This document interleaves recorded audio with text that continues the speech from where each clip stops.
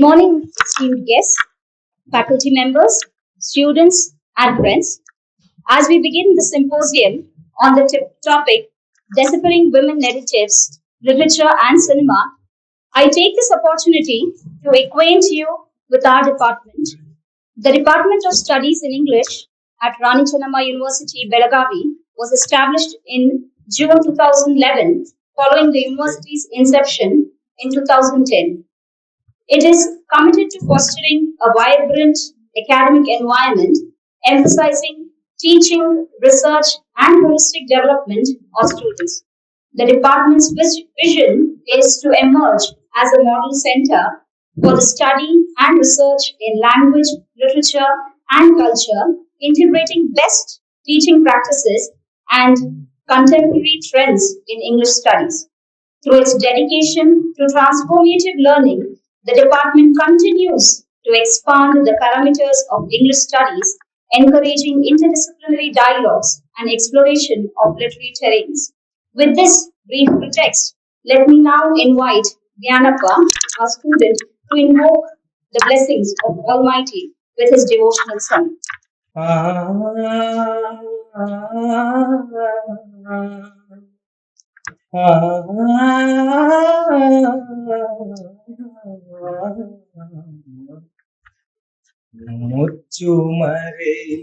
ಮುಚ್ಚುಮರೆಯಿಲ್ಲದೆ ನಿನ್ನ ಮುಂದೆಲ್ಲವನು ಬಿಚ್ಚಿಡುವೆ ಗುರುವೇ ಅಂತರಾತ್ಮ ಮುಚ್ಚುಮರೆಯಿಲ್ಲದೆ ನಿನ್ನ ಮುಂದೆಲ್ಲವನು ಬೆಚ್ಚಿಡುವೆ ಗುರುವೇ ಅಂತರಾತ್ಮ ಪಾಪವಿದೆ ಪುಣ್ಯವಿದೆ ನರಕವಿದೆ ನಾಕವಿದೆ ಪಾಪವಿದೆ ಪುಣ್ಯವಿದೆ ನರಕವಿದೆ ನಾಕವಿದೆ ಸ್ವೀಕರಿಸೋ ಗುರುವೇ ಅಂತರಾತ್ಮ ಮುಚ್ಚುಮರೆ ಇಲ್ಲದೆ ನಿನ್ನ ಮುಂದೆಲ್ಲವನು ಬೆಚ್ಚಿಡುವೆ ಗುರುವೇ ಅಂತರಾತ್ಮ ರವಿಗೆ ಕಾಂತಿಯ ನೀವ ನಿನ್ನ ಕಣ್ಣೀಕ್ಷಿಸಲು ಪಾಪ ತಾನುಳಿಯುವುದೇ ಪಾಪವಾಗಿ ರವಿಗೆ ಕಾಂತಿಯ ನೀವ ನಿನ್ನ ಕಣ್ಣೀಕ್ಷಿಸಲು ಪಾಪ ತಾನುಳಿಯುವುದೇ ಪಾಪವಾಗಿ ಗಂಗೆ ತಾನು ಉದ್ಭವಿಪ ನಿನ್ನಡಿಯ ಸೋಂಕಿಂಗೆ ಗಂಗೆ ತಾನು ಉದ್ಭವಿಪ ನಿನ್ನಡಿಯ ಸೋಂಕಿಂಗೆ ನರಕ ತಾನುಳಿಯುವುದೇ ನರಕವಾಗಿ ಮುಚ್ಚುಮರೆ ಇಲ್ಲದೆ ನಿನ್ನ ಮುಂದೆಲ್ಲವನು ಬೆಚ್ಚಿಡುವೆ ಗುರುವೇ ಅಂತರಾತ್ಮ ಶಾಂತ ರೀತಿಯೊಳೆಮ್ಮೆ ಗದಡಿರುವುದೆನ್ನಾತ್ಮ ನಾಂತ ರೀತಿಯು ಅದೆಂತೋ ಓ ಅನಂತ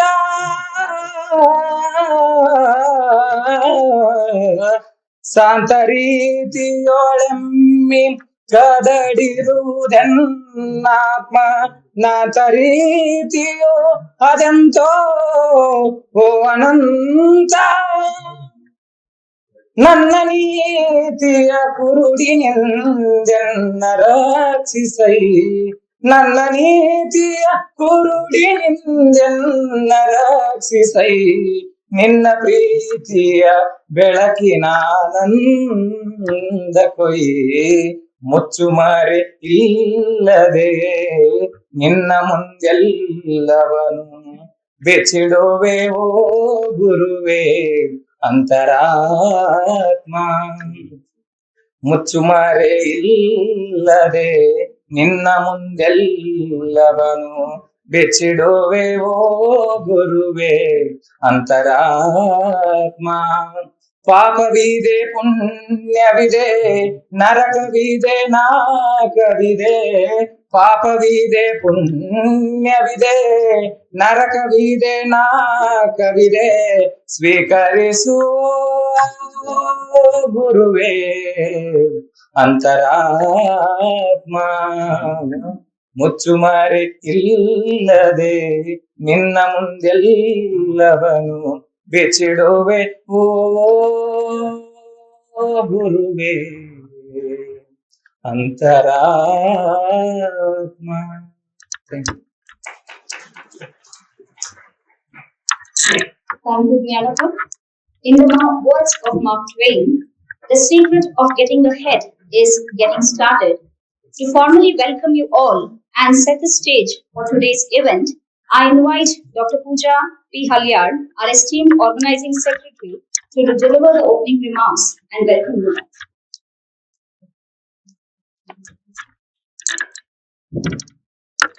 Good morning, everybody. Dignitaries on the dais, of the dais, dear research scholars, and my dear students. It is indeed an honor for me today to be standing here before you all to accord a formal welcome as well as set the context of this symposium that we have organized. As I stand here, two recent events strike to me as having an immense importance to us as English teachers and students. First is the demise of an important post-colonial critic, the cultural icon of Africa, the Kenyan writer Ngugi wa Thiong'o, who expired on 29th May 2025, very recently. And the second event was the proud celebration of which we all were very ecstatic when our own Kannada writer, Banu Mushtaq, won the coveted Booker Prize this time, 2025, again very recently on 21st of May, 2025.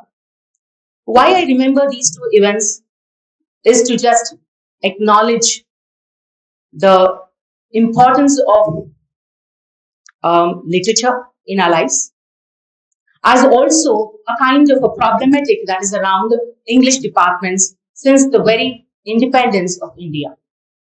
We know that English language has always been considered as a legacy of the colonizers.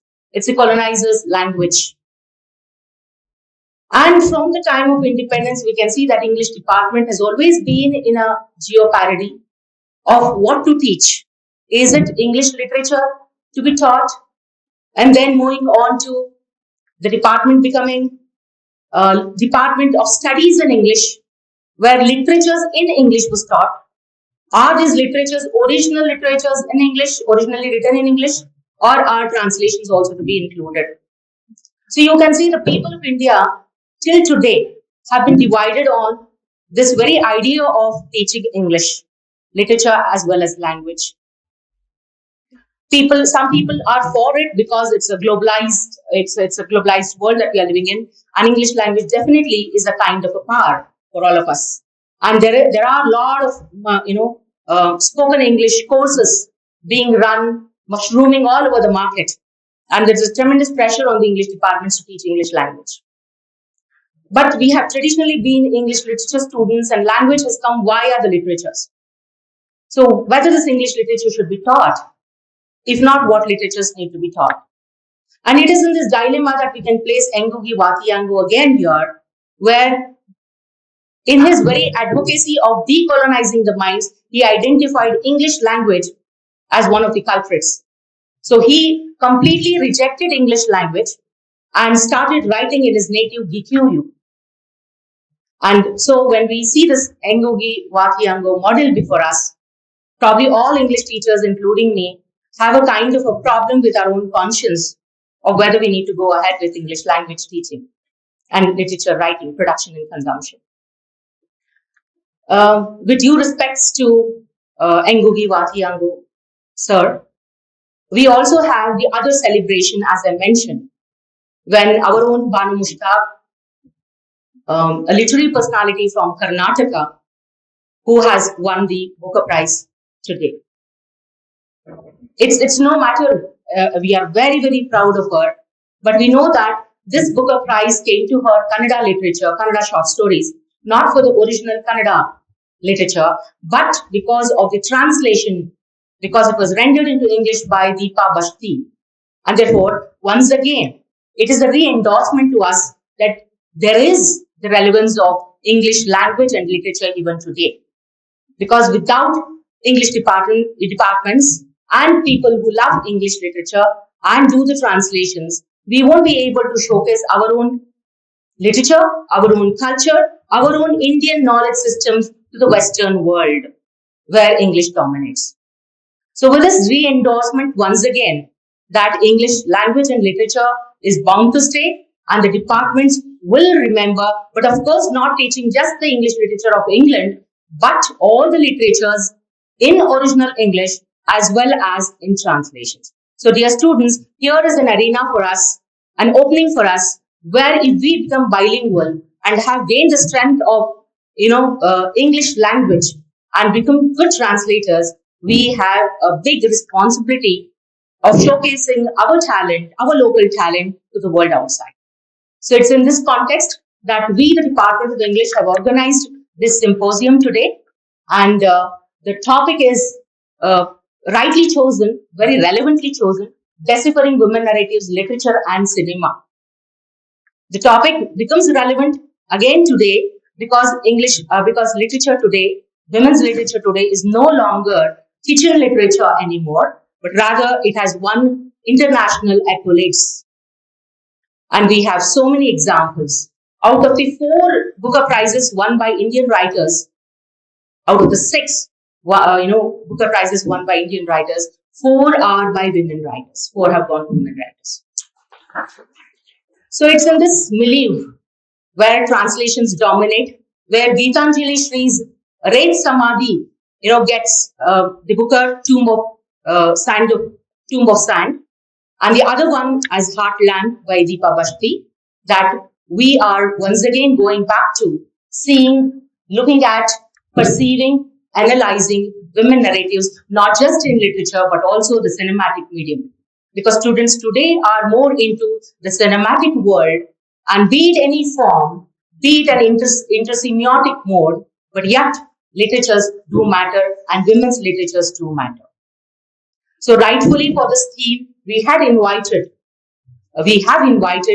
Professor Mallika Gandhi ji, who will shortly be joining us. She is delayed because she's a little unwell, but yet we have the 2 chief guests along with our Honorable Vice Chancellor to be with us.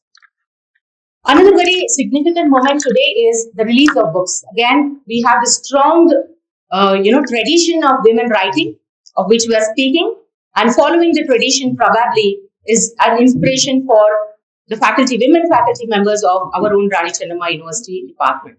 So, 8 books written by 3 faculty members of our university are being released today on this auspicious occasion.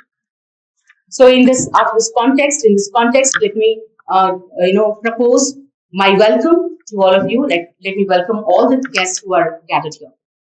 At the outset, I welcome our Honorable Vice Chancellor, Sir, Professor C.M. Tyagaraja ji. Welcoming him, of course, is welcoming our own person to his own department. Because right from 2012, from the time the department was there, from the time we all were there, Sir has been with us, has addressed our students, boarded us, guided us, inspired us in n number of ways. So I don't feel that I'm inviting somebody from the outside, but he knows our ins and outs, our strengths and our weaknesses, and he's the right person to give us proper directions, which he is doing day in and day out. Sir, a very hearty welcome to you. Back to your own time. I also take this privilege to welcome our chief guest today, a senior professor who doesn't look 72, Professor S.N. Vikram Raj RS, who has come all the way, traveling kilometers from Mysore to be with us, along with his better half, Mrs. Vijayalakshmi Rs. His wisdom, his experience of so many years definitely is going to be an enriching experience to all the budding literators here, our students. Thank you so much, sir, for coming, and I welcome you.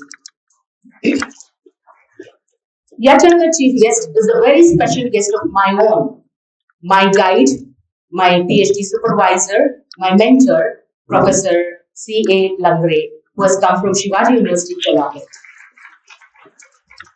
I should mention here that he is a person who changed the full stop of my academic career into a comma and gave me a new academic life. And I'm so happy to present this true Gandhian, a person who lives simply like Gandhi, and he has written so many volumes on Gandhi as well as Conrad.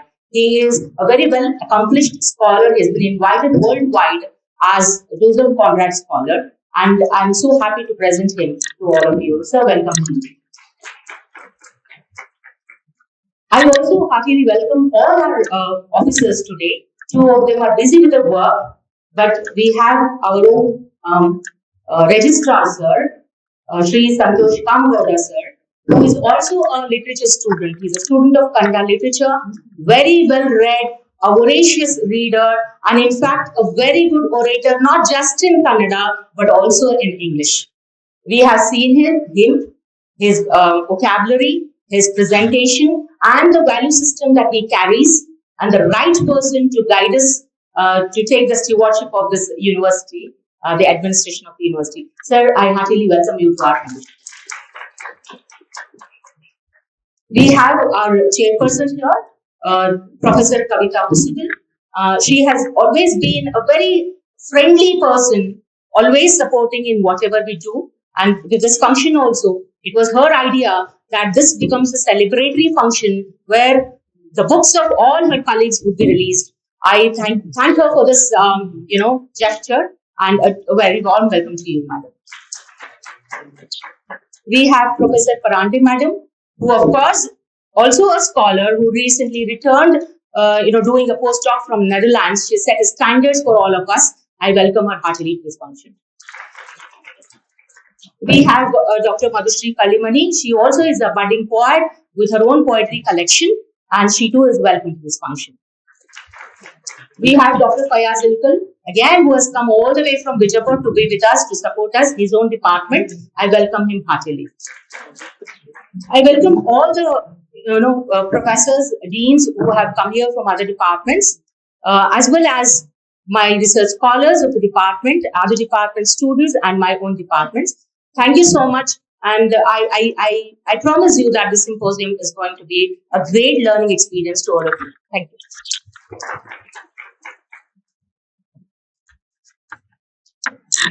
Thank you, ma'am. A guest is a jewel on the cushion of hospitality. It gives me immense pleasure to invite Professor Navratna Parande ma'am to introduce our distinguished guest.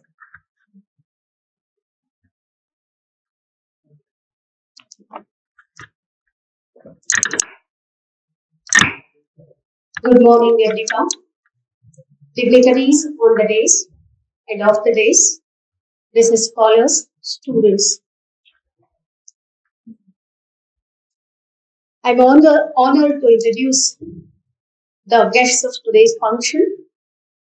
Let me introduce the luminaries on the stage.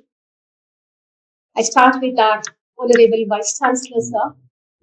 I know sir needs no introduction, but let me introduce shortly, sir, because our students play.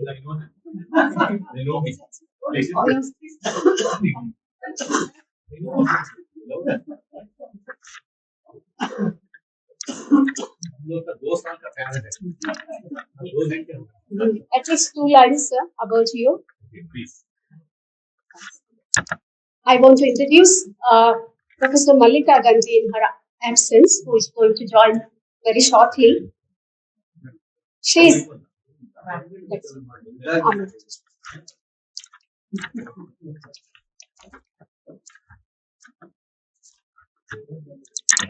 It's my pleasure to introduce Professor S.N. Vikramraj Aras, an accomplished scholar and former Dean and Professor of English at Karnataka State Open University. This is his second visit as judge at prestigious global forums like University of Kent in the UK, Roma Tre in Italy, Maria Curie University in Poland, James Madison University, the USA. The list goes on like this, covering the topics from Conrad and the Bhakti movement to Dalit cinema and autobiography studies. He also has served the joint as joint editor with Professor Terry Wenzel of Reflections on Mahatma Gandhi, the Global Perspectives, and Rethinking Mahatma Gandhi, the Global Appraisal, bringing together international voices to reassess Gandhi's legacy. Recently, he has edited two books on Joseph Conrad titled Joseph Conrad, The Centennial Perspectives, and one more book is also titled Joseph Conrad, The Centennial Appraisal, with the Professor John Peters, who is a renowned Joseph Conrad critic and biographer of Joseph Conrad. He also has co-edited a book on cinema studies entitled Under the Lens and South Asia in Alternative Cinemas, which is published by Routledge Publications, London and New York. He has published 14 research papers over a period of 15 years in noted journals and books. He is a founder, member of, and general secretary of AFSA, that is Association of Film Studies in South Asia.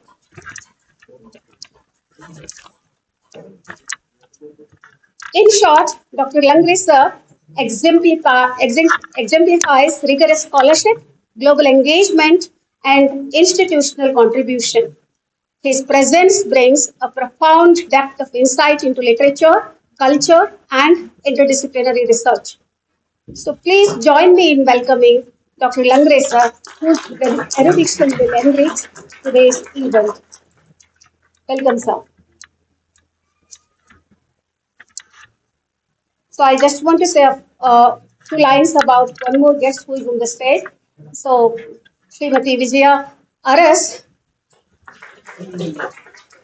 she belongs to our department. As just now I came to know, she is basically a science student, but she has done diploma in English language, then MA in English literature from Mysore University. I know she is working in many NGOs and she is associated with many schools and colleges in Mysore. Welcome you, madam.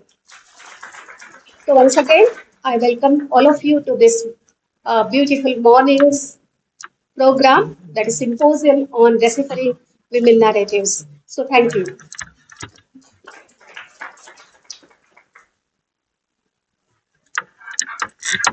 Light is a symbol of knowledge and wisdom. Let's illuminate this event by lighting the ceremonial lamp. I request all our dignitaries to come forward for the lighting of the lamp.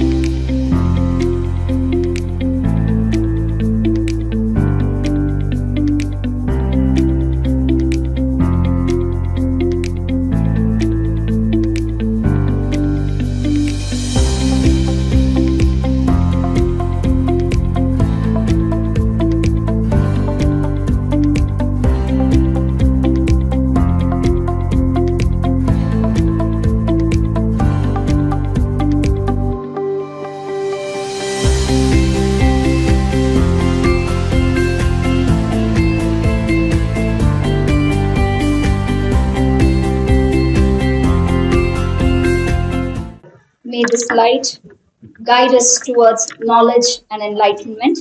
Thank you all. It is a moment of immense pride and academic celebration as the Department of English witnesses the release of books authored by our own esteemed teachers. I request all the dignitaries to please do this collective endeavor of releasing the books to the society or to the audience, to the readers.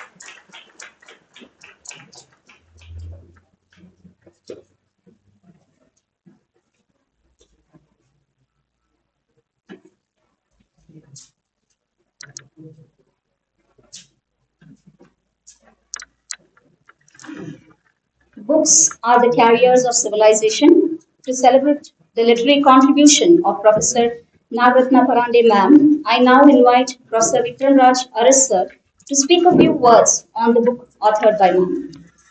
Respected dignitaries, participants of the symposium, and members of this august gathering. Literature and cinema is not my cup of tea. I am a student of literature. But as a student of literature, I have been witnessing the growth of evolving sensitive women as strong characters in the field of cinema. I feel that cinema probably has its roots in literature. I will give you one specific reference here. When Nora bangs the door and walks away to her freedom in Ibsen's play, the whole Europe shook. Her struggle for inner freedom and independent space of her own is expressed through her individual protest and defiance. Cinema has witnessed a steady growth in the evolution of sensitive women who defy the ever dominant patriarchal values of society. They want to establish their own separate identity in a world which treats them as equals, as partners, and not as subjugated women. This is the subtext in cinema or world cinema. On women voices in Kannada cinema of late 1960s. I emphasize here late 1960s. One of the most striking examples that comes to my mind is Sarva Mangala, an award-winning film which was directed by the well-known Kannada writer Chiduranga in 1968. Another novel of him, Uyyale, was directed by his intimate friend, Sri N. Lakshmi Narayan, who has directed the award-winning film Nandi in 1964. Chiduranga has written another novel, Vaishakha, which won the Central Sahityaka Academy Award in 1982. It was made into a well-made play and was directed by B. Jayashree, a well-known theatre artist of national fame. It was well received by the discerning Kannada theatre audience. Now, Chidaranga's focus is on the portrayal of sensitive, emotionally charged, suffering women who fight for their inner freedom from oppressive, male dominated society. When they are pushed to the walls by male dominance, they inevitably fight back, using their mental reserves to prove that they have their own identity. They suffer in silence. They are deaf and mute in their voices, but silently they register their revolt in the long suffering that they endure with courage. They show their grit and powers of endurance and fortitude. Mangala in Saramangala, Radha in Uyale, Rukmini and Lakka's mother. Lakka is a Dalit, and the mother of Lakka is a suffering woman. In Vaishaka are women who take insults and injuries which are hurled at them by cruel male society. Women characters in the novels of Chiduranga are not wooden characters. Deep down, deep down their bones, they show their defiance. One of the best examples is the character of Mangala, or Saravangala. She is married to an ugly cousin by force, but emotively she feels for her lover Nataraja. Ideal romantic love of Mangala and Nataraja ends on a tragic note. Mangala tries to readjust to her new environment, but she cannot wish away from her mind the vivid image of her lover. Both in the novel and in the cinema, this complex, intense feelings of shades of suffering and a rooted protest against cruel society are revealed by a very strong woman. Now, I have to make a special mention of this film, Sarvamangala. Mangala's character in the novel is very well portrayed by. She was then called as Binugatare Kalpana. For the first time, Kalpana, under the direction of a very able director, portrayed her emotions, her basic emotions, so beautifully, so beautifully that she it was a play of politics there in the central film this thing. So she missed by a whisker. Her role in Saramangala was so realistic. So her portrayal was up to the mark of a character in that novel Saramangala. But I'll leave it at that point. At this, coming back to deciphering woman narratives in Indian writing in English, Dr. Nagatna has done a wonderful assessment of distinguished writers. She is a Sahridiya critic. In a textual analysis, she has shown her sound judgment.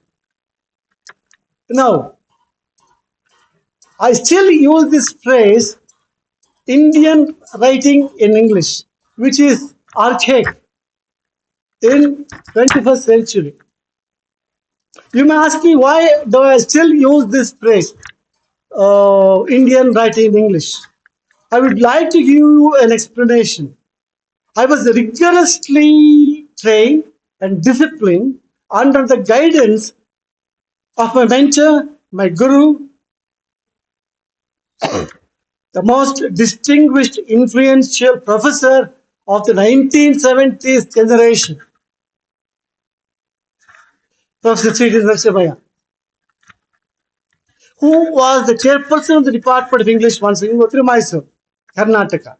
He coined this phrase, Indian writing in English, to describe English writers in India who deliberately, consciously chose to write in English language creatively. It was their language and not a foreign tongue anymore. Dr. Nagatna takes a position of feminist reading in deciphering women's narratives. But I feel that there is no priority of looking at these writers as women. These writers, like Anita Desai, stand out as creative writers. I repeat, creative writers who excel in bodying forth their new expressions, their innovative language, the creative act. These writers have shown that they are capable of their own point of view, of looking at the world with an altogether different ways of perception.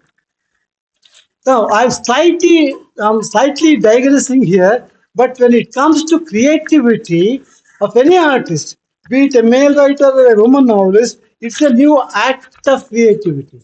I quote from Joseph Conrad. I have got a Joseph Conrad expert here. My task, which I am trying to achieve, is the power of the written word to make you hear, to make you feel. It is before all to make you see, see, see that and no more, and it is everything. If I succeed, you shall find there according to your deserts encouragement, consolation, fear, charm. All you demand, and perhaps this is very important to me as a student of literature. Also, that glimpse of truth for which you have forgotten to ask. Dr. Nagatna, in three of her critical books, New Perspectives on Post Independence Indian Literature, Revisiting Anita Desai, Clear Light of Day, and Gendering Diaspora, has discussed the works of Anita Desai, has discussed the works of Anita Desai, Jhumpa Lahiri, and Chitra Banerjee Diva Kurni. Two or three examples of Dr. Nagaratna's approach is sufficient to prove and has an evidence of what one would term as an objective method without any bias towards text. I quote, the Indian American characters and sensibilities of Jhumpa Lahiri are not all misfits in the permissive American society. She recognizes the difficulties of relocating to a new location outside her homeland. Lahiri, who grew up as an immigrant, understood the value of family ties that bind people to their homelands. Next, Divakaruni's arranged marriage depicts Indian-born women torn between Eastern and Western norms. They are attempting to create their own sense of self. It chronicles the strength and tenacity of immigrant women. Apart from that, the stories in arranged marriage address issues such as racism, financial difficulties, and marital difficulties.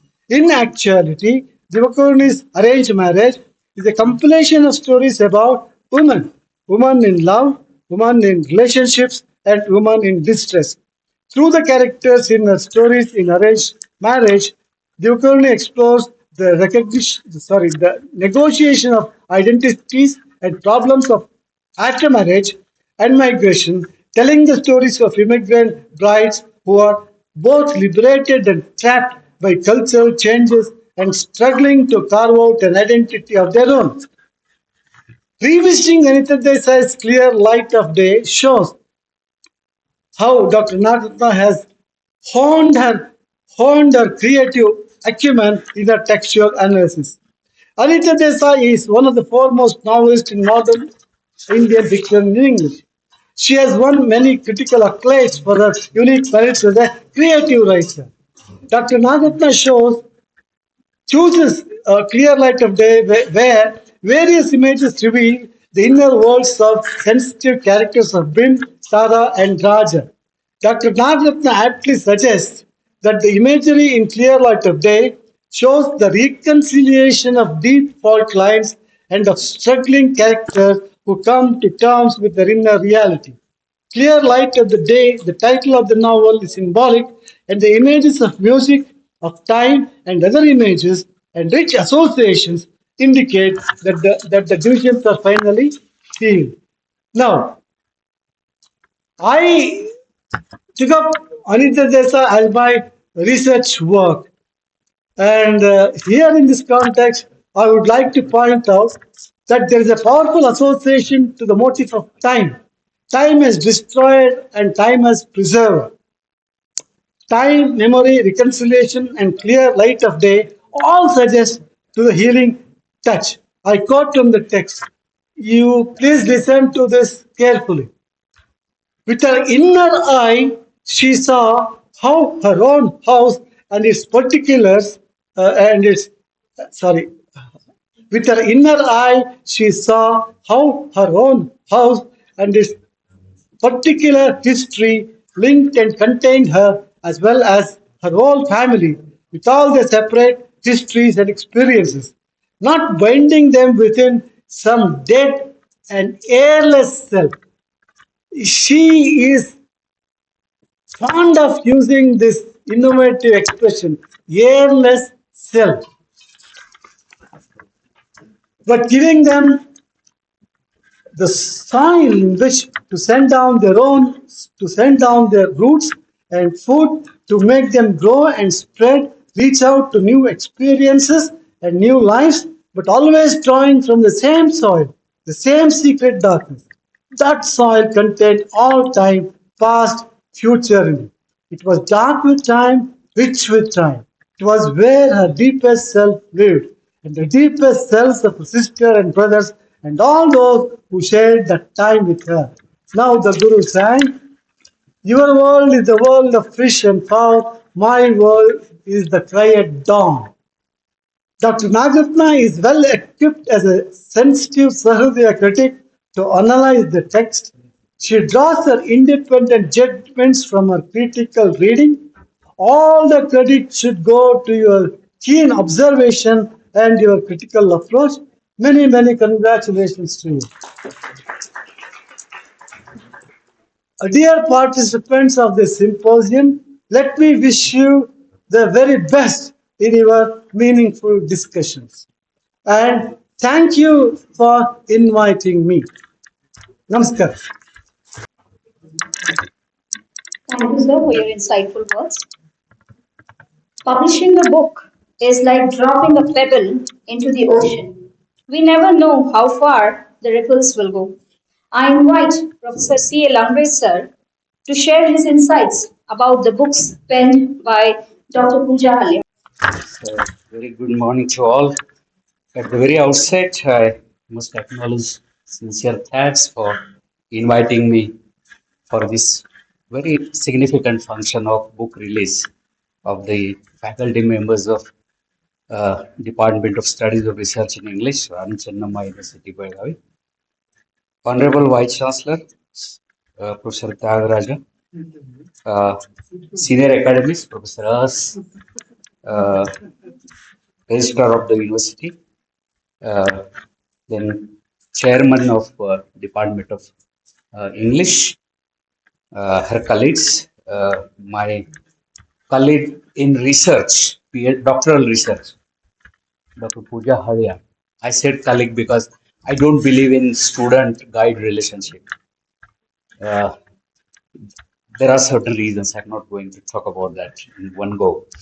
Uh, so I'll be very brief, and I just scribbled some notes, on the books which just a while ago published. First of all, I'm very happy and I'm very much appreciative that the university has taken initiative to publish books. Quite often we go on presenting papers, making deliberations in different national, international arena.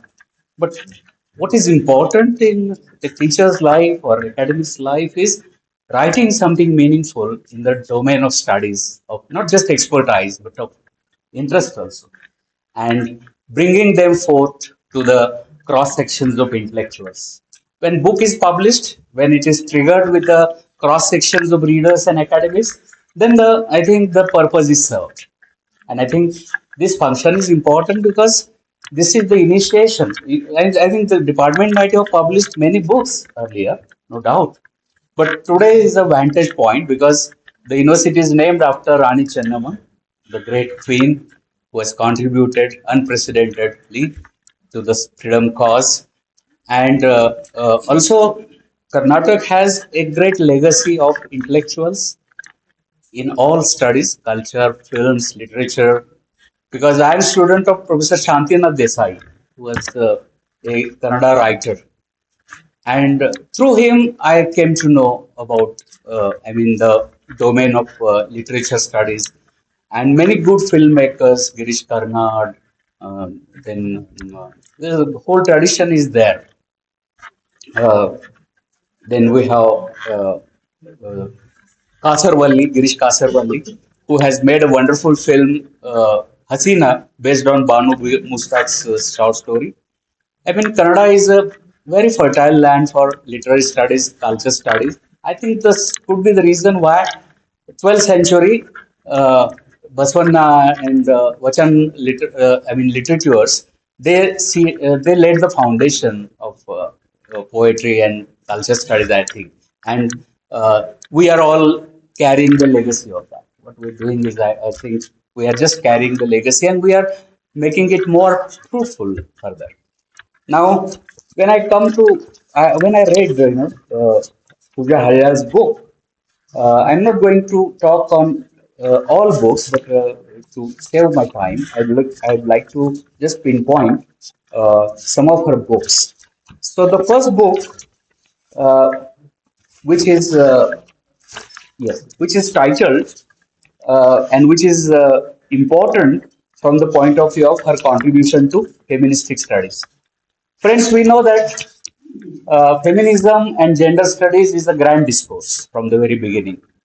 And the reason was the questions were never resolved. Women are not safe even in this. We talk so many good things about globalization, technology, reformation. So many reformers, they contributed, they worked harder. But still, we find women's issues have never been resolved. And this book of Pooja Haryar, where she talks about uh, women of the past, mythologies, Ramayana and Mahabharata, she talks about Ambedkar's reformative role in the reformation of women's movements, and Ambedkar's offering of important rights to women through the Constitution. And she has revisited that in this book. She has revisited the characters like Sita, Ambalika, Maitreya, so Gargi. Those were the women who raised not protest but dissent, I would say, because protest is a very simple thing, but dissent is something which is very, very important, which is very basic. And she has studied these women and how these women's writings empowered the generation of women of their times. So this revisiting certainly there is a point, because this is not just a figment. She has mentioned somewhere in her book that these are not just studies, pigmented studies, but rather these are very meaningful discourses, and they are challenging the male repository, because masculinity, where we find in a male dominated society, where we find patriarchy is questioned, and it is not just questioned now. From the first movement, Mary Wollstonecraft, which was a liberal feminist movement in Britain, she also raised questions against domestic violence against women during her times in England. And we know that even the doors of Cambridge and Oxford universities were not open for women till 20th century. And we know that Virginia Woolf, her father was so instrumental in providing tutor at her house. If you read her novel, Mrs. Dalloway, so probably she has mentioned it, how it is difficult for a woman to. And in our place, thanks to Savitribai Phule, and there are many good social reformers in Karnataka also. And thanks to Akka Mahadevi also. long back she sowed this, I mean, seeds of this reformation through her Vachana literature. And because we are so grateful that we have such a tradition, we have this baggage, cultural baggage, legacy with us. And Pooja has revisited these characters, these people, these persons, great persons, who are even today they are challenging masculinity. Why I said that someone said that where is feminism? All feminism is died, it's own there. No, feminism is revisited, needs to be revisited because the place of women today even is subordinate. We just, I was reading one poem just a while ago where the poet says, I think maybe Sullivan is, that she says it is a Women's Day, and what we find DPs, posters, and sympathizers, sympathies, empathies. So we show it. But are we really treating them like persons, human beings? It's still a question. And it is not just in our society, even in European society, even in Africa, even in all societies in the world, we find women are suffering from this subordination, this subjugation, this marginalization, this stigma. I would rather say this is an affront to the dignity of human beings, and we need to, I think, Pooja Haya's book is an eye opener. Even Taj trilogy, where she talks about women from Mughal period, Mehrunnisa and Noor Jahan, and I think Jahanara, Mumtaz Mahal's daughter, who was a powerful woman, and she talks about the inner world of Janan Khanas, how women were their bodies and their sexually they were harassed, and women suffered, unprecedentedly, and she tried to raise her voice, but she couldn't. But though she says that all questions can't be answered, but at least through Jahanara and the writer that she has studied, Seattle-based writer Indu Sundaresan, who talks about this period when she was, and I heard an interesting thing about your writer, though when I was doing, I was guiding PhD also, that when she was writing about women, 100 times her books were rejected by publishers. 100 times, am I right? And she got one agent from Seattle, and she got her books published, and her books are worth Booker Prize, just like Banu Mushtaq. She's so deserving. Because I will talk about it when I will talk about cinema and all later. That she has raised many questions, and such women, thanks to this women, I don't say women, they're persons. Person is a good word which can be attributed to man and woman. They are very important persons because we are not doing any favor to them. They are born like us. There's no difference as such. And but unfortunately, they lived stigmatized life, and their narratives are important because they are raising questions, protests, dissent, and nobody is going to listen. Only on the Women's Day, the WhatsApp university is active and the posters are forwarded. I think that is not enough. And I think Pooja's three books give this answer. I think Bhatt sir has, in his conclusion, has rightly said, but who has written uh, forward to her one of her books, he says, I quote, I strongly agree, in fact, with Sripad Bhatt. In forward, he writes, this book is an ideal example of the application of feminist principles to a corpus of fictional narratives. See, look at the words the forward writer has written. It is an addition to the discourse, and not just addition. It is a very meaningful discourse. And further he says that this book as should be considered as a valuable addition to modern feminist studies and discourses.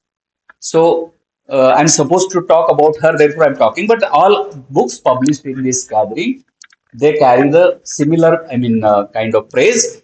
They deserve to be called important creations and contributions because we find that unless all questions, feminism should die one day. Then that is the wonderful vantage point that women should not feel ashamed to write further. and that break needs to become. And I consider that gender studies and feminist studies is becoming more and more powerful discourse, and empowerment should go relentlessly in the futures to come. And this empowerment should not be only figured in the functions, but in real life societies, women should be honored. And only then I think the real purpose will be served. I'm very sorry I can't speak on all books, but I thought that I should speak on Task Trilogy as a representative text. And considering the constraint of time, once again, I acknowledge thanks for inviting me. Thank you very much. And I wish all success. And one more thing, yes, all these books published in this gathering are important and they should be read and reviewed.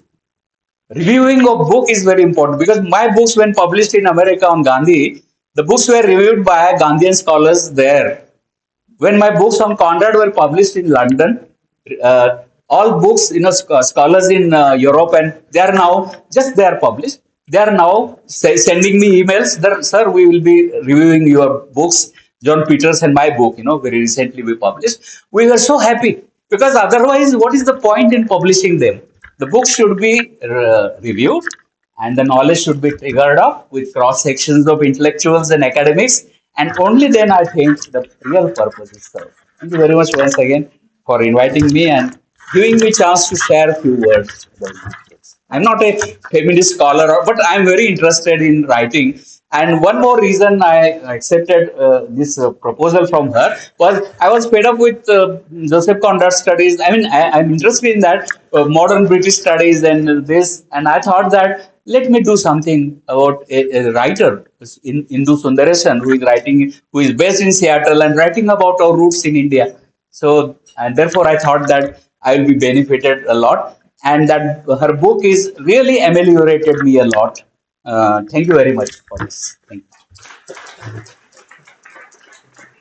Thank you, sir. I think we all cannot wait for the afternoon session when sir will come again and talk to us about film studies and women. Thank you very much, sir. As one of the great scholars said, a book is a dream that you hold in your hands. To introduce the remarkable works of Dr. Madhushri Kalimani ma'am, I invite Professor Kavita Pusugaran. Everybody's congratulations, our and dear students and all the madams who have come from other departments. This is actually this task was given to Professor Malika Ganti Madam, and with her holding hands, these books were to be released. But unfortunately, she is not well, and this moment, just few minutes back, I was given this work, and I'll try to do justice to this work. Why Mallika Ganti Madam was chosen to speak on her poems, Madhushri Kalimani's poems. This book was published a year ago, and she had not given her book to anybody. Usually, what we do, we all, including me, Shobha Madam, she is also a very such poet here. It's a common trend. Every one of you, also the students, one poem we write and we want it on the board or somewhere and to be published or awarded. But she is the one, she was not giving the poems, anthologies to anybody to read. So I had to quarrel with her in front of Naganavasi. I had to quarrel, and at last she gave, and I received it with the hands of Professor Naganavasi. Then after reading, I found her poems very different. She is different and poems naturally are different. Then I thought of writing my opinion about the poems. I wrote a few lines, and for that also she was not permitting me. Nandin chalo iti niya baritu. Again, she was so humble. Oh, like she was hesitant, and she felt that she is not great. But no, she is great. As I feel, no, her poems are really worth reading. They have, if they are exposed or placed, they have a very good place in the whole history of women's poems. When I read her Lanchevarkar, Pratibhananda Kumar, and I even remembered ಹೆಮ್ಮೆ ಪಡುತ್ತೇನೆ ಹೆಣ್ಣಾಗಿ ಹುಟ್ಟಿದ್ದಕ್ಕೆ Professor Mallika Ganti Madam's poem. This poem, if you read Madhushri Madam's poems, so many times you'll feel that there is Lanchevarkar, there is Hindu Sundaresan, there is Pratibhananda Kumar, and she is a very good friend of Shobha Naik. No, I'm just trying to say her poems. Even I am your good friend.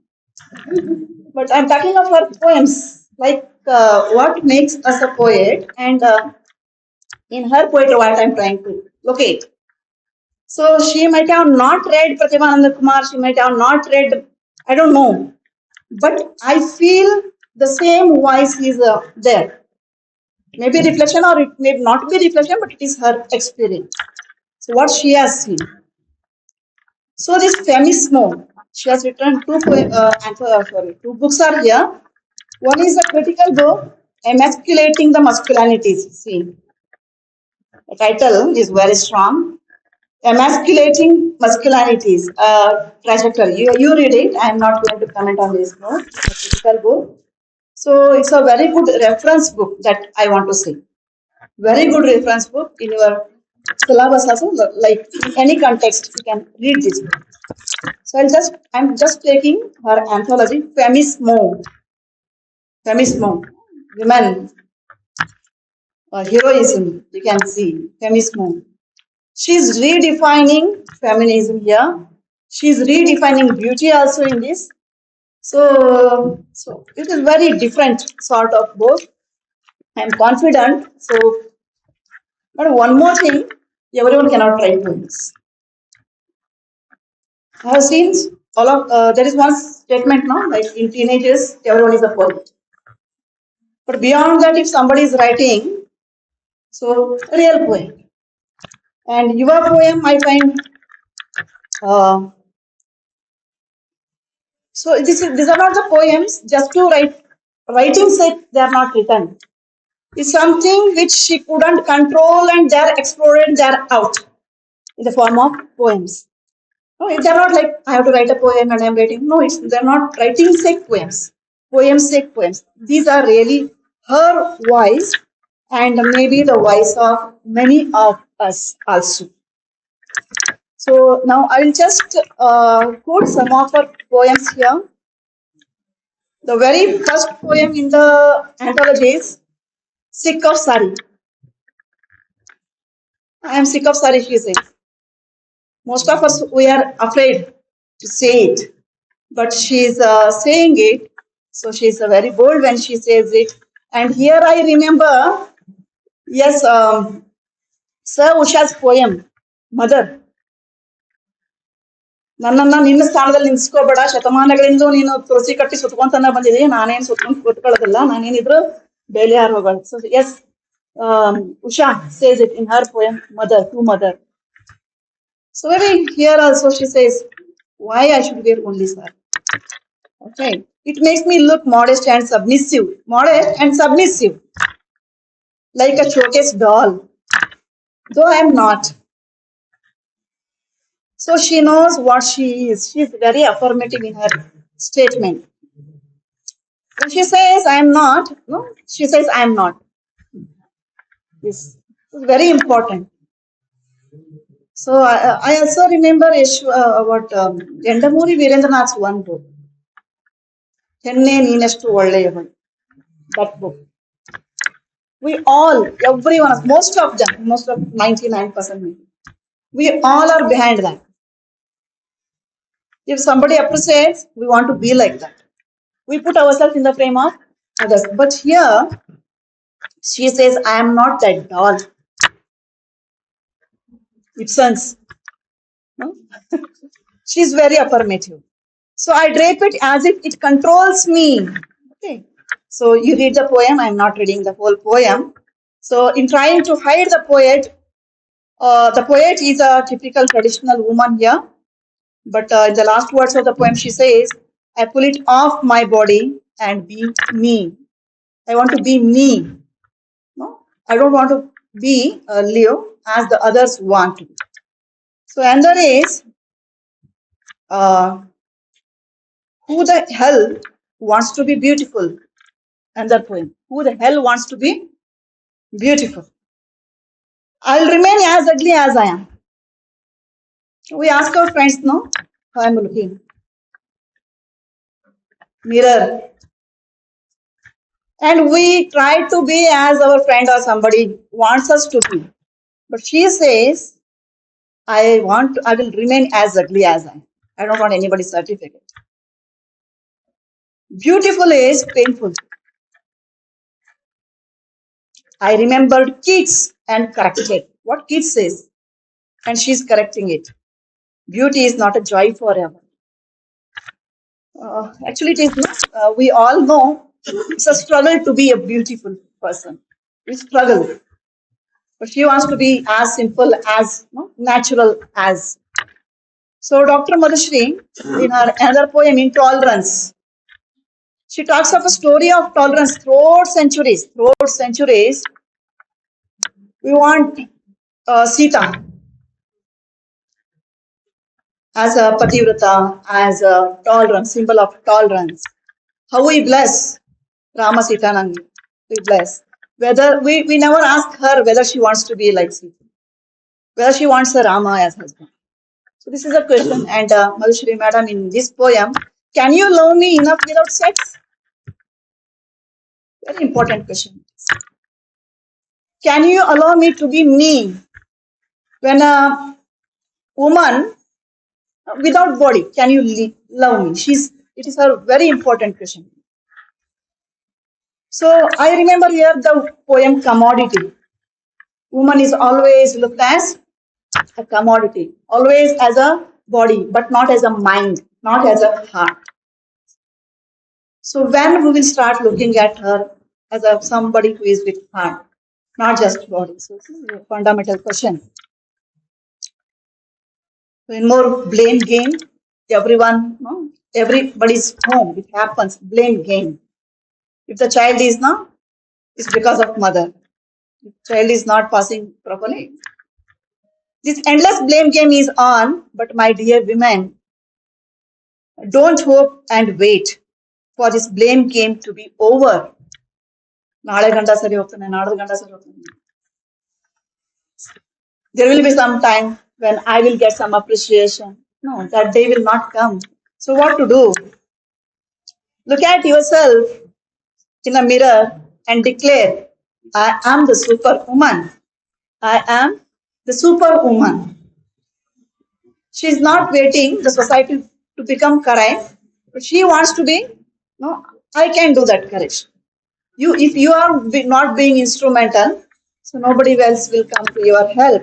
So here in this poem, I remember again Malika Ganti madam's poem. So another poem is a ode to the Indian girl. She says, this is very important again for girls. Forget your curls and cosmetics. Ode to an Indian woman, Indian girl it is. She says, forget your curls and cosmetics. Focus on mind and muscles. We have that very old notion now. Men means they should never cry. Men should always be strong. Woman means always submissive. She must call somebody for help. She should not help herself. This is one picture we have in our mind. But Madhushree madam says, focus on your mind and muscles. Even they have muscles. So help yourselves. So that is her message in this poem. Okay, so I think this is a poem for the time we need. The message is you help yourself. Even you have muscles. So this is a very. So my feminist friend is fake. She says. So what most of us we give speech, but we follow something else. Most of us, everyone. Speaking is different, but when it comes to our own life. We have seen so many very big officers, women, but at home they are suffering. When they come to speak, they give speech, but they in their own life they are suffering a lot and they are not able to break and come out because that is wise. What is wise? whether economic empowerment is the wise. So it is not. So that is what she is addressing here in this poem, the feminist poem is.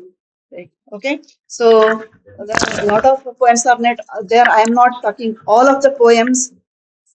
Maybe I will just two more. I'll just wind up. She is not talking only of her experience, but also about transgenders. She's speaking of transgenders. Also, she has her concern towards the transgender is also important. Then she's also speaking about what is going on in society, like love song of a poem. I remember it, Eliot's love song from Prufok. We can also see the influence of English literature on her poetry and ask her what pain is. So this is one more poem. So evenings of a woman, marriage, impurity, prostitute. So she there are poems where she's taking some social problems also, prostitutes problems, and also money. Money boasts myself and frees me from patriarchy. A woman's best companion helps her to let her be, strengthens her courage and independence because a woman's beauty is in her money. Today's, no, if she's not economically empowered, there is no other way to come out of the problem. So this is a one. So money makes her a superwoman. So from slave to queen. So these are some lines. Saved me when everyone else left. Money, only money came to her safety. Otherwise, no, these are. I'm just winding. So, and also there was one poem, the last one. So in a poem, man, she says, maybe every woman questions it. Maybe not loud, in our mind at least we are some whispering. We are not opening our mouth, but in our mind we are questioning it. She says, can you love me without sex? Can you allow me to be me? This is one, her simplicity. Who the hell wants to be beautiful? These are her. And she redefines beautiful is painful. So I'll come to the last one where she says, Happy Women's Day. Uh, with this poem, I'm going to end. It's a Women's Day. DPs, posters, status, comments come alive. With quotes and pictures of women, the whole world viewing the women, in sudden exaggeration, a showcase of sarcasm. I see my women being as usual, ignorantly the same old, the sparkling jewels, the shining saris, the made up faces, and the headers. And consolation, a compromised celebration, eager to show off. They cook quickly, restless to prove themselves, anxious to appear beautiful. They convince their eyes and hearts, giggle at men who wish them. Their day is done, listening to the sober speeches, dancing to the tunes of men, and in being men's women. Their day ends clicking pictures with pouts and poses. The day is over and they are back to the kitchen, scrapping dishes back to reality, playing the roles of mom, wife, sister, and daughter, and never just a woman. She says, Happy Women's Day. So when she says Happy Women's Day, she is very sarcastic and maybe these poems will definitely touch all the women's heart because we see our own voice in most of our poems. I don't know how I did because it's the last moment, so I try to you just thank you. One thing is, madam, don't hesitate to present your poems because these poems are very good poems. Will be a may in future in a representation. So keep writing poems and keep giving them to readers. Thank you. Congratulations to all the authors and contributors. May their work inspire and educate many. Moving forward, we are privileged by the presence of our esteemed guests, whose remarkable achievements and unwavering commitment to excellence serve as a beacon of inspiration for all of us. Their journey exemplifies the power of perseverance, integrity, and visionary thinking. In recognition of their outstanding service and the positive impact they have made, we are privileged to present a token of our heartfelt appreciation. May this gesture serve as a symbol of our gratitude and high esteem in which we hold you.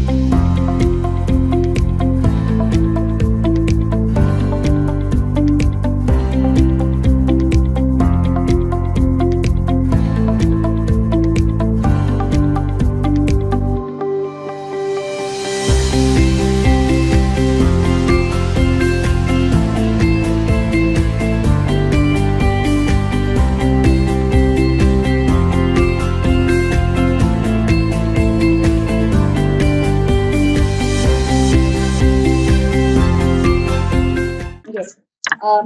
I'd like to call upon Dr. Pooja Halyan ma'am to speak a few words about our chairperson, as all of us from the department would like to felicitate her for her achievement and for her promotion. Good afternoon, everybody. So this is a very special moment for us in the Department of English, conglomeration of the dignitaries here, as well as the faculty of the other departments, especially the Kannada department, and all the students. We're very proud that recently Kavita Madam, Dr. Kavita Madam became Professor Kavita Madam. And she has been a very good translator. She has been a creative writer associated with Sahitya Academy 2 times, and she has rendered great service as a literator. And here's wishing her many more, successes. Let her reach greater heights. Let all her ambitions in her academic career come true. She has been a very good administrator as well as an academician. So, Madam Kavita, this is to you, Madam Kavita. This is to you from all of us, a small felicitation from the department.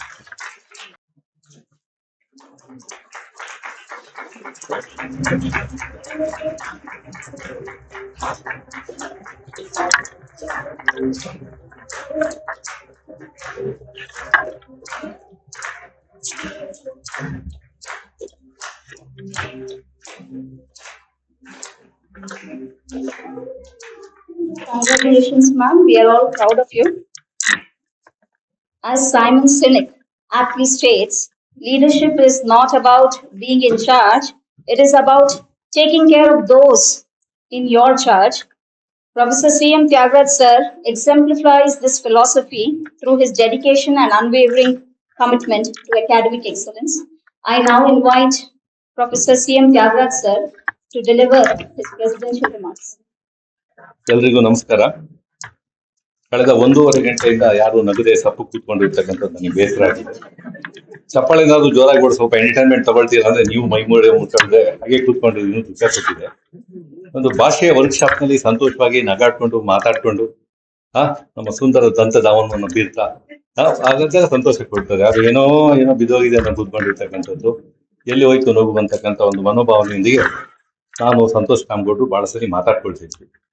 ನಮ್ಮ ರಾಣಿ ಚೆನ್ನಮ್ಮ ವಿಶ್ವವಿದ್ಯಾಲಯದ ಶಕ್ತಿ ಆಗಿರ್ತಕ್ಕಂಥ ಶ್ರೀ ಸಂತೋಷ್ ಕಾಮ್ಗೌಡ್ರೆ, ಕುಲಸಚಿವರು, ಆಡಳಿತ, ಈ ದಿನದ ವೇದಿಕೆಗೆ ವಿಶೇಷವಾಗಿರ್ತಕ್ಕಂಥ ತೂಕವನ್ನು ತಂದುಕೊಟ್ಟಿರ್ತಕ್ಕಂಥ ಅರಸ್ರವ್ರೆ, ಶ್ರೀಮತಿ ಅರಸ್ರವ್ರೆ, ಒಂದು ತಗೊಂಡ್ರೆ ಒಂದು ಭಾಗ್ಯ ನಮಗೆ ಸಿಕ್ಕಿದೆ, ವಿಜಯಲಕ್ಷ್ಮಿ ಭಾಗ್ಯ, ಪ್ರೊಫೆಸರ್ ಚಂದ್ರಕಾಂತ್ ಲಿಂಗಾರಿ ಅವರೇ, ವೇದಿಕೆಯಲ್ಲಿ ಇರ್ತಕ್ಕಂಥ ಎಲ್ಲ ನನ್ನ ಪ್ರಾಧ್ಯಾಪಕ ಬಂಧುಗಳೇ, ಎಲ್ಲ ಗೆಳೆಯ ಗೆಳತಿಯರೇ.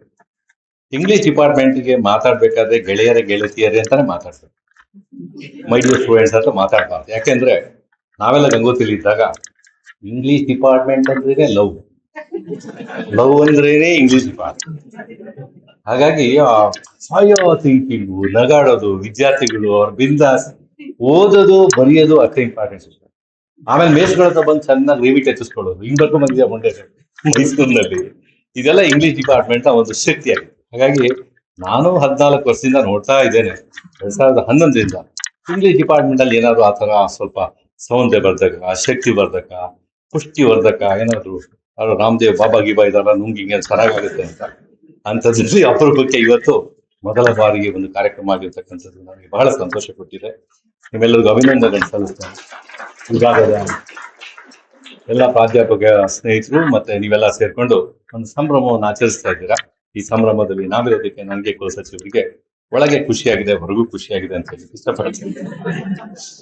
ಅಂದರ್ ಮತ್ತೆ ಬಹಾರ್ ಯಾವತ್ತು ಸುಂದರವಾಗಿರ್ಬೇಕಲ್ಲ, ಹಾಗೆ ನಗಿಸ್ಬೇಕು ನಿಮ್ಗೆ, ಇಲ್ಲ ಮತ್ತೆ ಡೌನ್ ಆಗ್ಬಿಡ್ತೀರಾ. ಸ್ವಲ್ಪ ಒಂದು 10 ನಿಮಿಷ ನಗಿಸ್ತಕ್ಕಂತಹ ಅಲ್ಲೇ ಜೊತೆ ಮಾತಾಡ್ತಕ್ಕಂಥ ಪ್ರಯತ್ನವನ್ನು ಮಾಡ್ತಾರೆ. So whether we have to rule the department or build the department is the first question that I wanted to raise. Why you are all not laughing? Why you are very serious? Why this Rani Chelman city is very serious in the classroom? Because we are more bothered about the curriculum, not about the development of students, building student community, building academic community. If anyone becomes a chairperson or something, they start ruling the department like a boss. But they never care the love of a student. A boy and girl come from official places, rural places. Do I care them? Do I love them? What standing I have? How much I coached them in my lifetime. ನಾನು ಚಪ್ಪಲಿ ತಂದಿಡು, ನನ್ಗೆ ಹತ್ತನ್ ಕೊಡು, ಇಟ್ಟನ್ ಕೊಡು, ಈ ತರದ್ದು ಕೆಲವು ವಿಷಯದಲ್ಲಿ ಕೇಳ್ಪಟ್ಟಿದ್ದೆ. ಎಂತ ದುರಂತ! ಒಬ್ಬ ರಿಸರ್ಚ್ ಸ್ಕಾಲರ್ಸ್ಗೆ ಒಬ್ಬ ಜವಾನನಿಂದ ಕಡೆಯಾಗಿ ನೋಡಿರ್ತಕ್ಕಂಥದ್ದು ನನಗೆ ದುಃಖ ಆಯ್ತು. ಇಂಗ್ಲಿಷ್ ಡಿಪಾರ್ಟ್ಮೆಂಟ್ ಅಲ್ಲಿ ಕೆಲವು ವಿಷಯದಲ್ಲಿ ನಮ್ಮ ಬಗ್ಗೆ ಕೇಳ್ಪಟ್ಟಿಲ್ಲ. Where the knowledge? Rabindranath Tagore ಹೇಳ್ತಾರಲ್ಲ, lead and light, one step ಆಗಿ ಆ ಮಗು ಬಂದಿರೋದು ಒಂದೊಂದು ಹೆಜ್ಜೆ ಬೆಳೆಸಿದ್ರೆ ನಿಮ್ಗೆ ಎಷ್ಟು ಖುಷಿ ಆಗುತ್ತೆ. ದೊಡ್ಡ ಸಂತೋಷ ಟೀಚರ್ ಲೈಫ್, ಎಷ್ಟು ಸಂತೋಷ ಹೇಳಕ್ಕಾಗಲ್ಲ, ದೊಡ್ಡ ಸಂತೋಷ. ಅದರಲ್ಲಿಯೂ ಕೂಡ ಇವತ್ತು ಪುಸ್ತಕಗಳು ಪಬ್ಲಿಕೇಶನ್ ಮಾಡಿರ್ತಕ್ಕಂಥದ್ದು ನನಗೆ ಬಹಳ ಖುಷಿ ಕೊಟ್ಟಿದೆ. ಪುಸ್ತಕ ಪಬ್ಲಿಕೇಶನ್ ಮಾಡ್ಬೇಕಾದ್ರೆ ಮನಸ್ಸು ತೂಕ ತಗೋಬೇಕು. ಹಾಕಕ್ಕೆ ಒಂದು ಹಾಡು ಕೇಳೋಣ. ಇಳಿದು ಬಾ ತಾಯಿ ಇಳಿದು ಬಾ ಅಲ್ಲ, ಇದು ಬೇರೆ. ಮಲ್ಲಿಕಾ ಗಂಟಿ ಮೇಡಮ್ ಬಂದಿಲ್ಲ.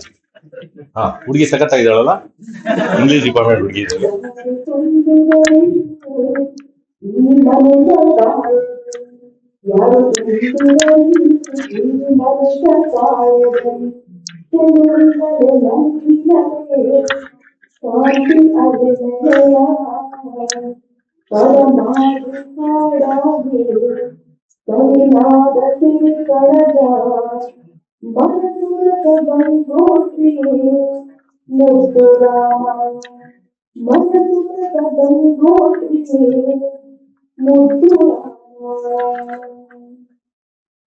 ಯಾರು ತುಂಬಿದರಿ ಈ ಮನುಜ ಕಾಯದಲ್ಲಿ, ಚೆಲುವಿನಲ್ಲಿ ನಲಿಸಿದರೆ ಶಾಂತಿಯಲ್ಲಿ ನೆಲೆಯ, ಪರಮಾಜ ಹಾಗಾಗಿ ಕರಿನಾದ ಸಿರಿ ಕಣಜ, ಮನಸ್ಸು ರಸಗಂಗೋತ್ರಿ ಮುತ್ತುರ.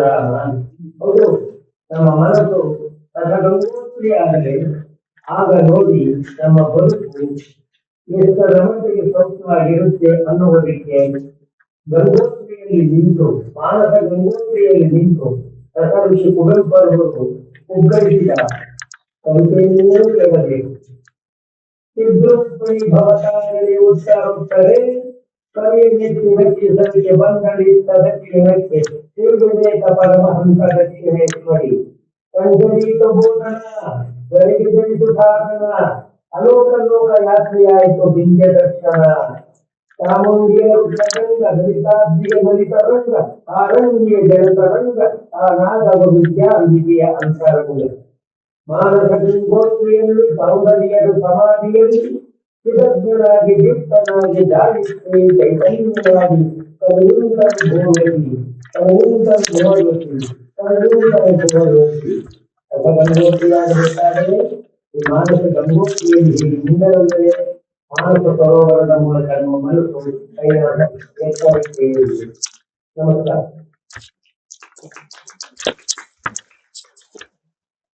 This afternoon we are here for a very wonderful day when we are going to have a lot of talk by learned scholars invited from far off. They traveled all along and they wish to give you a free this next session and the post-lunch session too. Wherein the first word that you are going through is very dangerous. Decipher. I believe that many of you Googled what's the meaning of decipher. When you Google it, you understand very clearly.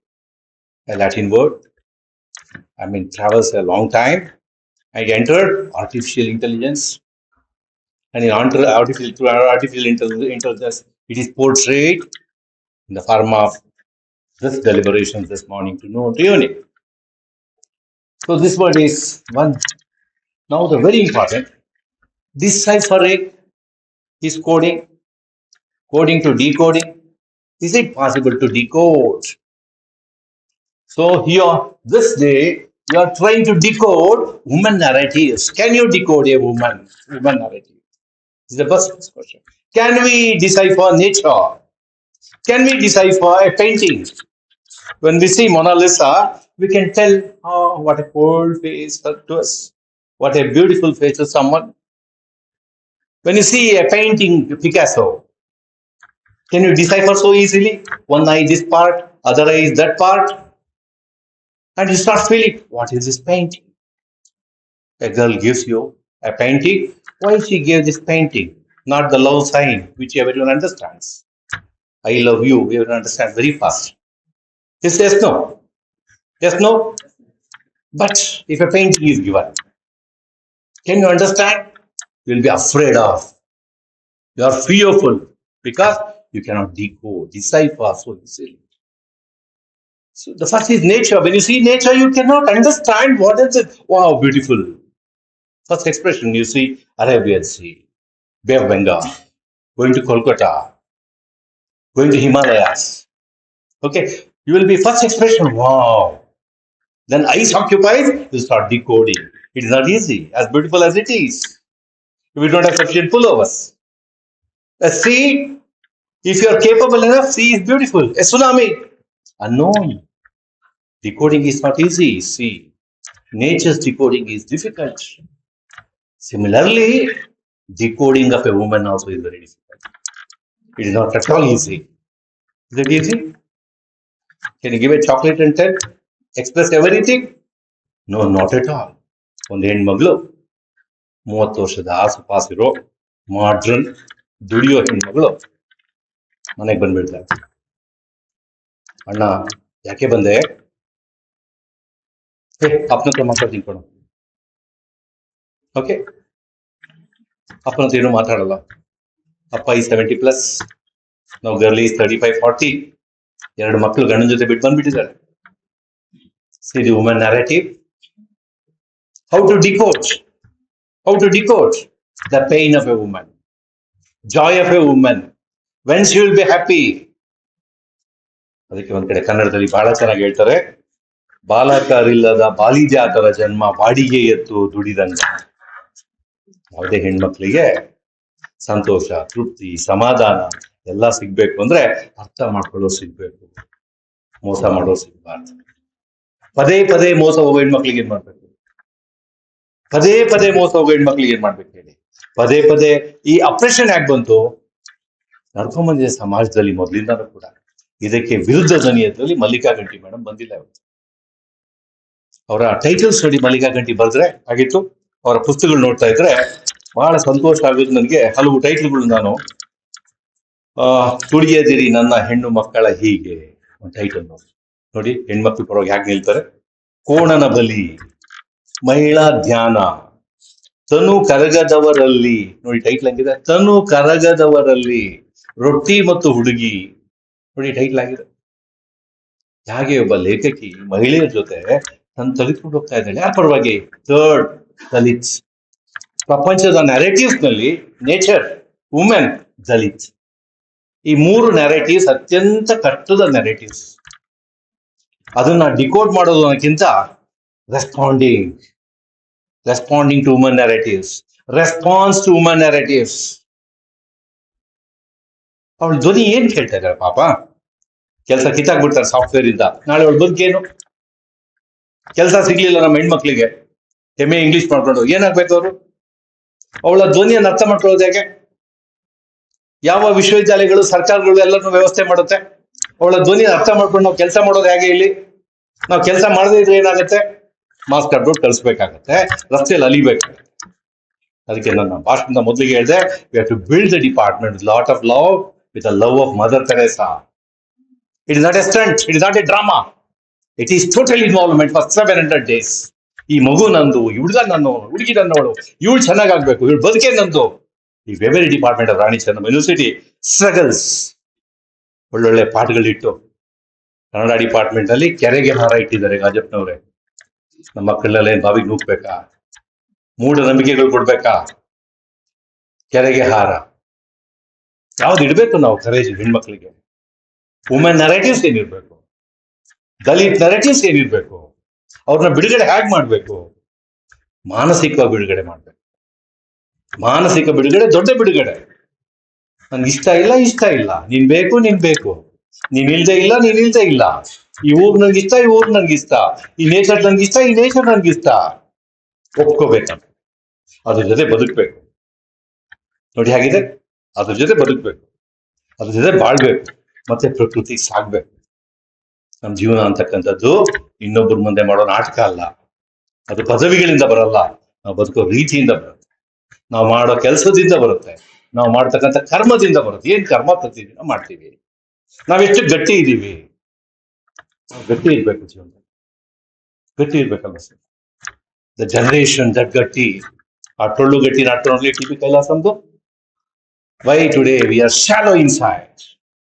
Poverty of words, poverty of expression, poverty of understanding. ನೀವೆಲ್ಲ ಬರ್ತಿರೋ ವಿಶ್ವವಿದ್ಯಾಲಯಗಳಿಗೆ ನಾವು ದೊಡ್ಡ ಪ್ರತಿಭಾವಂತರು ನೋಡ್ಬೇಕು, ನಾವು ಹೊಸ ಹೊಸ ದರ್ಶನ ಪಡಿಬೇಕು, ಹೊಸ ನ್ಯಾರೇಟಿವ್ಸ್ ಕೇಳ್ಬೇಕು.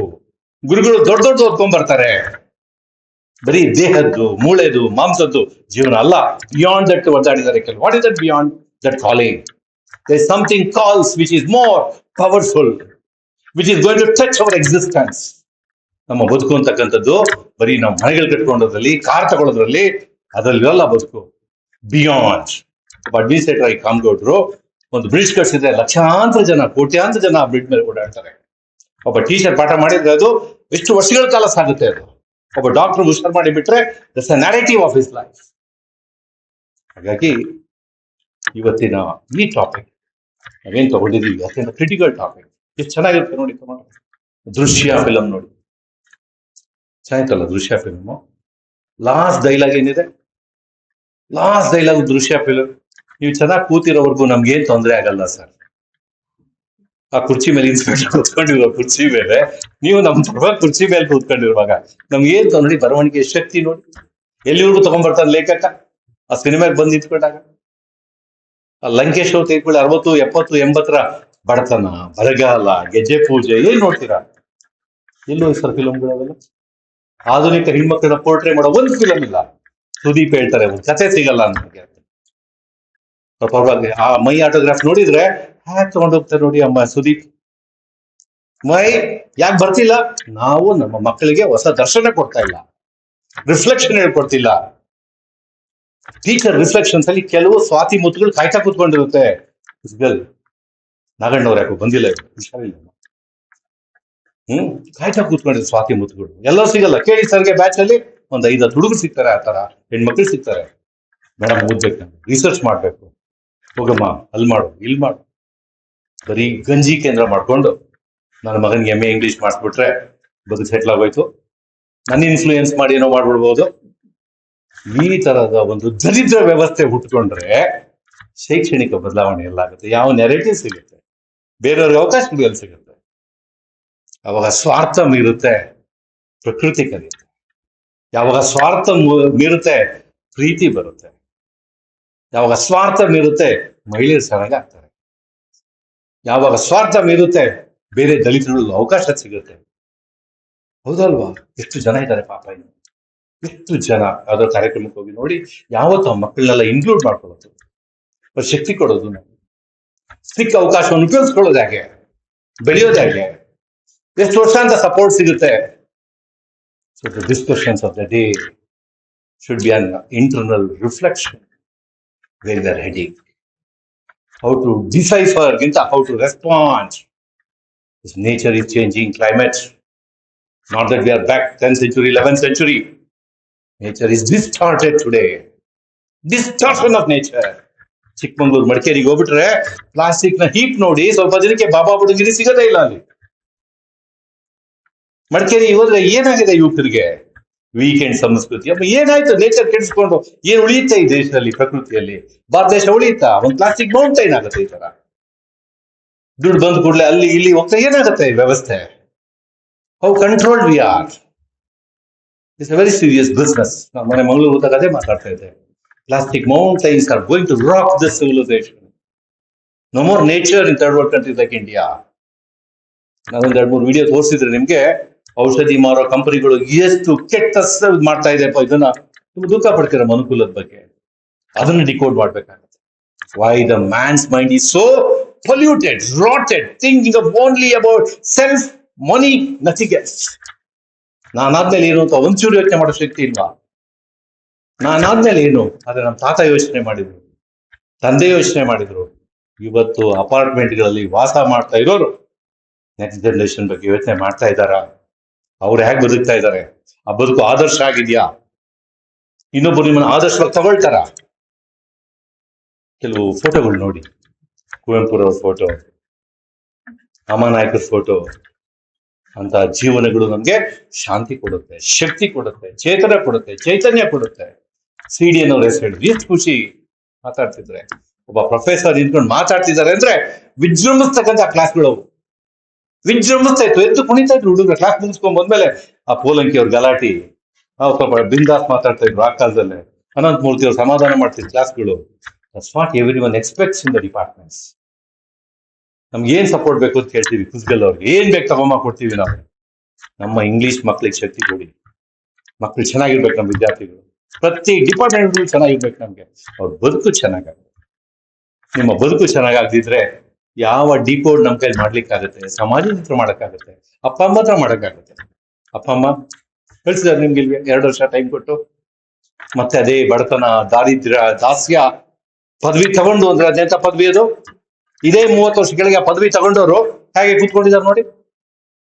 How they are, because they listened great, they red great, they red great, they conducted themselves great. Cheap ಆಗಿ ಯಾವತ್ತೂ ಜೀವನ ಮಾಡಲಿಲ್ಲ.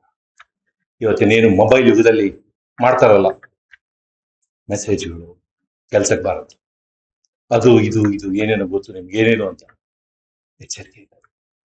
ಬದುಕು ಅಂತಕ್ಕಂಥದ್ದು ಯಾವತ್ತೂ ಕೂಡ ದೊಡ್ಡ ಉತ್ತರ ಕೊಡುತ್ತೆ. ಯಾಕೆ we are entering into 2030 machine era where man's mind is attacked. Not that our values, culture, ethos, emotions, these things are ಭಾವನೆಗಳ ಪ್ರಪಂಚ ಇಲ್ಲಿ, ಆ ಬದುಕಿನ ಪ್ರಪಂಚ ಇಲ್ಲಿ, ನಂಬಿದ ಪ್ರಪಂಚ ಇಲ್ಲಿ. ಹೆಣ್ಣನ್ನ ಪ್ರೊಟೆಕ್ಟ್ ಮಾಡ್ತಾ ಬಂದ್ರು 12ನೇ ಶತಮಾನ, 13, 18. ಹೆಣ್ಣನ್ನು ಪ್ರೊಟೆಕ್ಟ್ ಮಾಡಕ್ಕೋಸ್ಕರ ಗಂಡನ ಜಾಸ್ತಿ ಅಂತ ಹೇಳಿದ್ರು.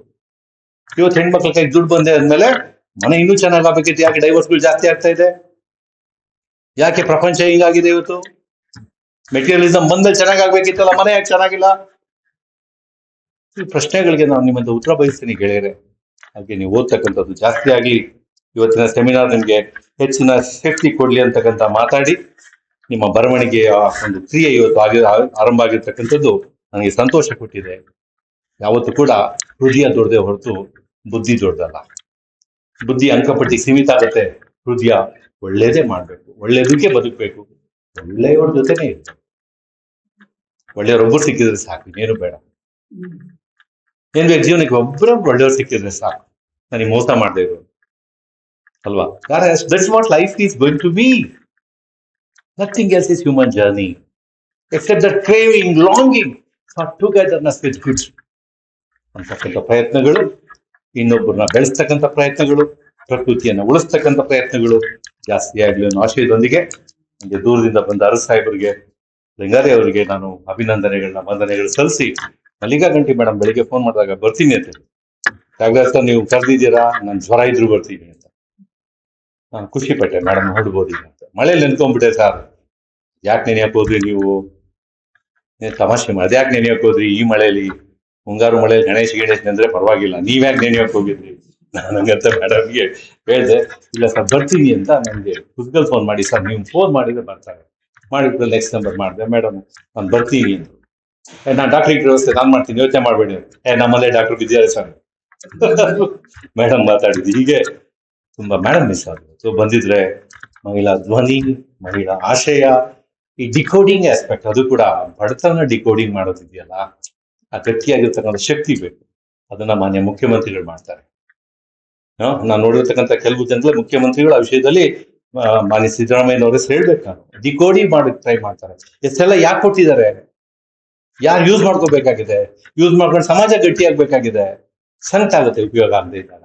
ಲ್ಯಾಪ್ಟಾಪ್ ಕೊಟ್ಟಾಗ, ಅವಕಾಶಗಳು ಕೊಟ್ಟಾಗ, PhD ಫೆಲೋಶಿಪ್ ಕೊಟ್ಟಾಗ, ಗ್ಯಾರಂಟಿ ಬಸ್ ಕೊಟ್ಟಾಗ ಅವಕಾಶ ಯೂಸ್ ಮಾಡ್ಕೋಬೇಕು. ಇನ್ನು ಕೊಡು, ಇನ್ನು ಕೊಡು, ಇನ್ನು ಕೊಡು, ಎಲ್ಲಿ ಕೊಡಕ್ ಸಾಧ್ಯ? 5 ಲಕ್ಷ ಕೊಡಕ್ ಸಾಧ್ಯ? ಎಲ್ಲೂ ಕೊಡಕ್ ಸಾಧ್ಯ ಇಲ್ಲ. ಇದಕ್ಕಿಂತ ಯಾವ ದೇಶದಲ್ಲೂ ಕೊಡಕ್ ಸಾಧ್ಯ ಇಲ್ಲ.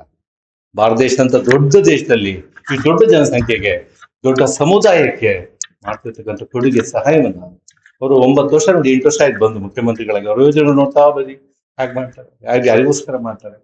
ಇಷ್ಟು ಕಷ್ಟದ ನಡುವೆ ನಡೆಸುವಂತ ಸಹಾಯ ಕೊಟ್ಟಾಗ ಬೇಗ ಸಮಾಜಗಳು ಅಬ್ಸರ್ವ್ ಮಾಡ್ಕೊಂಡು ಚೇತವಾರಿಯಾಗ್ಬಿಡ್ಬೇಕು. ಸಾಹೇಬ್ರೆ ಬೇಡ ನಮ್ಗೆ ಅಂತ ಹೇಳ್ಬೇಕು. ಬರೀ ಕೊಡ್ತಾರೆ ಅಂತ ಕೊಡ್ತಾ ಇರ್ಲಿ ಅಂತ ಎಷ್ಟು ವರ್ಷ ನಡೀಲಿಕ್ಕೆ ಸಾಧ್ಯ? ನಿಮ್ಗೆ ಅಪ್ಪ ಅಮ್ಮ ಎಷ್ಟು ವರ್ಷ ಕೊಡಕ್ಕಾಗುತ್ತೆ? ಸರ್ಕಾರನೂ ಅಷ್ಟೇ, ಅಮ್ಮನೂ ಅಷ್ಟೇ. ಅಮ್ಮ ಕಣ್ಣೀರ್ ಮಾತ್ರ ಕೊಡ್ಬೋದು, ಆದ್ರೆ ನಿಮ್ಗೆ ಕೇಳಿದ್ರೆ ತಿಳ್ಕೊಡೋ ಶಕ್ತಿ ಅಮ್ಮನ್ಗಿಲ್ಲ.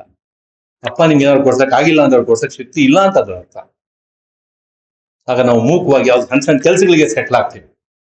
ಆದ್ರೆ ನಿಮ್ಮ ಜ್ಞಾನದ ಶಕ್ತಿ ಜಾಸ್ತಿ ಇದ್ರೆ ಕಾಂಜಿ ಪಿಂಜಿ ಸಣ್ಣ ಕೆಲ್ಸಗಳಿಗೆ ಸೆಟ್ಲ್ ಆಗಲ್ಲ ಅಂತ ಒಂದು ಧ್ಯೇಯೋದ್ದೇಶ ನಿಮ್ದಾಗಲಿ ಅಂತ ಆಶಿಸಿ ವಿಭಾಗಕ್ಕೆ ಮತ್ತೊಮ್ಮೆ ವಂದಿಸಿ ನಿಮ್ ಕಾರ್ಯ ಚೆನ್ನಾಗಾಗ್ಲಿ. ನಿಮ್ಮೆಲ್ಲರ ಮೇಲೆ ಜವಾಬ್ದಾರಿ ಜಾಸ್ತಿ ಇದೆ.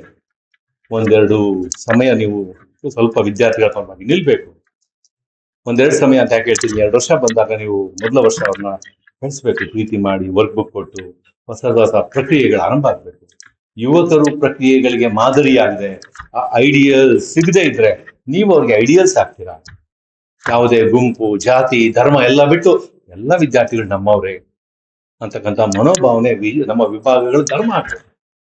ವಿಭಾಗಗಳ ಧರ್ಮ ಜಾತಿ ಮೀರಿದ್ದು, ಧರ್ಮ ಬೀರಿದ್ದು, ಜ್ಞಾನಕ್ಕೆ ಸಂಬಂಧಿಸಿದ್ದು, ಬೆಳವಣಿಗೆಗೆ ಸಂಬಂಧಿಸಿದ್ದು ಅಂತಕ್ಕಂಥ ಮಾತುಗಳನ್ನಾಡಿ ಆ ದಿಶೆಯಲ್ಲಿ ವಿಭಾಗಗಳು ಸಾಗಲಿ ಅಂತ ಮತ್ತೊಮ್ಮೆ ಅವ್ರಿಗೆ ಒಂದು ಹಿತವಚನ ಹೇಳ್ತಾ ನಾನು ಮಾತು ಮುಗಿಸ್ತೇನೆ. ನಮಸ್ಕಾರ. Thank you, sir, for the power-packed charge speech. Thank you very much. I now request Dr. Pooja Halyar ma'am to give a small token of love to our VC sir. Thank you. Accordingly, I ask Dr. Professor Navratna Parande ma'am to give a small token of love to Santosh Kamboda. Thank you, ma'am. To offer words of appreciation and gratitude, may I now invite Dr. Madhushri Kalimani ma'am to deliver a vote of thanks. Good afternoon, one and all. Gratitude is not a reaction to favorable circumstances. It is a response to the profound realization that life itself is a gift, a journey to be embraced with mindful awareness. I feel exalted to propose a vote of gratitude to all the esteemed dignitaries and eminent academicians present here for the symposium and release of books. At the outset,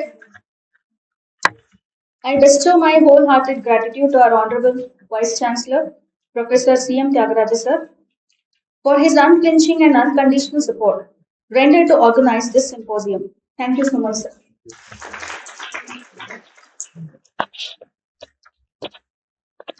Foremostly in absentia, I owe my humble and honest gratitude to our very revered chief guest of this symposium, Professor Malika Ganti Madam, former Vice Chancellor, Kannada University, Hampi, and renowned literate here who has been an inspiration to many of us and the feminist to be idealized in the world of literature. Thank you, ma'am.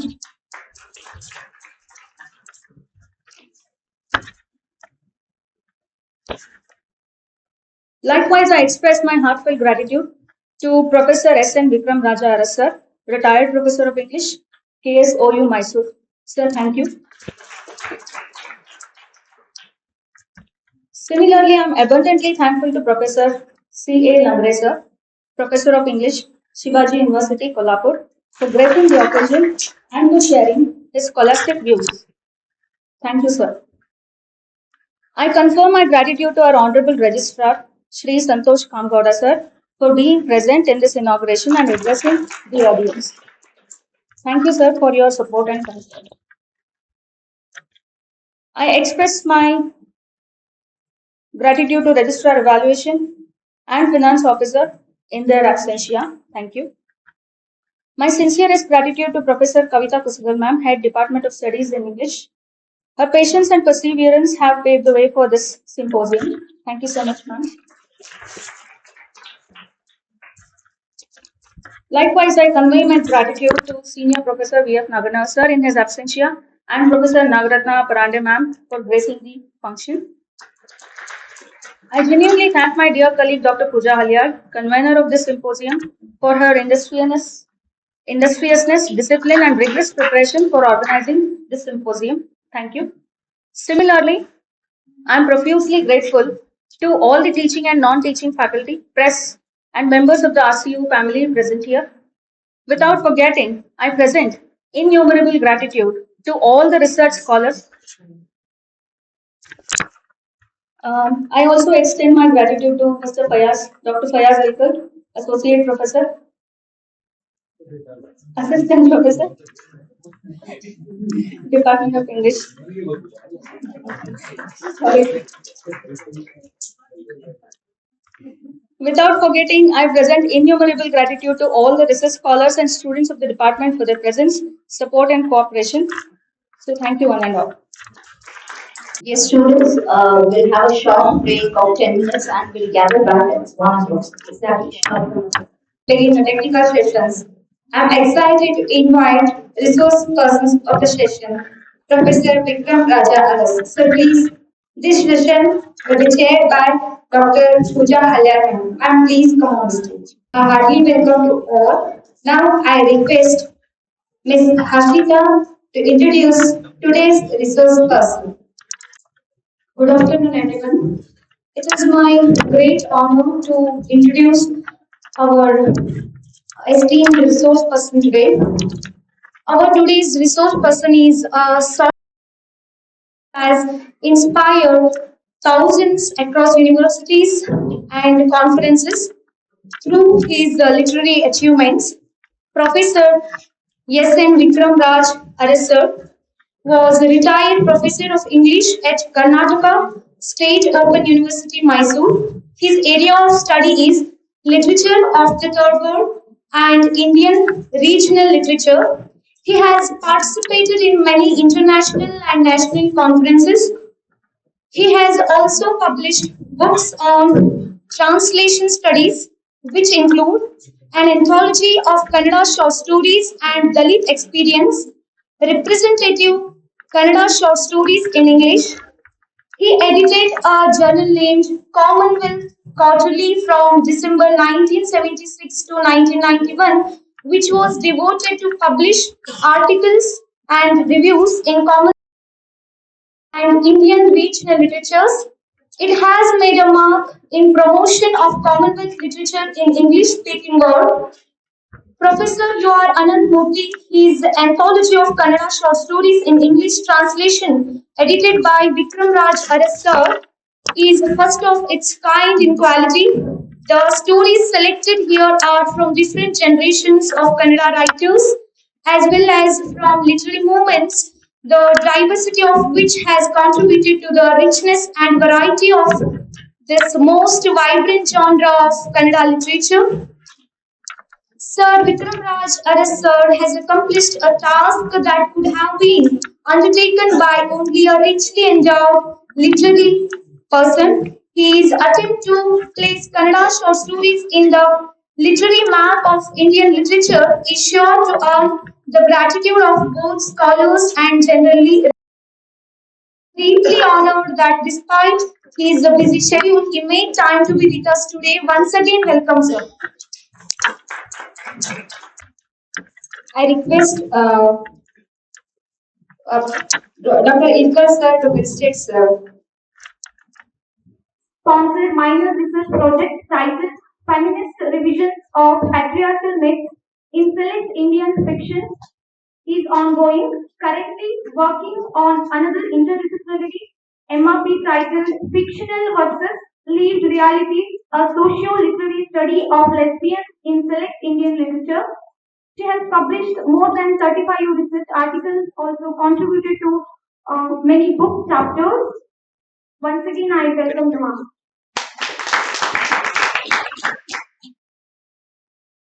I request Bandura Kutkar to offer a public ma'am. Thank you. It's time to listen our lecture. Now, I would like to invite Professor S.N.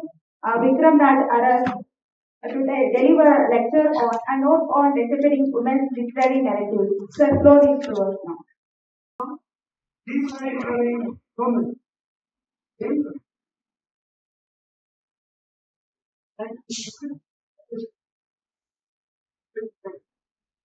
Deciphering women. Deciphering women narrative in Indian writing is it almost.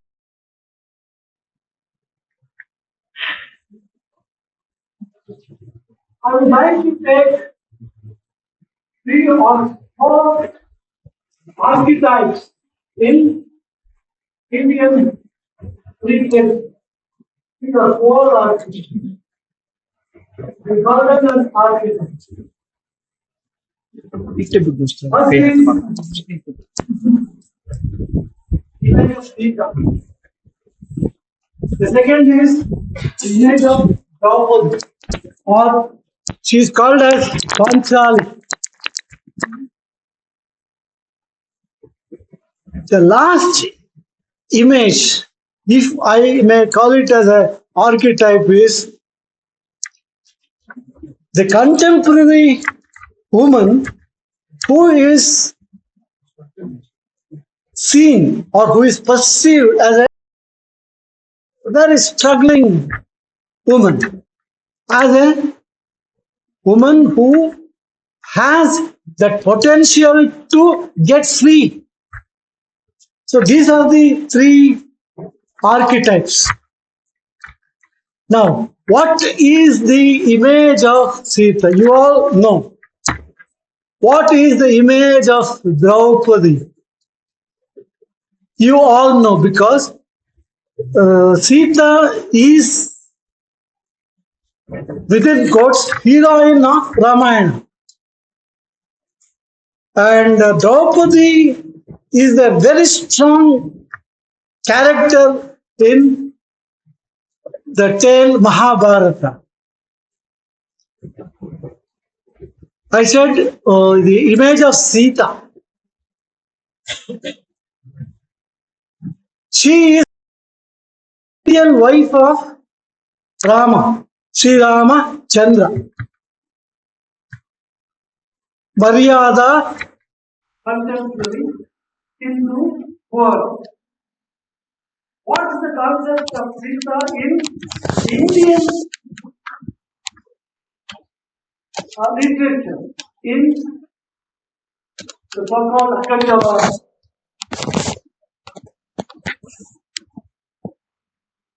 That's one line of opening up of the topic. Deciphering women characters, or deciphering the very strong women in Hindu references or Hindu point of view. What about the concept of Draupadi, the archetype of Draupadi? It is also called as Panchali. Here I am not going references of Draupadi having 500, no. The very fact that she evolves herself as a very, very strong woman, as a character, as an individual, through the ages, starting from Mahabharata downwards to 21st century. Now I will tell you a very interesting story about Draupadi. Have you heard of Mahashweta Devi? She is a very famous Bengali writer. She has written particularly a story called uh, what is the what's the title of the story? No, I want to hear from him. Now, there in that story, what is the underlying element of the character of Draupadi? If you understand the same psychology of that character in that particular short story of the great writer, Master to come to terms with the evolving, not, I now mix the term Indian plus Hindu, women or women in the contemporary Indian context. So I opened up two interrelated subjects. One is the ideal wife of Maryada Purushottama. She is so loyal to him. The image of Sita. Now I will give you some subtle example. These are so ideal. That's very strange psychology. She asked Ravana, so that's all and no further. And then Ravana says, yes, I will not come to you. If you say, come to me, I'll come to you. I'm putting it very crudely to you. What's the psychology behind it? That is a psychological, very emotional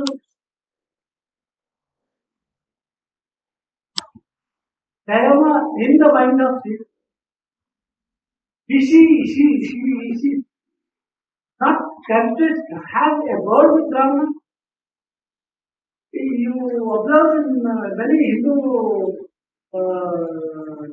books, ಚಿಕ್ಕ ಮಕ್ಕಳ ಕಥೆಯಲ್ಲಿ ಏನಂತ ಇದೆ ಕೈಯೇ ಬಚ್ಚಿಕೊಂಡು ತಲೆ ಕೂದಿರುತ್ತೆ.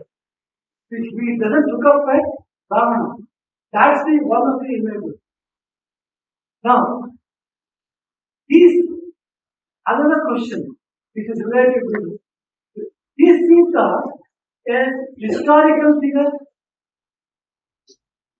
or is she an imaginative deconstruction of a woman? Now I have to refer here. Helavanna Katte Gidiyama anta. She was a famous writer in 19th century. Helavanna Katte Gidiyama. She wrote a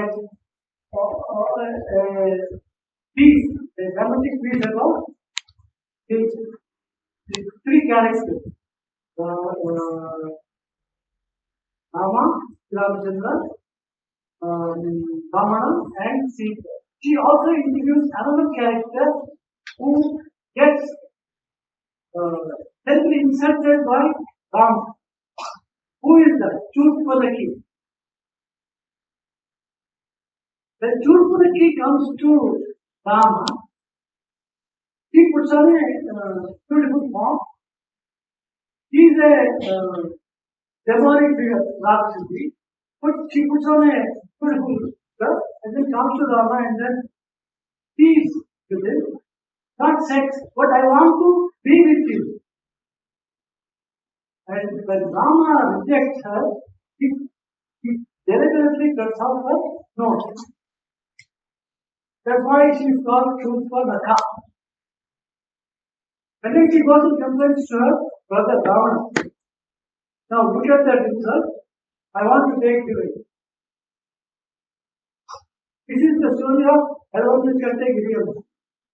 Well, is that event of truth for machine justified? No, it is not justified. Because you see, Sita is an ideal boy, loyal to his main Rama. This is one part.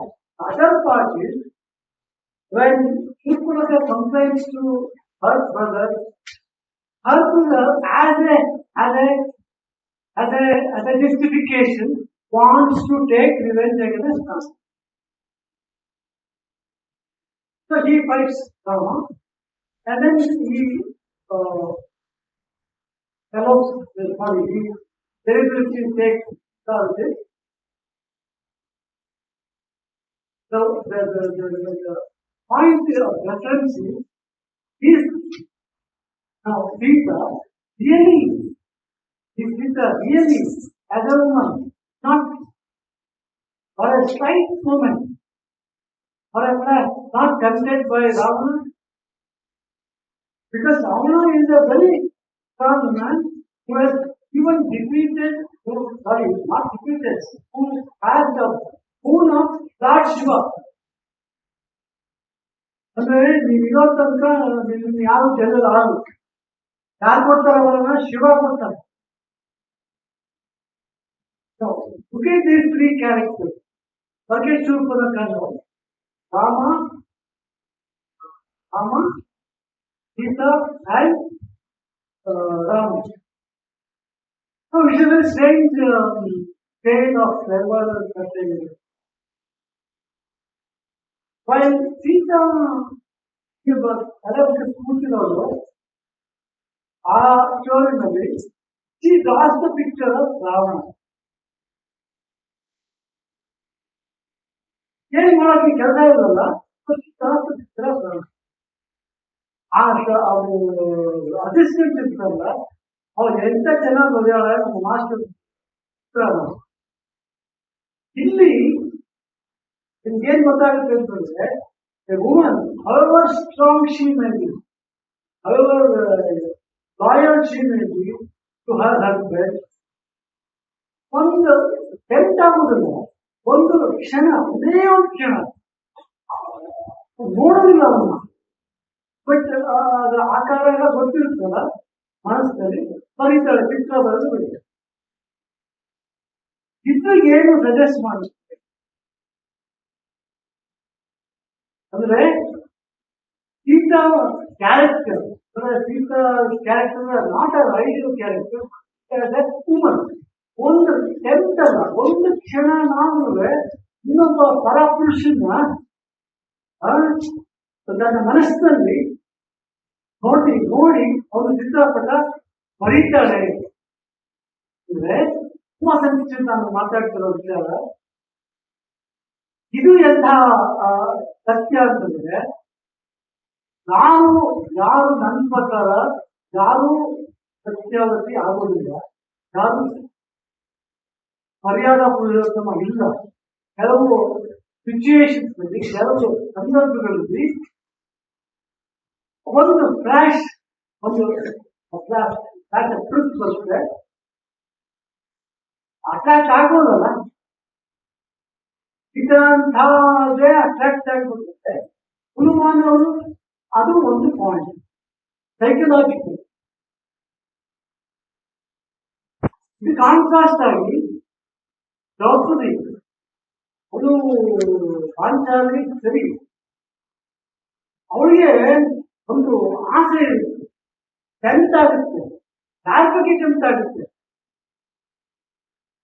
Karna ಭಯಂಕರ ಕರ್ನಾಗ Karna bill ಎತ್ಕೊಂಡು ಅದನ್ನ ನೋಡ್ತಾರೆ ಒಂದ್ ತಕ್ಷಣ ಅಷ್ಟೇ ಆಮೇಲೆ story ಪ್ರೋತ್ಸಾಹ ಕೊನೆಗೆ ಧರ್ಮ ಅಂದ್ರೆ ಧರ್ಮರಾಯ ಮಾತ್ರ ಧರ್ಮರಾಯ ಧರ್ಮರಾಯ ನೀನು ಎಲ್ಲ ಸರಿಯಪ್ಪ ನೀನು ಪಾಂಚಾಲಿ ಆದ್ರೆ ನಿನ್ನ ಮನಸ್ಸಲ್ಲಿ ಮನಸ್ಸಲ್ಲಿ ಯಾವುದೋ ಒಂದು ಮೂಲೆಯಲ್ಲಿ ನೀನು ಕರುಣನ್ನ ಬಯಸಿದಿಲ್ವ? ಏನ್ ಹೇಳ್ತಾರೆ ಹೌದು ನಿಜ ಬಯಸಿದೆ ಅಂತ ಹೇಳ್ತಾರ. ಯಾಕಂದ್ರೆ ಅವ್ರಿಗೆ 5 ಜನ ಪಾಂಚಾಲಿಗಳು. ಇದು ಒಂದು opening of the women's character. So ಇವಾಗ 2 ಕ್ಯಾರೆಕ್ಟರ್ ಒಂದು ರೆಫರೆನ್ಸ್ ಕೊಡ್ತೇವೆ. ಒಂದು ಸೀತಾ, ರಾವಣ, ರಾಮ. ಅದು ಒಂದು ಕ್ಯಾರೆಕ್ಟರ್ ಸೀತಾ ಅವರ ಒಂದು ವೇರಿಯೇಷನ್ ನೋಡ್ಬಿಟ್ಟು ಬರುವುದು ಎಂತ ಆಗುದಿಲ್ಲ.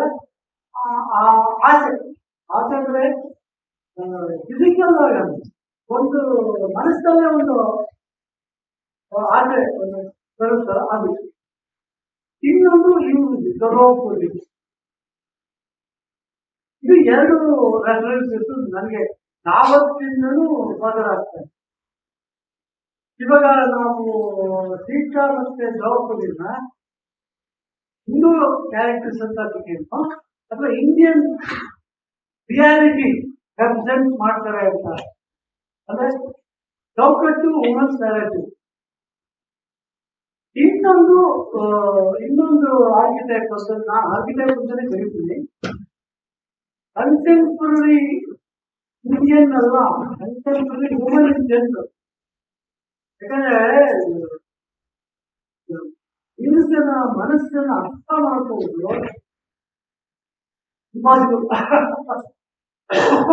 ಯಾರ ಕೈ ಇರುತ್ತದೆ ಸಾಧ್ಯ ಇಲ್ಲ. ಅದಕ್ಕೆ ಹೇಳ್ತಾರೆ ಹೆಂಗಸಿನ ಮನಸ್ಸು ಹೇಗಿದೆ ಹೆಜ್ಜೆ ನೀರಿನ ಹೆಜ್ಜೆ ಗೊತ್ತಿಲ್ಲ ನಮಗೆ. ಹೆಜ್ಜೆ ನೀರು ಹಾಕುದಿಲ್ಲಲ್ಲ, ಹಾಗೆ ಹೆಂಗಸಿನ ಮನಸ್ಸಿರುತ್ತೆ. ಆ ಹೆಂಗಸಿನ ಮನಸ್ಸನ್ನ ಅನ್ಕಾನ್ಶಿಯಸ್ ಕೆಲವರು ಸ್ಟ್ರಾಂಗ್ ಆಗಿ ಡೆವಲಪ್ ಮಾಡ್ತಾರೆ ಮುಂದೆ ಮಾಡ್ತಾರೆ. ಆದ್ರೆ ಈ ಎವಾಲ್ವಿಂಗ್ ಹಿಂದೂ ಅಥವಾ ಎವಾಲ್ವಿಂಗ್ ವುಮೆನ್ ಇರ್ತಾವಲ್ಲ, ಆ ಎವಾಲ್ವಿಂಗ್ ವುಮೆನ್ಗೆ ಎಷ್ಟು ಮಲ್ಟಿವೇರಿಯಸ್ ಆಕ್ಟಿವಿಟೀಸ್, ಎಷ್ಟು ಕೆಲಸ ಮಾಡ್ತಾರೆ. ಒಂದು ಒಂದು ಒಂದು ಸೆನ್ಸ್ ಆಗುತ್ತೆ. ಎಲ್ಲೋ ಒಂದ್ ಕಡೆ ಅವರು ತನ್ನ ಸೆನ್ಸ್ನ ತಾನು ರೀಇಂಡಿವಿಜುವಲೈಸ್ ಮಾಡ್ಕೊಳ್ತಾ ಇದ್ದಾರೆ. ತನ್ನ ಸೆನ್ಸ್ ತಾನೇ ರೀಎನ್ಫೋರ್ಸ್ ಮಾಡ್ಕೊಳ್ತಾ ಇದ್ದಾರೆ. ಯಾಕೆ ರೀಇನ್ಫೋರ್ಸ್ ಮಾಡ್ತಾ ಇದ್ದಾರೆ, ಯಾಕೆ ರೀಇನ್ಫೋರ್ಸ್ ಮಾಡ್ಕೊಳ್ತಾ ಇದ್ದಾರೆ? ಸ್ಟ್ಯಾಮಿನಾ ಬೇಕಿರುತ್ತೆ, ತುಂಬಾ ದೊಡ್ಡ ಸ್ಟ್ಯಾಮಿನಾ ಬೇಕು. ಸ್ತ್ರೀ ಶಕ್ತಿ ಅದು ಸರಿ, ವಿಮೋಚನೆ, ಸ್ತ್ರೀ ವಿಮೋಚನೆ ಹಾಗೆ ಬಂದ್ಬಿಟ್ಟಿದೆ. ನಿಮ್ಗೆ ಚೆನ್ನಾಗಿ ಗೊತ್ತಿದೆ, because work on women narratives ಎಲ್ಲ ಗೊತ್ತಿದೆ. ಆದ್ರೆ ನನ್ನ ಪ್ರಶ್ನೆ ಬೇರೆ ಇದೆ. ವಿಮೋಚನೆ ಸರಿ, ಅದೆಲ್ಲ ಸರಿ. What happens inside a women's mind? Virginia ಒಂದು 20th century she gave a song, a room of one stone. ಆ ರೂಮ್ ಆಫ್ ಒನ್ ಸ್ಟೋನ್ ನಲ್ಲಿ ಐಡೆಂಟಿಟಿ ನಲ್ಲಿ 3-4 ನಾವು ತುಂಬಾ ಗ್ರೇಟ್ ನಾವು ಬರೆದ್ಬಿಟ್ಟು ಲೈಟ್ ಇಸರ್ವೇ. ಮತ್ತೆ ಅವರು ರೆಫರ್ ಮಾಡ್ತಿದ್ರು ಡೆಲ್ಲಿ ವೈಫ್ ರೋಮನ್ ಸಿವಿಲೈಸೇಷನ್ ಅದೆಲ್ಲ ಸರಿ. ಅದು ನನಗೆ ಬೇಡ ಇರೋದು. ಯಾಕೆಂದ್ರೆ ಅದು ಸರಿ, ಬಟ್ ನನಗೆ ಮಾತಾಡ್ತಾ ಇರೋ ಪ್ರಶ್ನೆಗಳು ಸೀತಾ ಮತ್ತೆ ದ್ರೌಪದಿ. ಸೀತಾ ಒಂದು ಐಡಿಯಲ್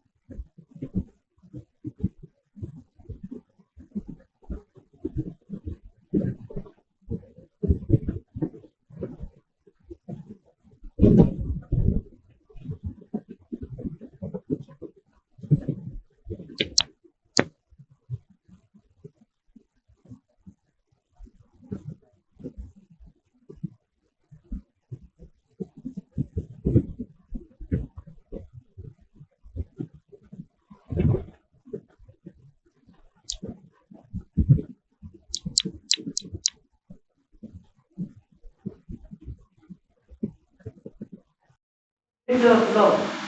ಇದ್ದಕ್ಕಿದ್ದಂಗೆನೆ ಅವನು he turns towards genuine spirituality. He becomes a dean in the Church of England. ಎಲ್ಲ ಬಿಟ್ಟುಬಿಟ್ಟು he accepts not Christianity, but accepts that there is some presence of God. Knowledge ಇದೆಯಲ್ಲ, that is total.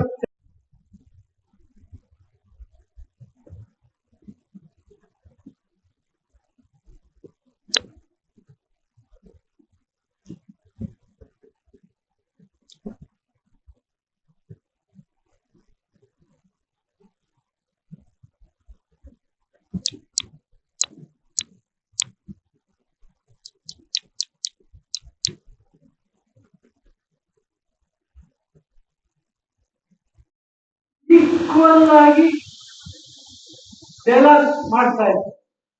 ಹಾಗೆ ಮಾಡಕ್ ಸಾಧ್ಯನಾ ಇವತ್ತಿನ ಸೀತೆ ಮತ್ತೆ ಇವತ್ತಿನ ದ್ರೌಪದಿ? ಹಾಗೆ ಮಾಡಿದ್ರೆ I hold on my head. ಯಾಕಂದ್ರೆ women's capacity to take all the insults, to take all the suffering, ಮಾಡಿ ಮಾಡಿ ಮಾಡಿ ಅವರ ಮನಸ್ಸು ಒಂದು ಆಗುತ್ತಲ್ಲ, ಆ ಮೃದುತ್ವ ಸೀತೆಯಲ್ಲಿದೆಯಾ, ಇವತ್ತಿನ ಸೀತೆಯಲ್ಲಿದೆಯಾ, ಅಥವಾ ಇವತ್ತಿನ ದ್ರೌಪದಿಯಲ್ಲಿದೆಯಾ? ನಮ್ಗೆ ಗೊತ್ತಿಲ್ಲ. ಆ ಮೃದುತ್ವ ಬಂದ್ರೆ ಆ ಹದ, ಮಾನಸಿಕ ಹದ ತುಂಬಾ ತುಂಬಾ ತುಂಬಾ ರೆಸ್ಪೆಕ್ಟ್ ಮಾಡ್ತಾರೆ. ಇಲ್ಲಿ ಹಿಂದೂ ಸೈಕಾಲಜಿ ಹೇಗೆ, ಇಂಡಿಯನ್ ಸೈಕಾಲಜಿ ಹೇಗೆ, ಎವಾಲ್ವಿಂಗ್ ಸ್ಟ್ಯಾಂಡರ್ಡ್ಸ್ ಅಥವಾ ಎವಾಲ್ವಿಂಗ್ ವ್ಯಾಲ್ಯೂಸ್ ಹೇಗೆ, ಅದನ್ನೆಲ್ಲ ಇದು ಐ ಥಿಂಕ್ ಇದು ಓಪನ್ಸ್ ಅಪ್. ಇಷ್ಟು ಹೇಳಿ ನನ್ನ ಸಾಕಲ್ಲ, ನನ್ನ ಭಾವನೆ ಅಥವಾ ಮನಸ್ಸಲ್ಲಾಗ್ತಿರೋ ಪ್ರಾಬ್ಲಮ್ಸ್ ನಿಮ್ಮ ಮುಂದೆ ಇಟ್ಟು ನೀವು ಅದಕ್ಕೆ ಹೇಗೆ ರೆಸ್ಪಾಂಡ್ ಮಾಡ್ತೀರಾ ಅಂತ ನಾನು very very curious. Thank you. Sir, it's really thought-provoking and insightful session. It stands benefit to all of us. Now, session is open for discussion. Any questions? If you have, you can ask. Sir, I have one question. Sir, if women can write Mahabharata and Ramayana, can you write upon this? What will be the knowledge? Yes, sir. I am afraid to write. Human writer, he writes Mahabharata. What is the human writer? Ramayana. Ramayana. First example is Mahashweta Devi. Mahashweta Devi has successfully created and reconstructed archetype of Draupadi. And I can give you another concrete example of Asta from our she doesn't write about Ramayana, she doesn't write about Mahabharata. But in a poem, what is the intense feeling that you get out of our poem? He is not black and white. He suffers. He suffers a lot, and then he wants to recreate herself. And what? As a lover to Chandramalikarjuna. Andre lover antandre not in the physical sense. He wants to escape completely to her God, to her ಐಕ್ಯ ಅಂತ ಒಂದು concept. ಕರ್ನಾಟಕದಲ್ಲಿ ಹಾಗೆ ಐಕ್ಯ ಆಗ್ತಿದೆ, ಶರಣಾಗತಿ ಮಾಡ್ತಾರೆ, ಆಮೇಲೆ ಐಕ್ಯ ಬಸವಣ್ಣ ಐಕ್ಯ ಆದಂತ ಒಂದು ಕಥೆ ಇದೆಯಲ್ಲ, ಹಾಗೆ really inner point Isn't it? Real life has unified with that idea of love. True love. Yeah.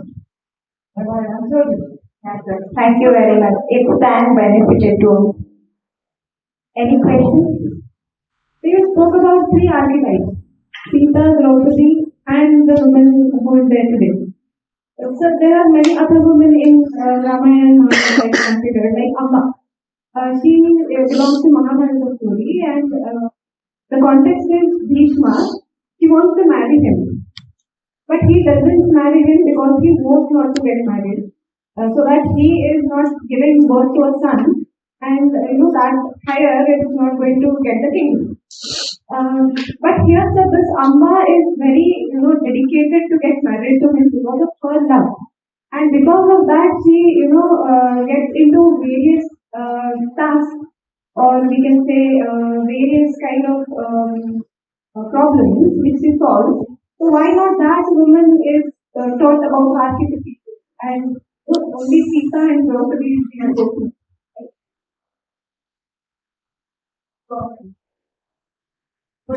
Question. This brother. So is Mahabharata. There are women characters. For example, Amba. She can be interpreted as an architect. She can be interpreted. Yeah, fine. Thank you. But the problematic situation is how to get out of that.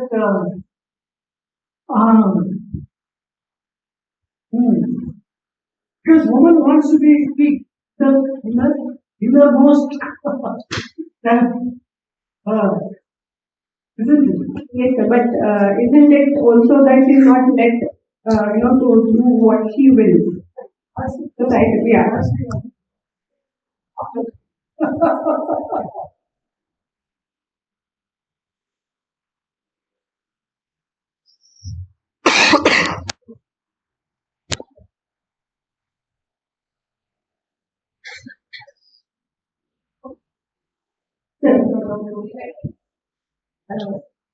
I would like to ask what is your stand on feminism, since it's a new concept and a Western concept. Feminism as such is a new concept. So, how do you read these new ideas, our mythology, the rewriting? Is it justified? What is your That's a very relevant question. In our that is in our literature, in our literature, for example, wonderful characters emerge out of this of this story. Western criticism, the Western narrative generally focuses on feminism, on feminist reading, on how to go about with the feminist viewpoint. These three canons in utilities: feminism, feminist viewpoint, and feminist reading. There are so many books on theory on feminism.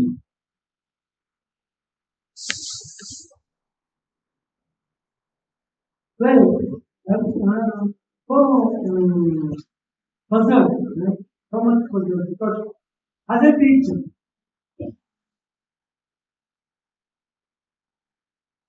we have plenty of ideas in our own literatures, but we simply follow the Western models. For example, I can give you a specific reference to Panda. Andang is equated with the best writing. She grew up as a different, she was not from the upper caste Brahmin family, but the way that she has expressed her intense feelings, that is very passionate. And then Nammalvaravali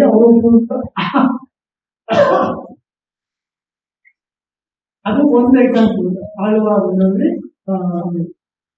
ನಮ್ಮ ಕನ್ನಡ ಸಾಹಿತ್ಯದಲ್ಲಿ ಸಂಚಿ ಹೊನ್ನಮ್ಮ ಅಂತ ಒಬ್ಬರು ಹದಿಪದಿಯ ಧರ್ಮ ಅದನ್ನ ಹೇಳಿದ್ರೆ ಇವಾಗ ಯಾರು ಏನು ಅಂತ ಕೇಳ್ಬಿಡ್ತೀವಿ ಆದ್ರೆ ಅದು ಒಂದು ರಿಯಲಿಸ್ಟಿಕ್ ಕೊಡಲೇ ಇಲ್ಲ. ಹಾಗೆ ನಮ್ಮ ಸಾಹಿತ್ಯದಲ್ಲಿ ಕನ್ನಡ ಸಾಹಿತ್ಯದಲ್ಲಿ ಮತ್ತೆ ಇತರ ಸಾಹಿತ್ಯ ಪ್ರಕಾರದಲ್ಲಿ ಬೇಕಾದಷ್ಟು ಇರ್ತಾರೆ, ಆರ್ಕಿಟೆಕ್ಟು ಅಥವಾ ಈ ತರ ಟೈಪ್ಸ್ ಆಫ್ ಇರ್ತಾರೆ. ವೆಸ್ಟರ್ನ್ ನೋಷನ್ ನಲ್ಲಿ patriarchy, male dominance, how to get rid of those things. Even real life, real situation. ಹೆಂಗೆ ಸಾಕಾಗುತ್ತೆ ಮನೆ ಕೆಲಸ ಎಷ್ಟೊಂದು ಮಾಡಬೇಕು, ಎಷ್ಟೊಂದು ನೋಡುತ್ತೆ, ಗಂಡನ ಅಗತ್ಯಗಳನ್ನ ಪೂರೈಸಬೇಕು.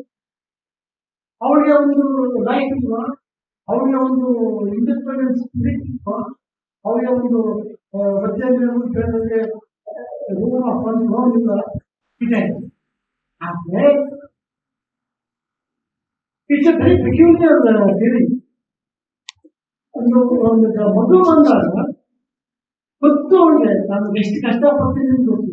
ಆದರೆ ಮಗು ಸ್ಕೂಲಿಂದ ಬಂದಾಗ ಅವಳ ಕಣ್ಣುಗಳಲ್ಲಿ ಏನೋ ಒಂದು ಹೊಳಪು ಕಾಣ್ತದೆ, ಫ್ಲಾಶ್. ಆಮೇಲೆ ಗಂಡ ಅಧಿಕ ಬೈತಾನೆ ಆದ್ರೂ ಕೂಡ ಸಹಿಸ್ತಾರೆ. ಭೂಮಿ ತಾಯಿ ತರ ಇದೇನ್ ತೋರಿಸುತ್ತೆ ಪೇಷನ್ಸ್ ತಾಳ್ಮೆ.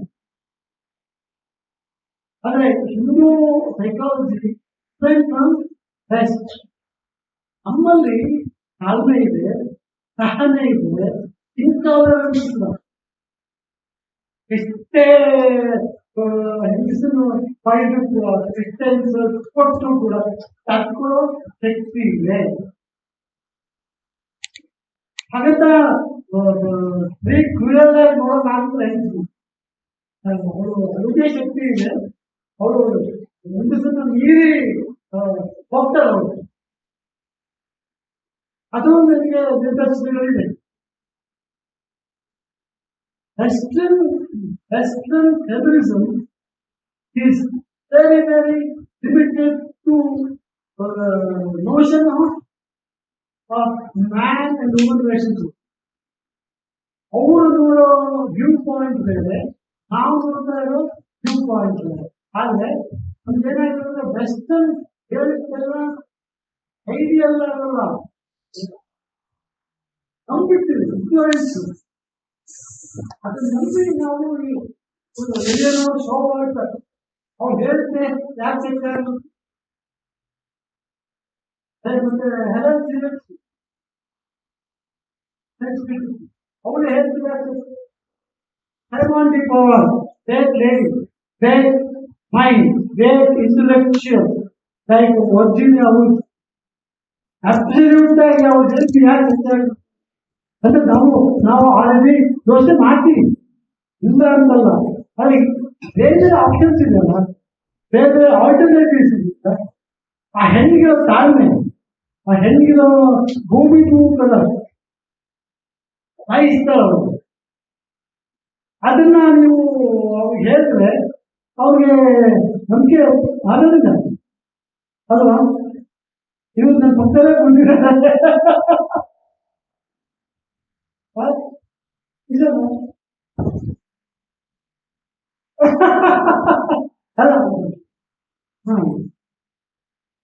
ಅಲ್ಲ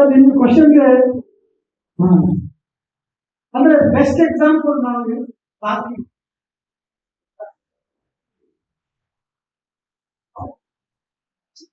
So legal right to parking. Intellectually, just that case begins. But I told that as you are saying,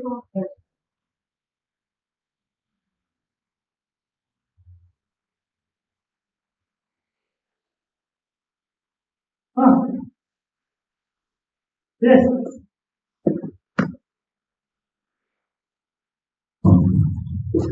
So as you have mentioned that in those days, Gargi, Maitreyi, their intellectual thinkers and writers, they were openly debatable with Yajnavalkya, you said, sir. But again, you said in these contemporary days, women writers is not openly debatable. When they debatably will go your, you say something that sir.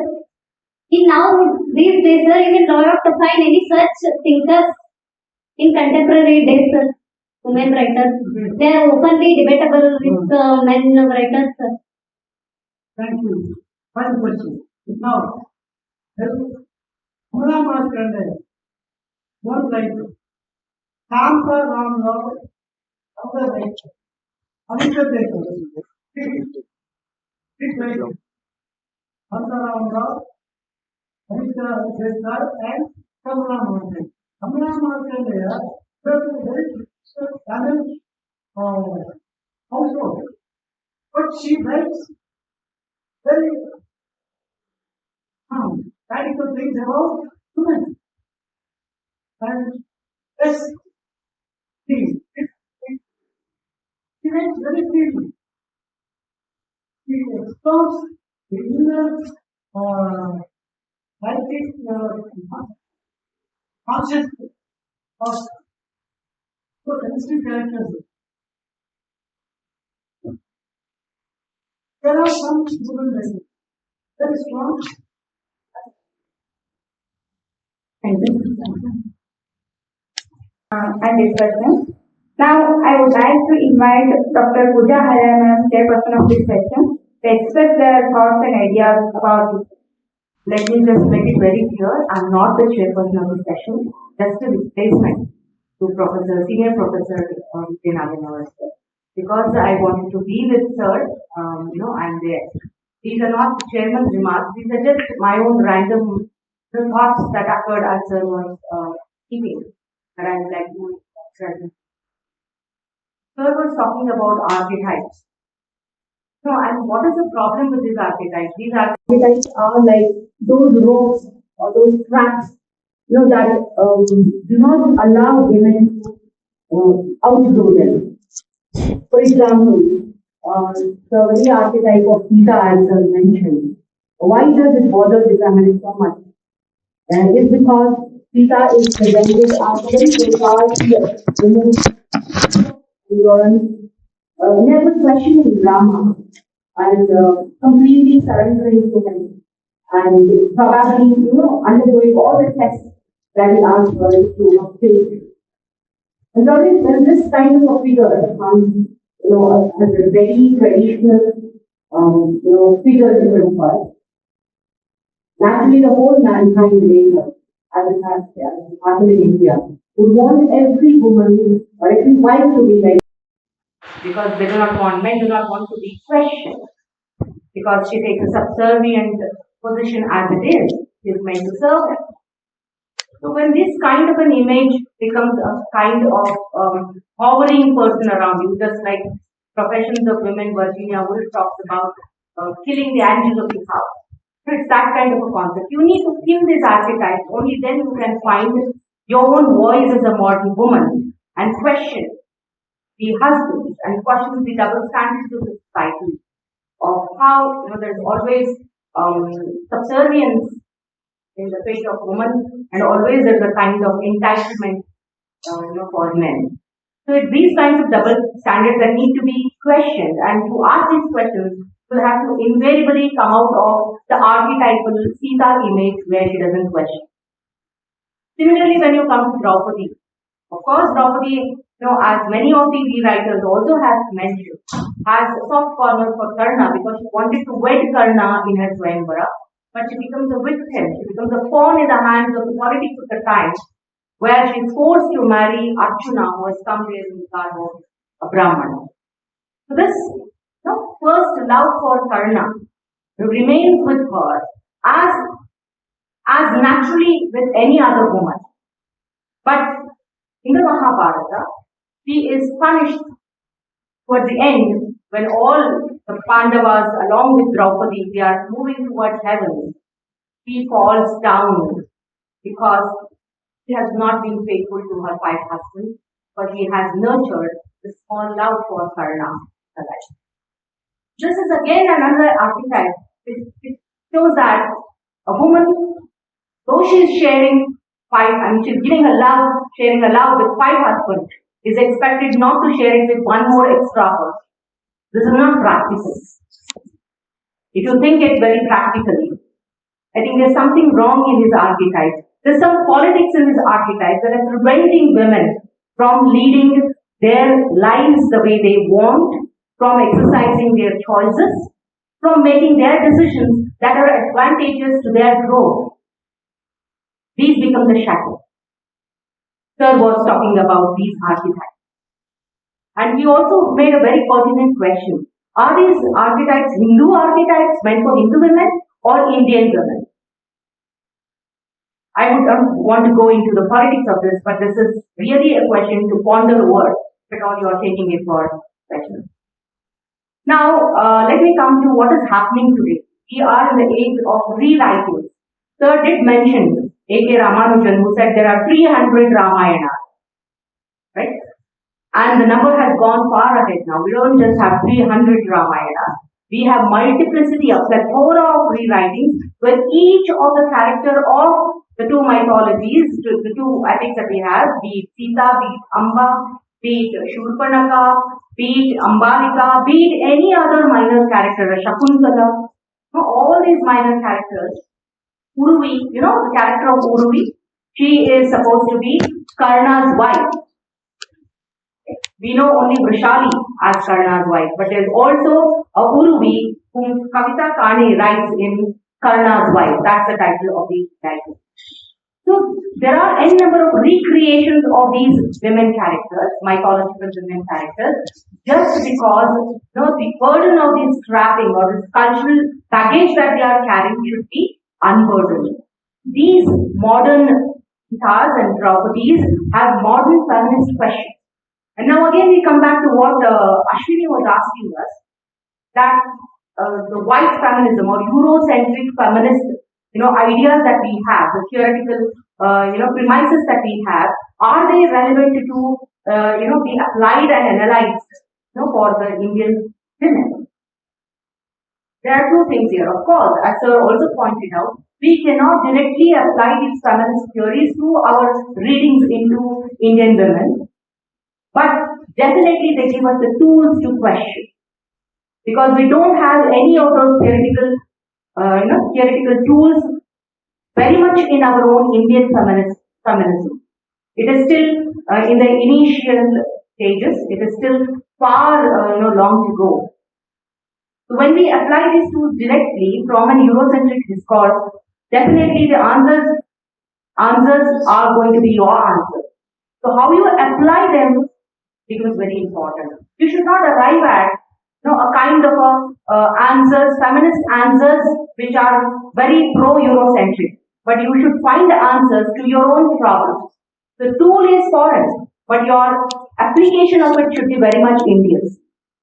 So you cannot just show them away saying that these Eurocentric feminist theories are not applicable. No, they form the basis.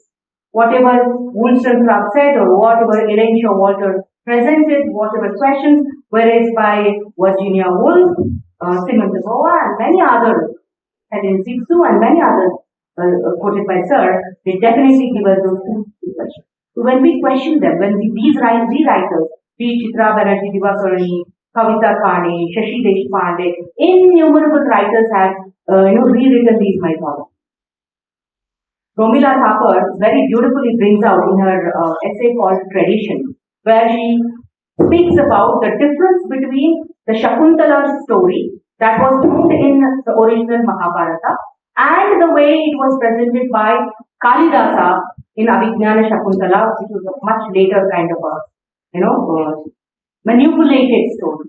Because in the original Mahabharata, Shakuntala, like Draupadi, is a very strong character.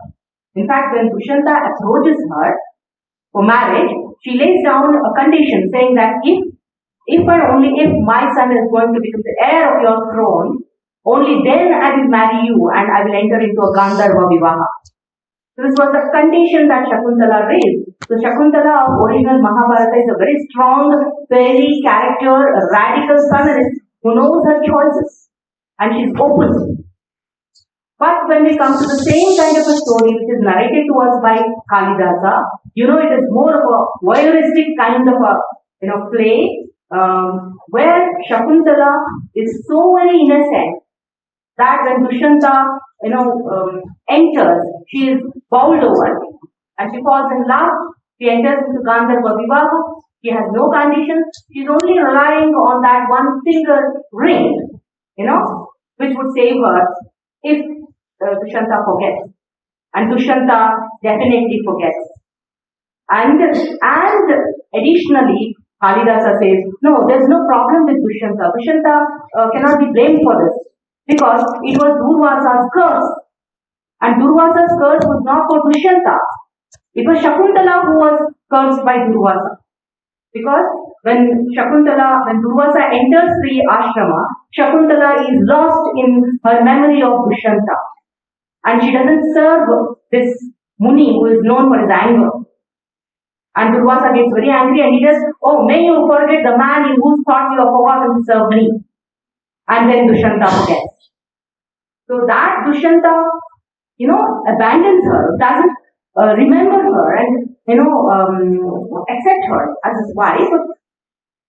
He doesn't get the blame for it.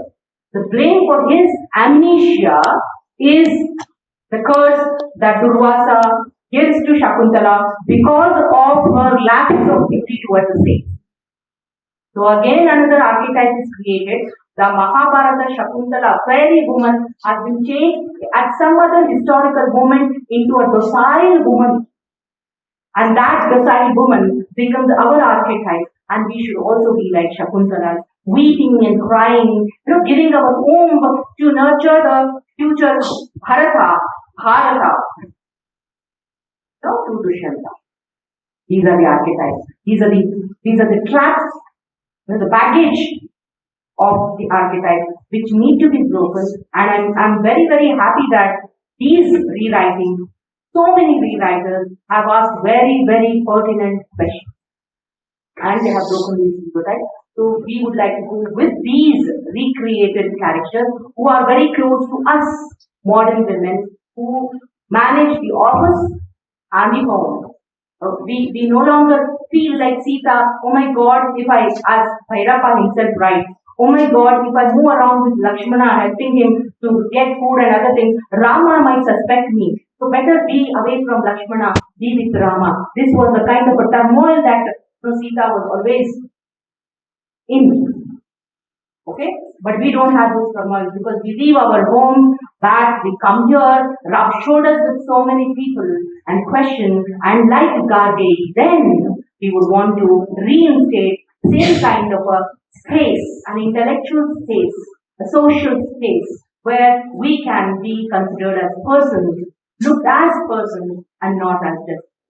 And I think this is a substantial clarification, a substantial re-endorsement of whatever Sir said with my own example. Thank you so much. For another example, have you heard of Mukta is a great strong soul. That was so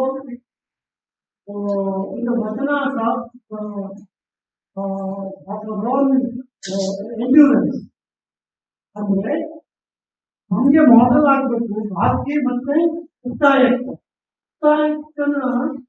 discussion with other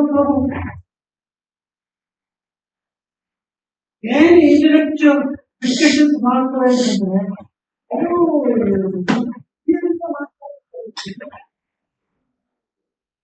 ಹೃದಯದಿಂದ ವಿರಮಕ್ಕಳು ಆ ಗುರು ಅವರಿಗೆ question ಮಾಡ್ತಾರೆ ಆ line of enquiry ನಮಗೆ ಇವತ್ತು Indian human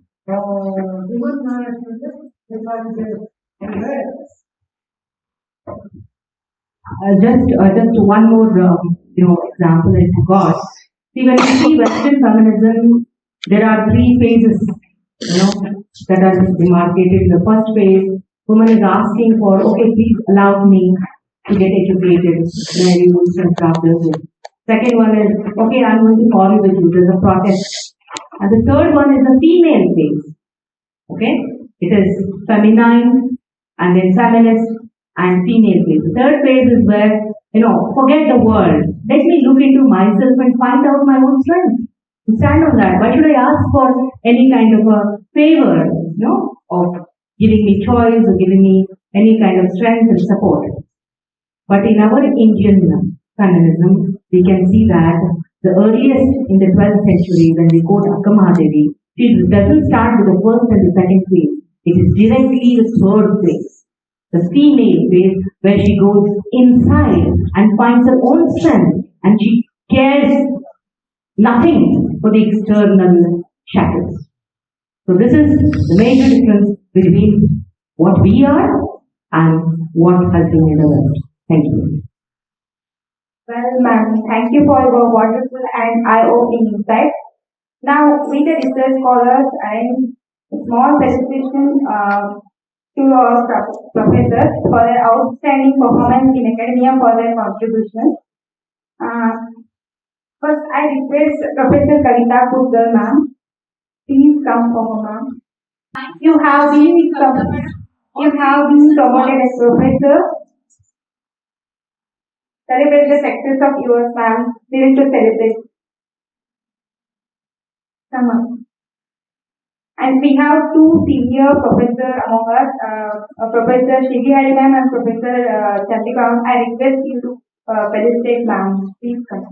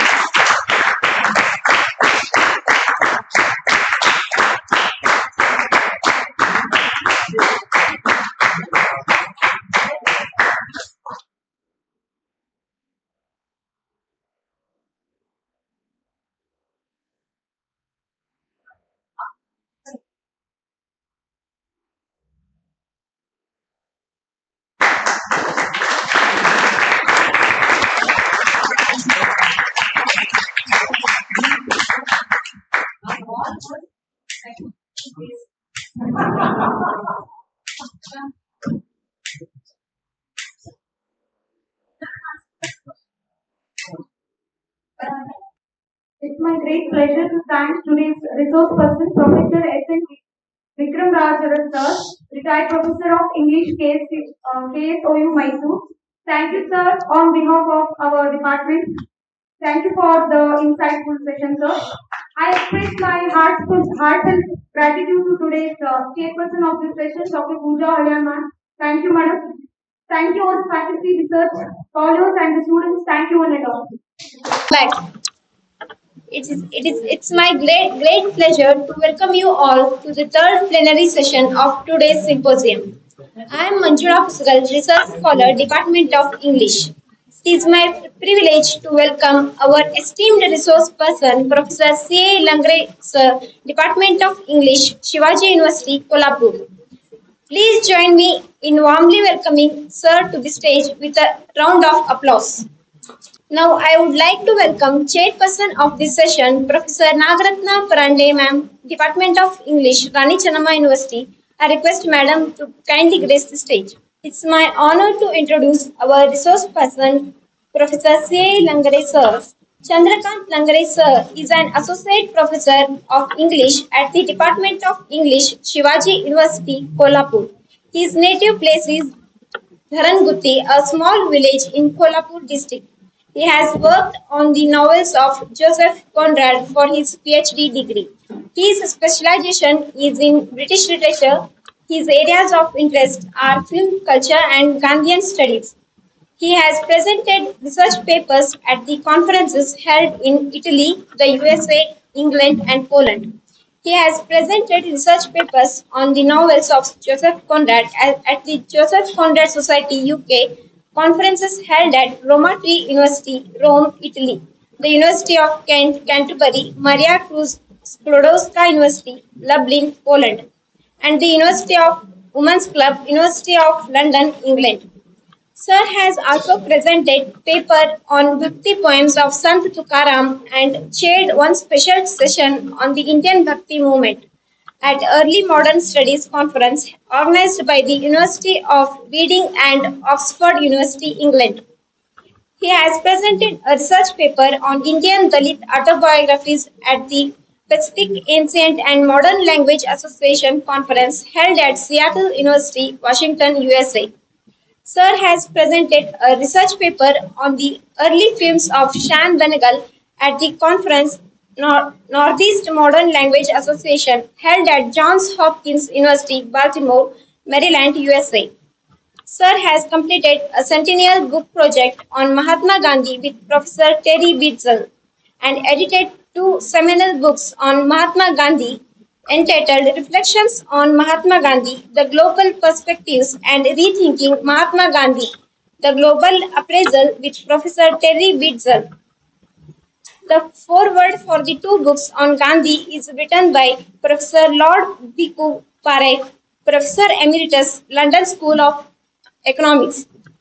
The preface for two books is written by Mr. Tushar Gandhi. Recently, Sir has edited two centennial books on Joseph Conrad titled Joseph Conrad, The Centennial Perspectives and Joseph Conrad, The Centennial Appraisal, with Professor John Peters, renowned Joseph Conrad critic and biographer of Joseph Conrad. The introduction for the two books on Joseph Conrad is written by Professor Jeremy Hawthorne, renowned Conrad critic and former Professor Emeritus. The foreword for the two books on Joseph Conrad is written by Professor Robert Hampson, Royal Holloway University of London. He has co-edited one book on cinema studies entitled Under the Lens with Professor Tripti Karikati.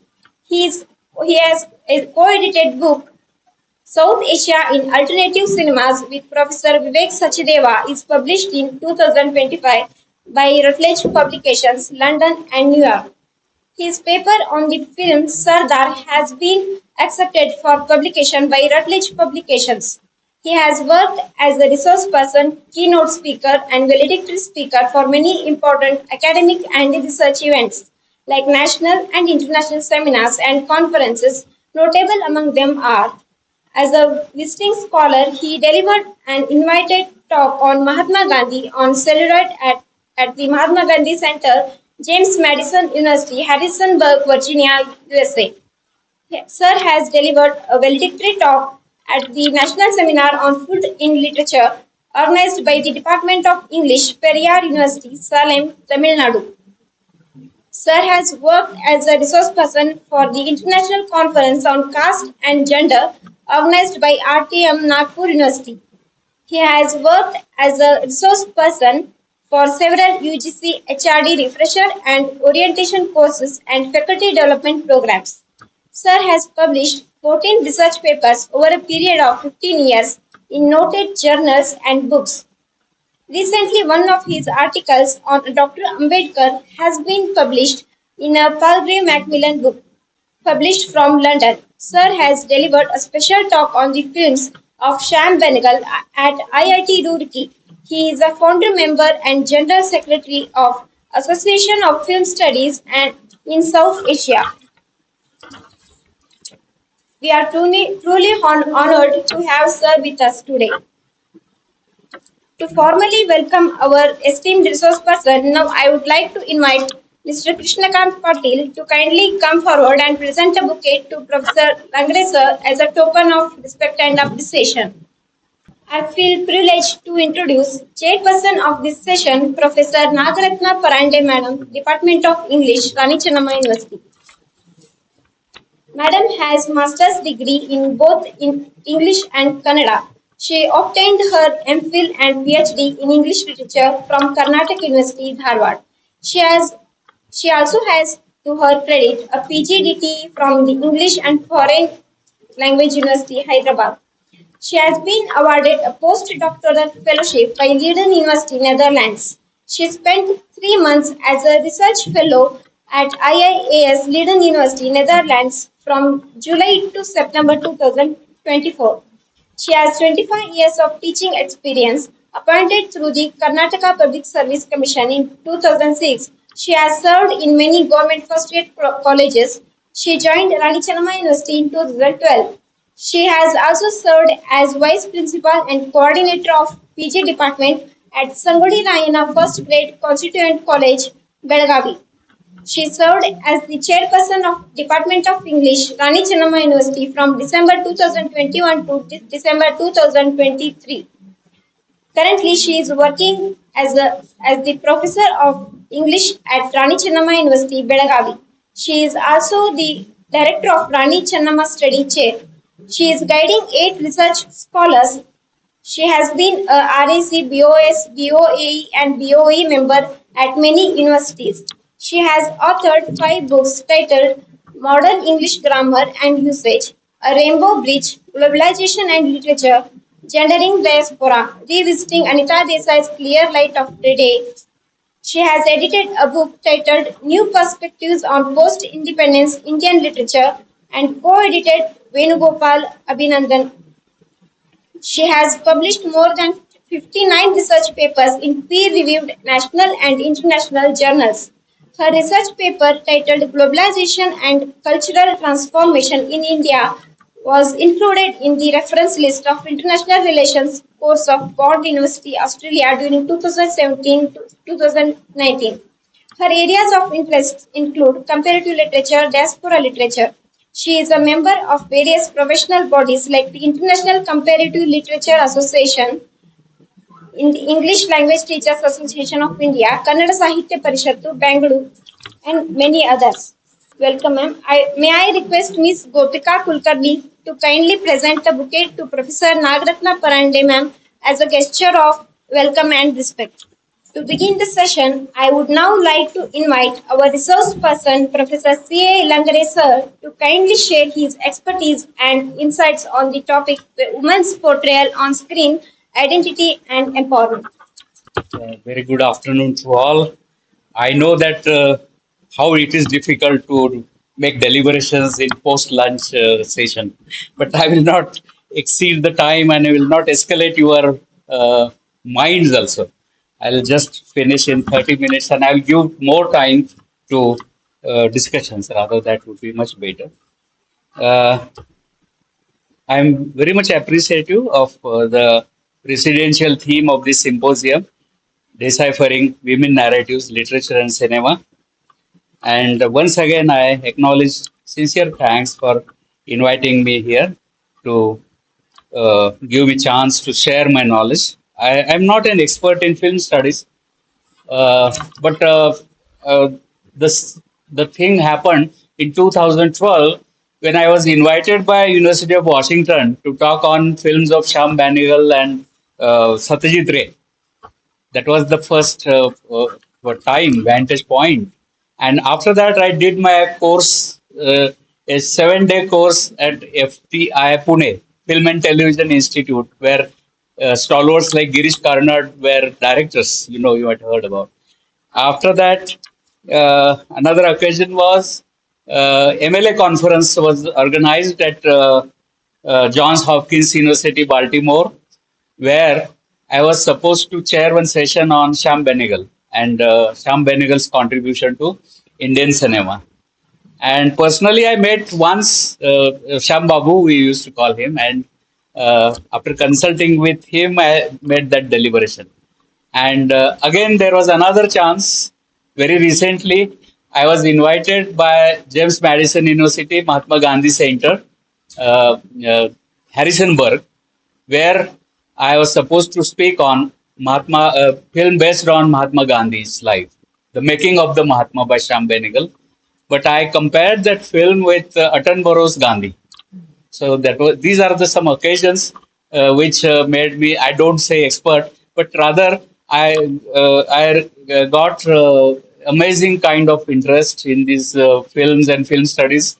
First of all, before I begin to talk on women's portrayal on screen, identity and empowerment, I would like to talk about how cinema studies is important for we students of literature, because many of the students are here, and there is always this doubt that how we are related to film studies. Friends, we are related to film studies for adaptation and film semiotics. Adaptation, especially, we think of, but cinematography is altogether a different domain.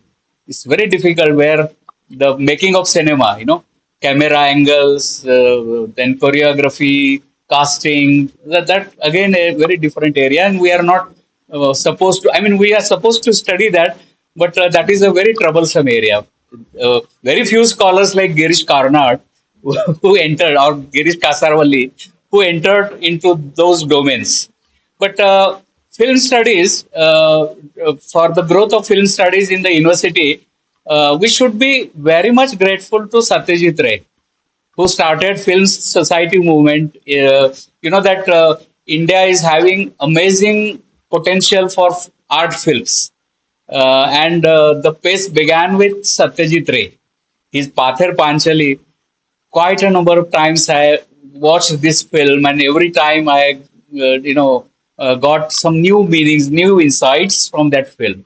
That film was a boring thing for some Bollywood kind of people who, criticized that film. That what Satyajit Ray did was he just made, he sold poverty to the, European countries or America, but that was not the case. If you see Satyajit Ray's film Pather Panchali, which was made in 1955, I mean in 50s, you'll find that film is still called magnum opus. It is a classic film.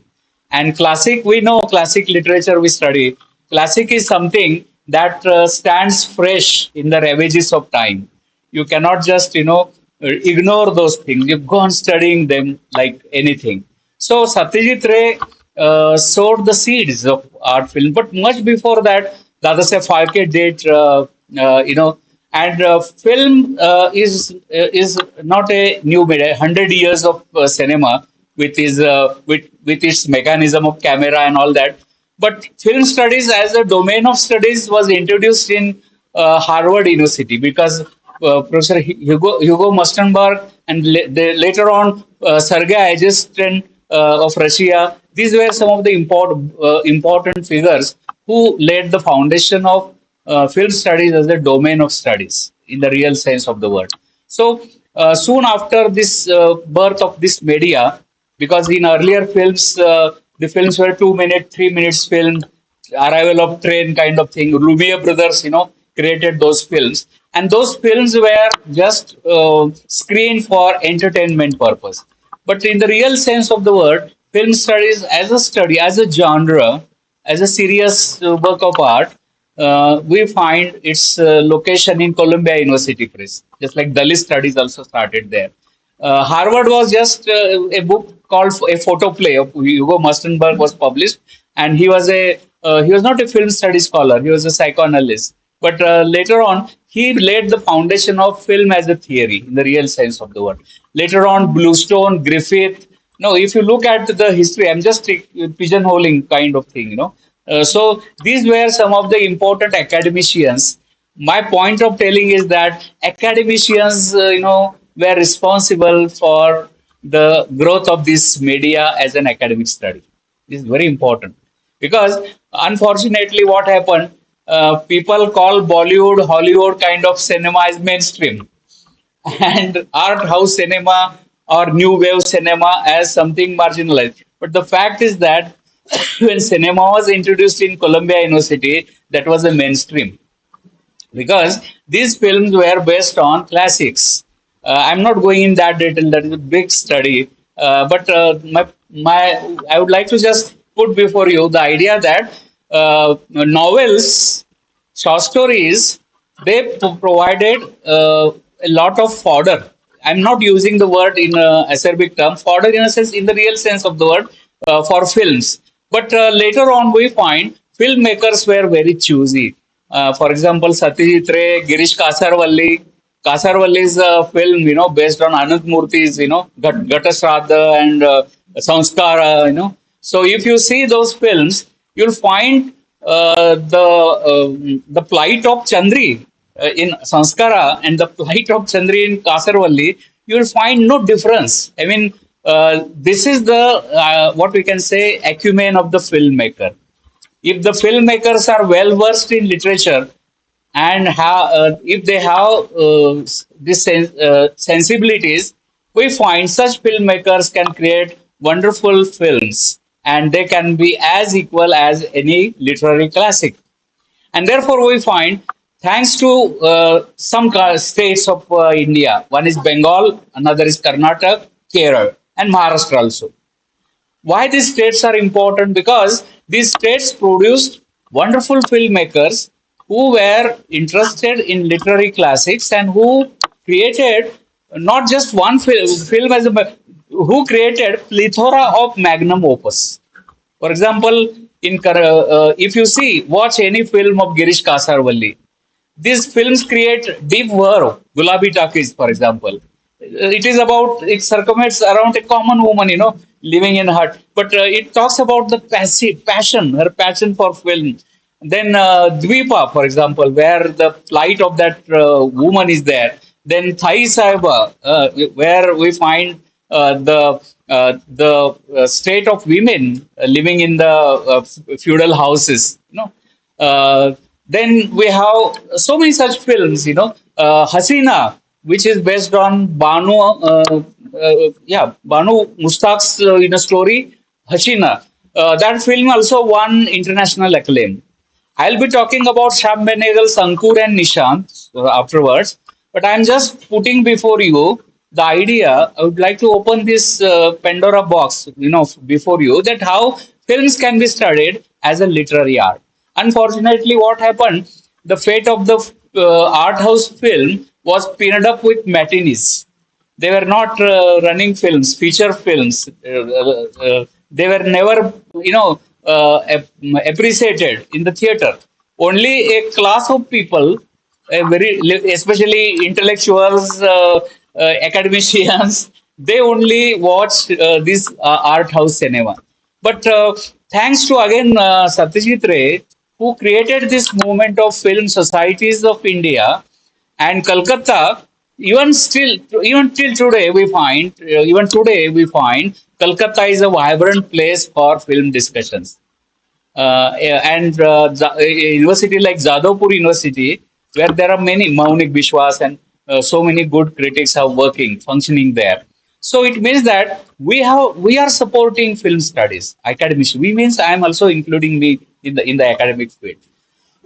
We are responsible for creating a kind of ambience and a kind of green corridor for the film to discuss in the society, in the academics arena also. So, what should be the idea of our syllabus? So, in our syllabus these days, we find film is introduced as popular culture. Film is introduced as art house cinema, especially of Adur, of Sham Benegal, of Satyajit Ray, of Girish Karnad. There are many. Brunal Sen.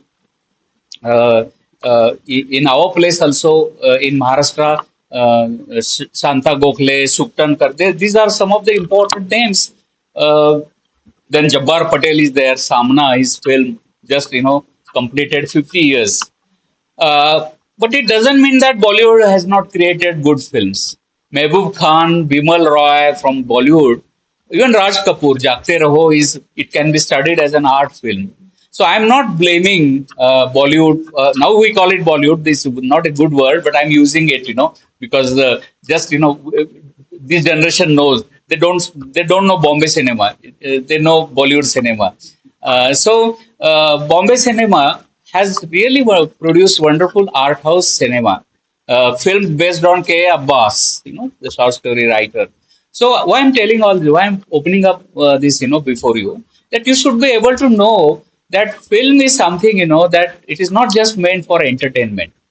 My argument in Baltimore University was that in my lecture deliberations, I said that it is a high time now to revisit art films and consider art films as a mainstream, because the mainstream has gone away from this, and now it is our duty. I mean, the students and students of popular culture, films, academicians, literary people. So we find, for example, I'll give you Vijay Tendulkar, who provided wonderful stories to Sham Babu for film like Nishant. Okay, there are many others. I'm just giving one example. It means that even literary figures, they came forward to augment this cinema world and bringing mainstream to the mainstream. In fact, I'm not making allegation on other. I mean, the films which are produced from what is called mainstream now, Bollywood kind of thing. They are good films, but problem is that, for example, we are talking about women's portrayal on screen. If we take this for example, how women are portrayed in Bollywood, Hollywood kind of cinema, they're portrayed, they're exposed for sexuality. Voyeuristic, they're giving, impetus to voyeuristic stance, which is not the aim of cinema. Cinema's real worth is, creating discourses, mapping what in the morning we were talking about, revisiting our classics. The advantage of cinema is that cinema doesn't need language. It speaks with images. Shabda Vinay Samvadu, we say in Marathi. Cinema doesn't need words. We can see, in good old days, we used to see Kannada cinema. So I can understand Kannada for 80% because basically my roots are with Kannada. But without even titles, subtitles, I could understand Kannada films. This is the advantage of films. So films can open up new vistas of images before you, and it is sometimes interesting than reading and spending time on book. We have to read, no doubt. I'm not distracting you. Reading experience is always there, because adaptation and film, there is always a debate that no director is faithful to the original text, and director should not be. This question was asked to Satyajit Ray, that why you filmmakers are not faithful to the text. And Satyajit Ray answered, it is the prerogative of the director, and it is also the privilege of the director to see the film from the auteuristic point of view. Auteur theory comes. Auteur is a French word. Author is important for the book, and the director is important for the film. So what the director does is he functions the role of the author, and as author enjoys freedom of his expression, a director naturally enjoys the freedom of expression. Only thing is that director speaks through lenses and the author through the pen.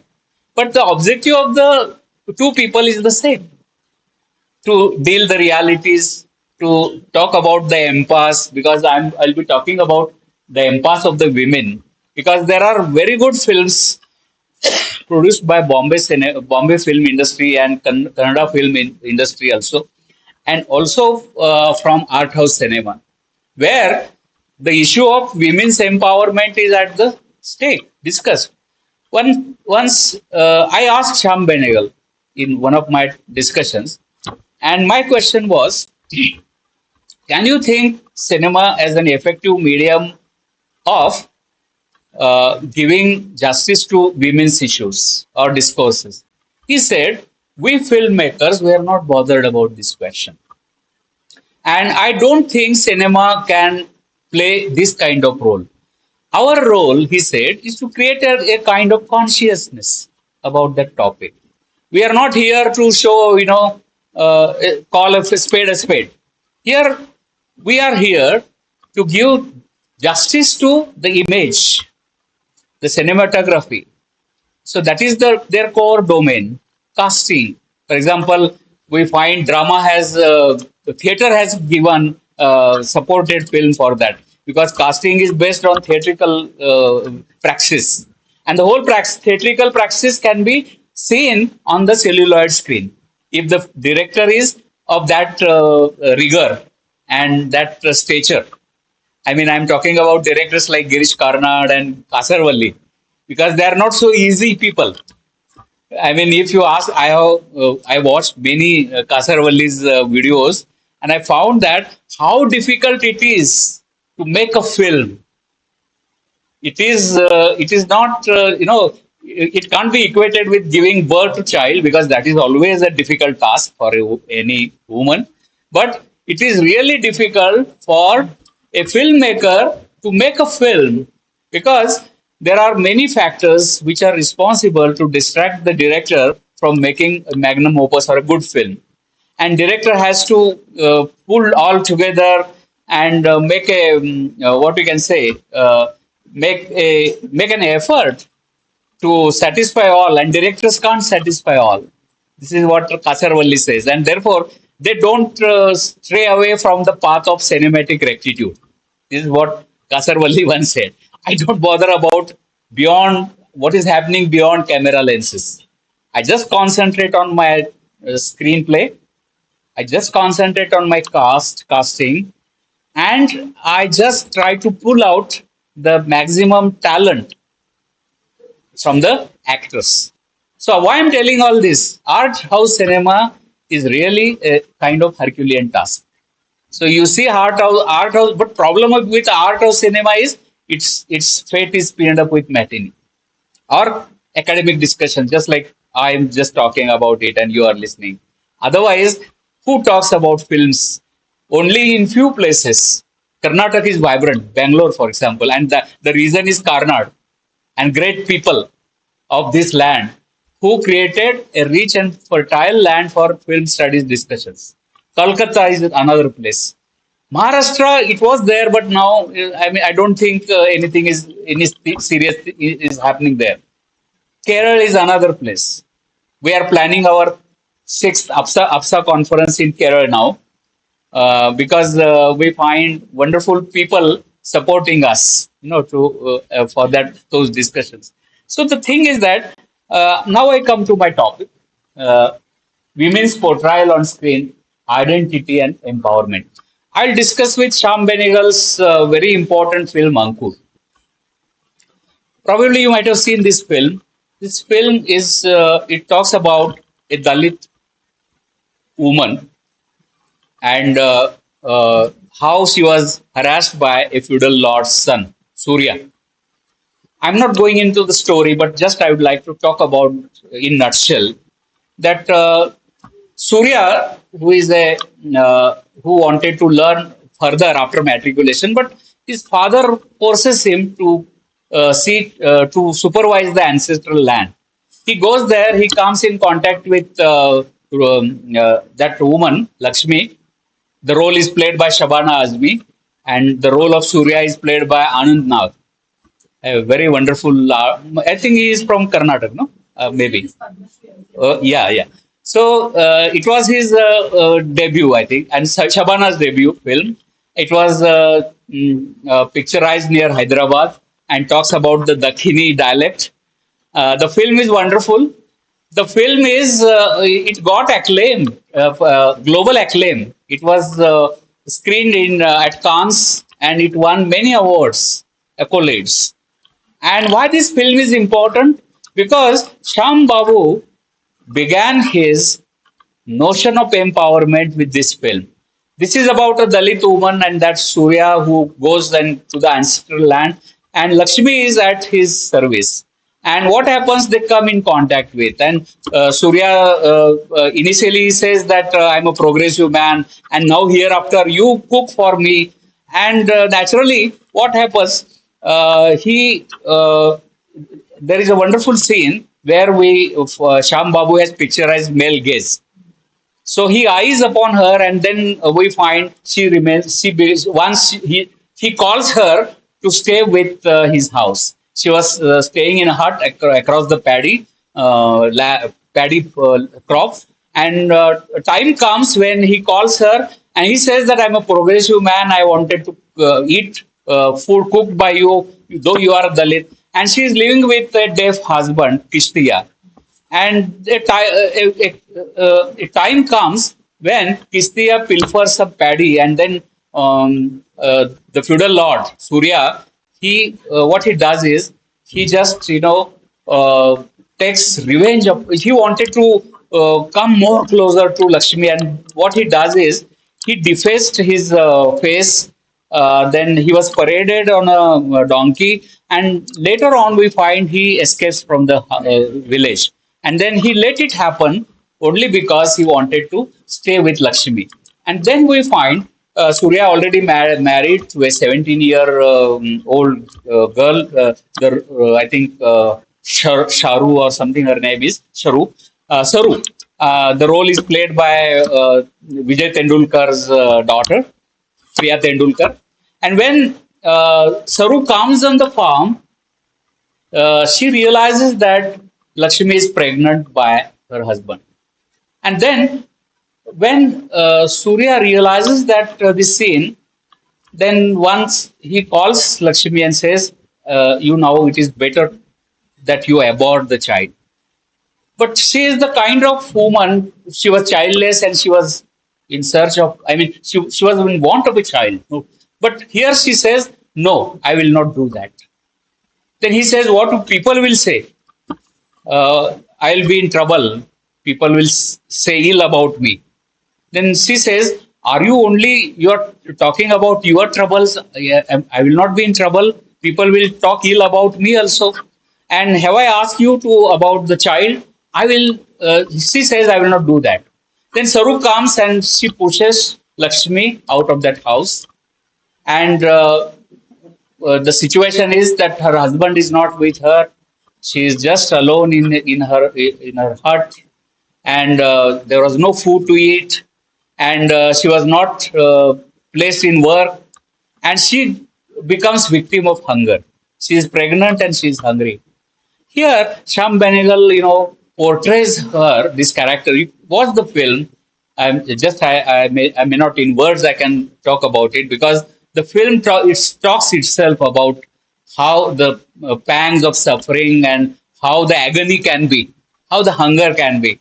So she suffers, and one day, what happens in her hunger? She was dragged to the manor, that feudal lord's place, and she comes there and she steals some grain from the grain yard, and then she was caught, you know this in this act. And then Surya and his wife, they humiliate her, they insult her like anything. She was pushed out of her house, out of their house, and she again, she goes to her hut, and next morning she finds her husband returned to her place with money in his hand, rolled notes. And when he sees her husband, she, she can't bear this. She starts, weeping like anything. That is a wonderful scene from the Ankur. And Satyajit Ray has praised this scene when Satyajit Ray was asked by Shambabu that which scene is important for you. Ray said, the day when Lakshmi finds her husband just sleeping near, and the way she weeps, cries, that is a wonderful scene. Even I couldn't have done such a wonderful scene. This is what Satyajit is saying. So the point of talking is that art house cinema can do what a novelist does in a novel. So then the film ends with, on a very tragic note, uh, Kistia wanted to meet the feudal lord and to just, to uh, to offer his thanks, and he goes there to meet. But Surya thinks that Kistia has come to whip him because he goes with a stick on his hand, on his back. And then in the last scene, Kistia is beaten up like anything. He whips, and then Lakshmi sees and she rushes and she tries to save Kistia. And then in the last scene, she hurls abuses to the feudal lords. She says, "We are not your slaves, and you will not die easily. You will die with our souls on your mind." And then the film, she takes her husband, she supports him, and she goes to her hut. And the film ends. A small boy pelts stone at the window pane of the manor or at the house, and the screen gets red, and the film ends there. So here we find what kind of empowerment Sham Babu talks about.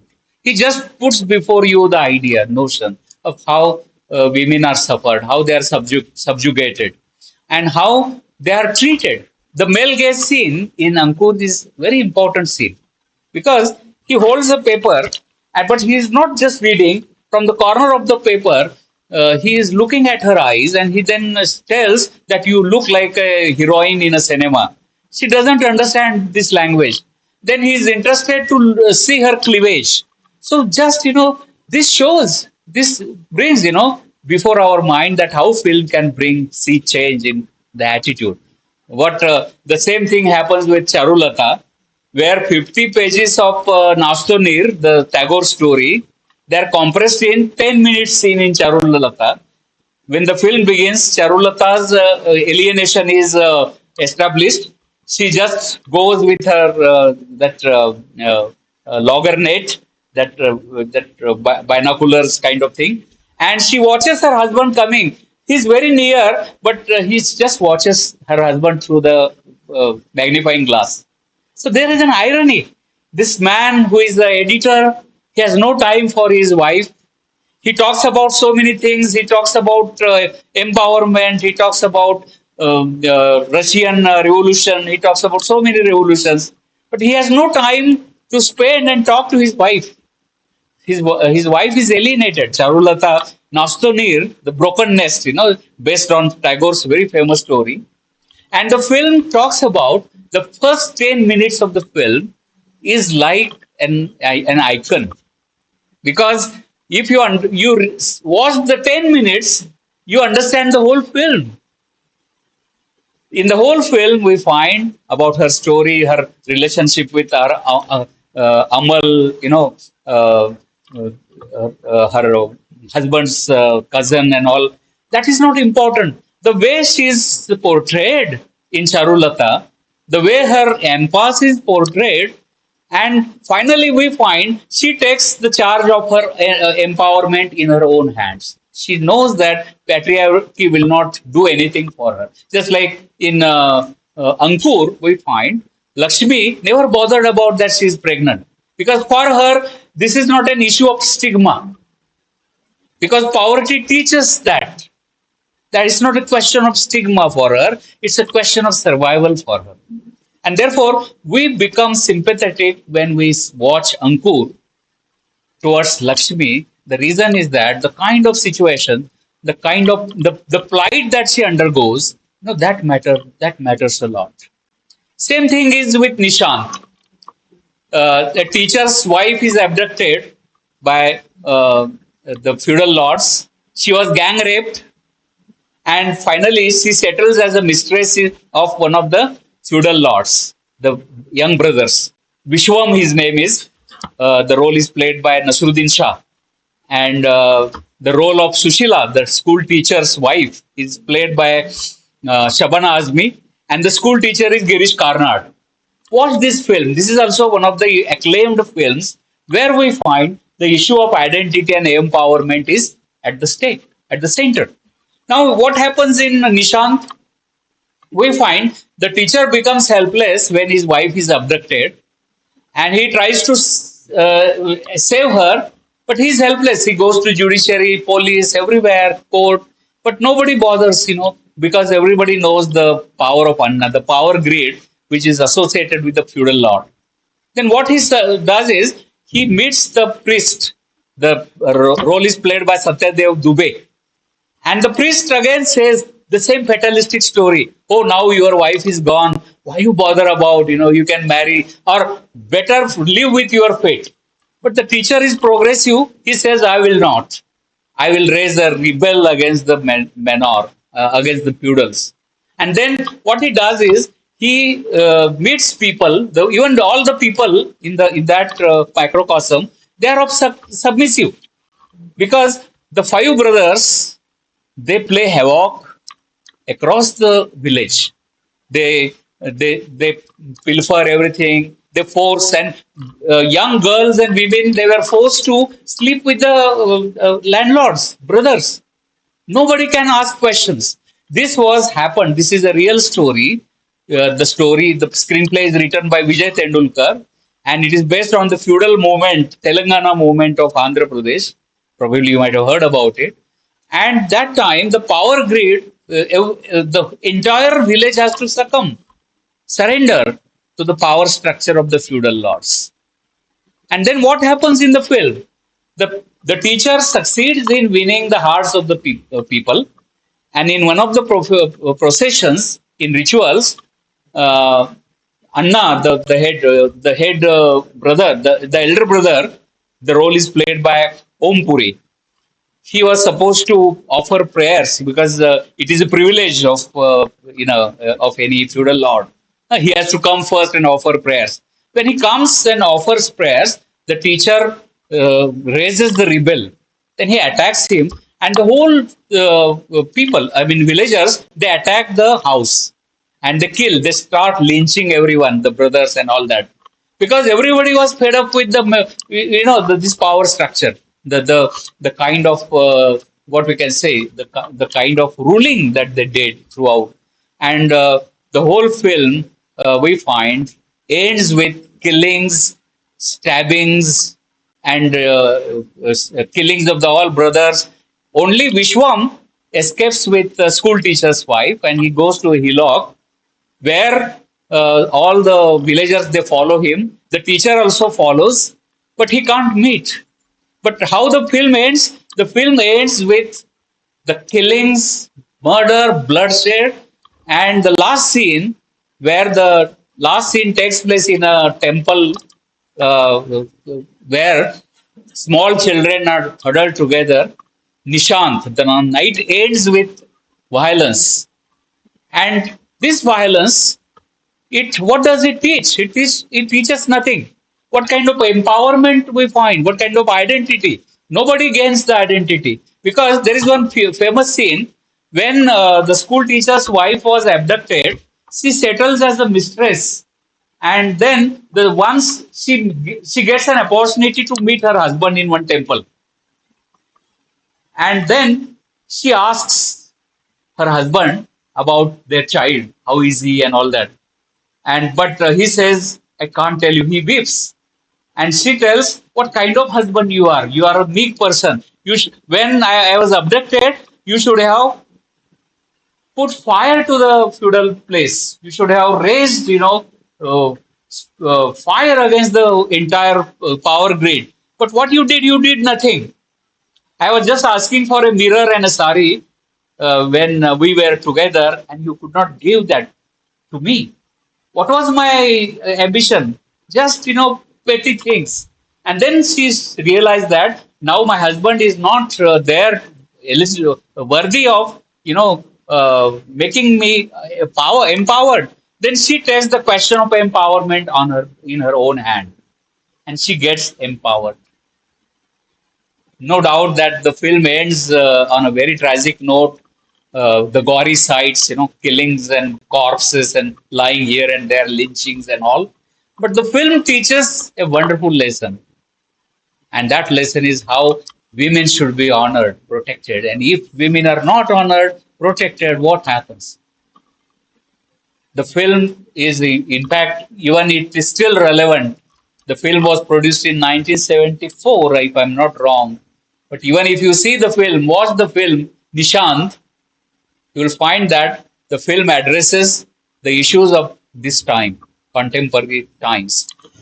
So, now I come to my conclusion part. because I'm not going to escalate your minds. I know that it's the post lunch session. But what I would like to talk about this medium, again, I will come to this idea of this medium. This medium, if it is handled by good people, erudite filmmakers, then certainly this medium can create something meaningful. And the advantage of this medium is that it can translate language, it because it speaks the language of the images. I think Christian Mays once said a film is easy to understand, easy to watch but difficult to explain. Any film is easy to watch and difficult to explain. And Sham Benegal, in one of his interviews, says India is a vibrant place for the feministic films, films on women, because a lot of atrocities are being done to women every now and then. No society is exception from that. And therefore, for a filmmaker who is interested in film studies, feministic studies of filmmaking, he can find plethora of subjects, because even we find open any newspaper, a 5 year girl is not safe. Can you imagine what kind of situation that we are in? So this androcentric society, this male-dominated society, where we find women have been seen as an objective of sexuality. Even I'm talking about the Bollywood kind of cinema, the films. I'm not. There can be good things, takeaways from Bollywood cinemas also, but most of these films they circumvent towards around commercial purpose, because there is a huge investment. Film is a collaborative medium, and filmmakers are interested in minting the money out of it.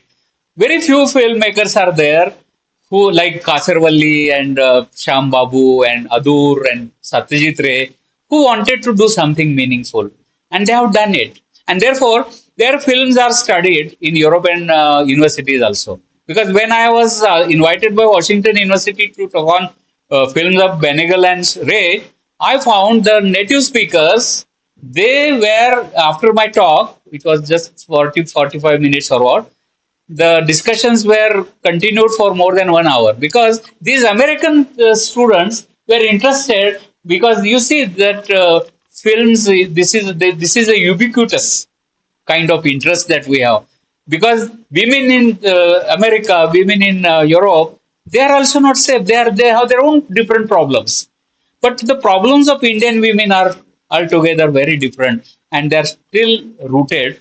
And we find that thanks to the erudite filmmakers who are talking about and who are bringing out plethora of such films, and I think that is those films will certainly can be studied in the context of identity and empowerment. A film can do a wonderful empowerment if it is screened and if it is discussed. Means only watching is not enough. Film discussions are also important events, and that can create very important, vibrant discourses.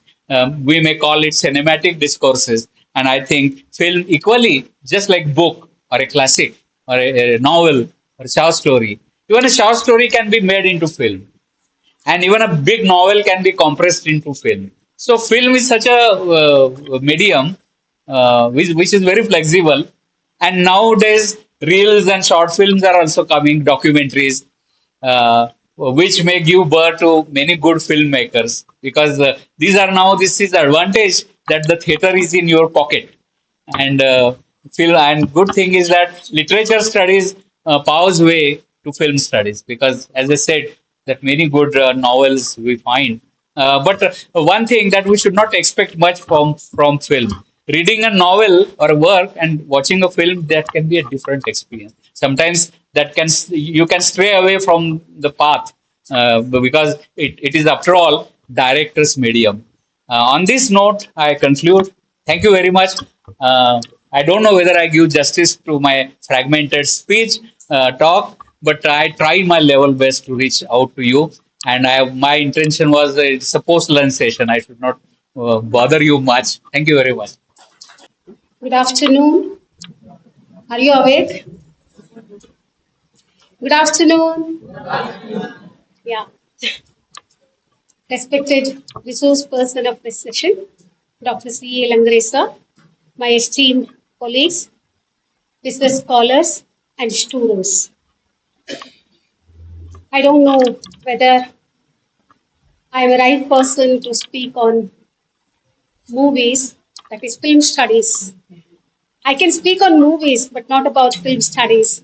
I'm not an expert uh, on this subject, but I am a lover of movies. I watch movies. I watch movies critically. And based on that, I want to say a few words. And Pooja madam has told me to speak only 5 minutes. So within that 5 to 10 minutes, I take 5 minutes extra. Uh, I am trying to make what I'm trying to put before you. The topic here, the topic is that is the portrayal of women on screen, identity and empowerment. So Professor Langre has already spoken about this, and he has talked about the classics, the art films.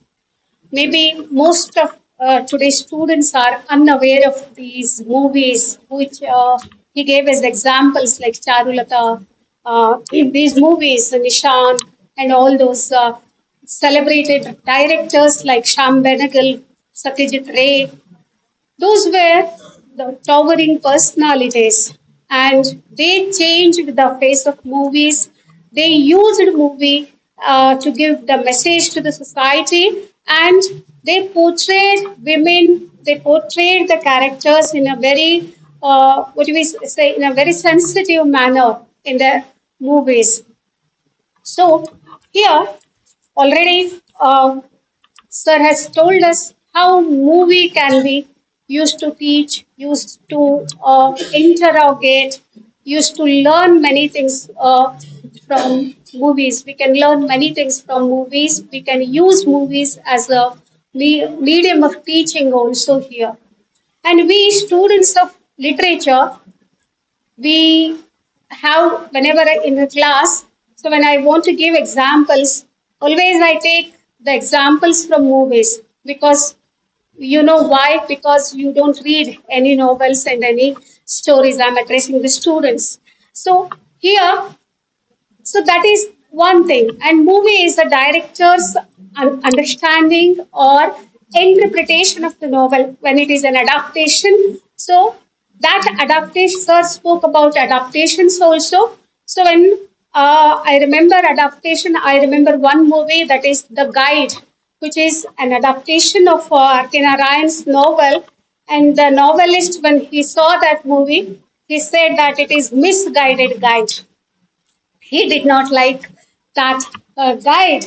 And the same thing when I read Pygmalion, so which is made into 13 Oscar award winning movie, that is My Fair Lady. So in that My Fair Lady, that Pygmalion, that drama by G.D. Shaw, the end of the movie has been changed there. So this is like adaptations.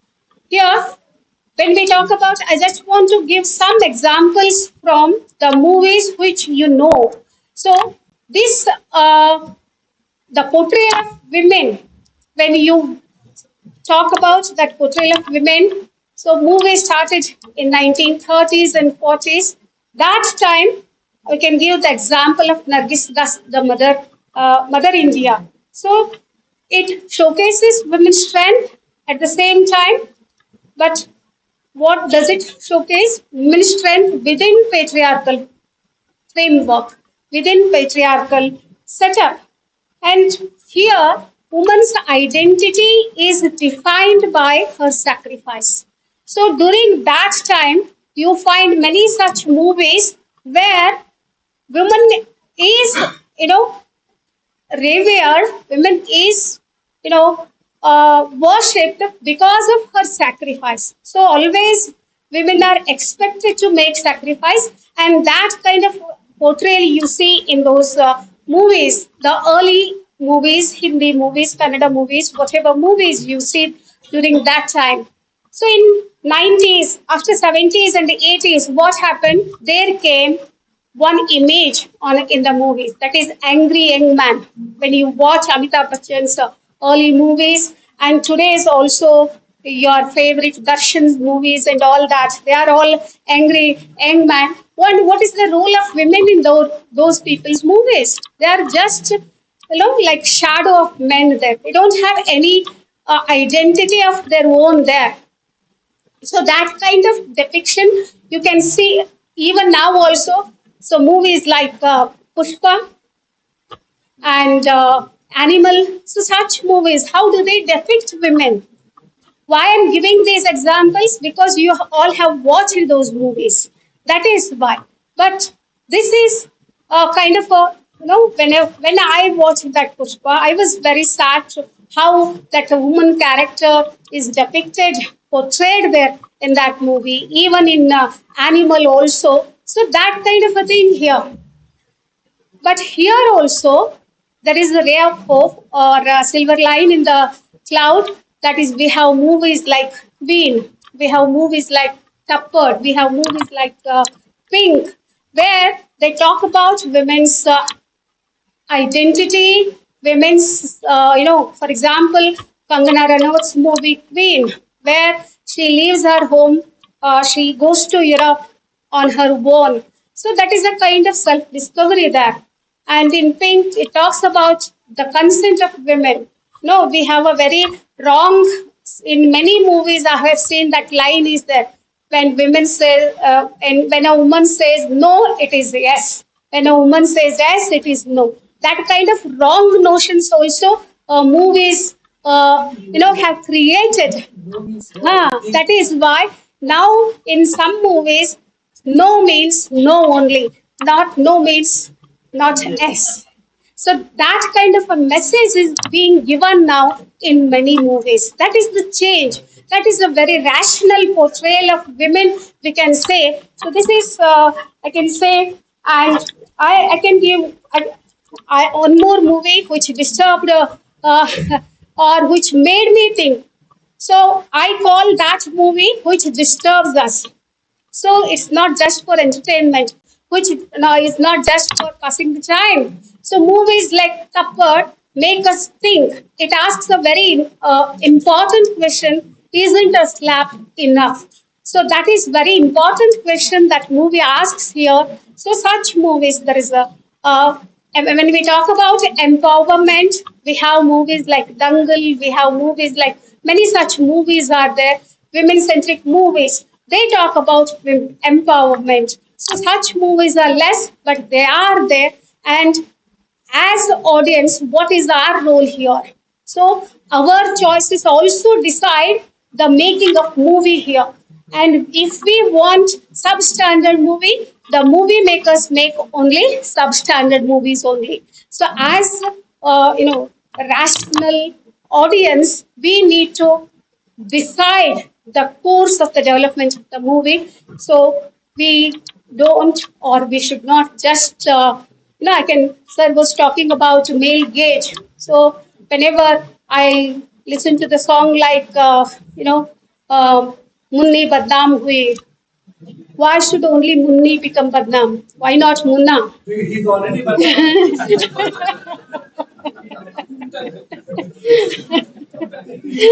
Sir was talking about male gauge. The songs like Sila Ki Jawani, all those that they are about male gauge. So audience like such things. That is why such songs and movies are made. So we need to see movies, not just watch. See movies, especially the portrayal of women in movies. And we need to see the real women with all complexities, with all humanity, and all these things. And thank you for this opportunity. Thank you, Vanita. Thank you, ma'am, for expressing your insights and for gracing the occasion. With that, we come to the end of this session. Before we conclude, it is time to acknowledge and thank everyone who contributed to making this session. I now invite Mr. Kumar Marathe to deliver the vote of thanks. Good afternoon, everyone. It is my honor and privilege to deliver the vote of thanks for this session 3 on women's portrayal on screen, identity, and empowerment. First and foremost, I extend my heartfelt gratitude to our esteemed resource person, Professor C.A. Langre sir, Associate Professor, uh, Professor of English, Shivaji University, Kolhapur, for his scholarly and thought-provoking speech. Thank you, sir. I also express my sincere thanks to the chairperson of this session, Professor Nagaratna Parande ma'am, Professor, Department of English, Rani Chennamma University, Belagavi, for steering the session for such a grace, clarity, and thoughtful observations that have added depth and direction to this discussion. Thank you, ma'am. A special note of appreciation to all the faculty members, research scholars, and students who have attended this session with such an interest and enthusiasm. Your attentive presence made the session all the more engaging and impactful. I also take this opportunity to thank the organizing committee for their seamless coordination and efforts behind the scenes. Thank you. Thank you, one and all. Studies, cherished guests, distinguished scholars, and all the brilliant minds gathered in this hallowed Coimbatore Hall. We stand at the cusp of concluding what has been extraordinary odyssey of thought, a profound exploration into the very heart of human experience, a symposium deciphering women narratives, literature, and cinema has been a vibrant mosaic of voices, insights, and perspectives, meticulously woven to illuminate the rich tapestry of women's stories across diverse artistic realms. And complementing this intellectual feast, we have witnessed the joyous birth of new literary works, adding fresh consolation to our academic firmament. It is with a profound honor and immense delight that I, Vinayak Nandi, Research Scholar of English Department, serves as your host for this valedictory function, the poignant culmination of what has been a truly indelible gathering of intellect and empathy. Now, as we are prepared to gently draw the curtain on this remarkable event, let us first extend a most heartfelt and ceremonial welcome to all the esteemed souls who have graced us with their distinguished presence. To formally usher in this evening's proceedings, I extend a gracious embrace to our revered guest. I have the distinct privilege of inviting Dr. Fayaz Ahmad Nikal sir to the stage for the welcome and introduction of the guest. So please illuminate our gathering with your eloquent words. Yeah, good afternoon, everybody. Respected dignitaries on the dais and off the dais. I welcome the gathering for this valedictory function. I welcome the chief guests of this one-day symposium on deciphering women narratives, literature, and cinema, and release of books. I take this opportunity to welcome the guest of honor, Sri Santosh Kamgoda, Registrar RCUB in absentia. Welcome, sir. I also welcome the guest of honor, Srimati M.A. Sapna, who is MA in English and has a passion towards teaching English. She is the Honorable Finance Officer of Rani Chennamma University. I welcome you, ma'am, on behalf of the Department of English. Welcome. Kindly give a bouquet as a token of love and respect to Madam Sapna. Kavita, madam, please do the honors. I also welcome Dr. Chandrakant Langre, sir, Professor, Department of English, Shivaji University, Kolhapur. Welcome, sir. I also welcome Dr.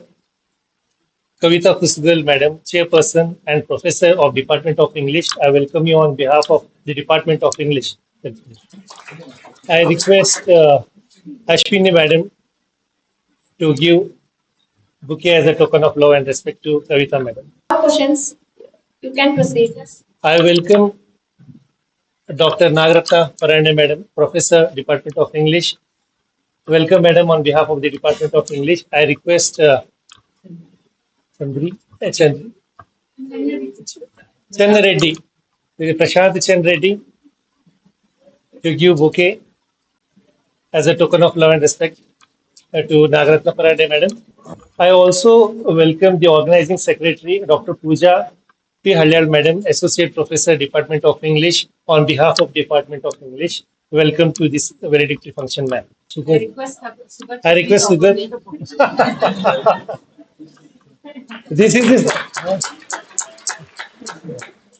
This is the side effects and after effects of staying in PG Center because I hardly know people over here. Yeah. At the last but not the least, I welcome all the. Sorry. In the morning you promoted me. In the evening I forgot you. So I also take this opportunity to welcome my colleague, Dr. Madhushri Kalimani, Associate Professor, Department of English. On behalf of Department of English, I request Shilpa to present a bouquet as a token of love and respect. So to conclude, I welcome all to this valedictory function and thank you for giving me an opportunity to propose a welcome speech. Thank you. I also welcome Dr. Fayaz Ilkil to this valedictory session, and I request Ms. Rasika to please present a bouquet to Dr. Fayaz and welcome him. Thank you. Thank you, sir, for the eloquent welcome and the thoughtful introduction. Your words have indeed set a beautiful prelude for our evening. The true heart of any academic endeavor beats in the authentic voices and valuable perspectives of its participants. We are now eager to hear the insights and reflections that have bloomed from this symposium. First, from our esteemed research community, it is my pleasure to invite Ms. Samruti Bhave, a dedicated research scholar. Ma'am, please share your valuable feedback with us. Very good afternoon to one and all present over here. Esteemed dignitaries on the days and of the days, my dear research scholar friends, seniors, and all my dear student friends. This is a really wonderful opportunity for me that is placing a feedback of such a wonderful session over here. The session started with the book release by three women of our department. Rather, I would call them Wonder Women because I don't know when they get time and all that patience to do everything and never fell short in anything that they take in their hands to do.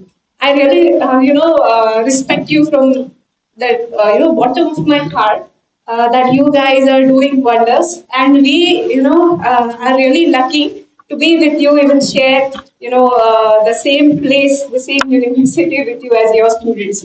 So thank you for being there for us every time we need opportunities. And also, I would like to thank the organizers, rather the department, for giving us such a wonderful, resource of knowledge by getting so much resourceful people to us. Like today, we have actually, we had to have three people. That is Professor Malika Gandhi, madam, which unfortunately we couldn't, hear to because of some reasons. We have today with us Professor S.N. Vikram, sorry, Professor S.N. Vikram Raj Aras sir, as well as Professor C.A. Langre sir. Professor S.N. Vikram Raj Aras sir in the second session spoke about a note on deciphering women's literary narratives. He spoke about three archetypes. That is Sita. Next one is Panchali, that is Draupadi, and comparing them both with today's women. And actually, it was very insightful and thought provoking that how many versions of Sita and Draupadi have come and gone, but the state of women has not changed yet. It is just on books and social media, as quoted by Madhushri ma'am in her poems, but the status doesn't change. Also, Dr. Pooja Haryal was sharing this session. He added that how Indian feminism was ahead of time.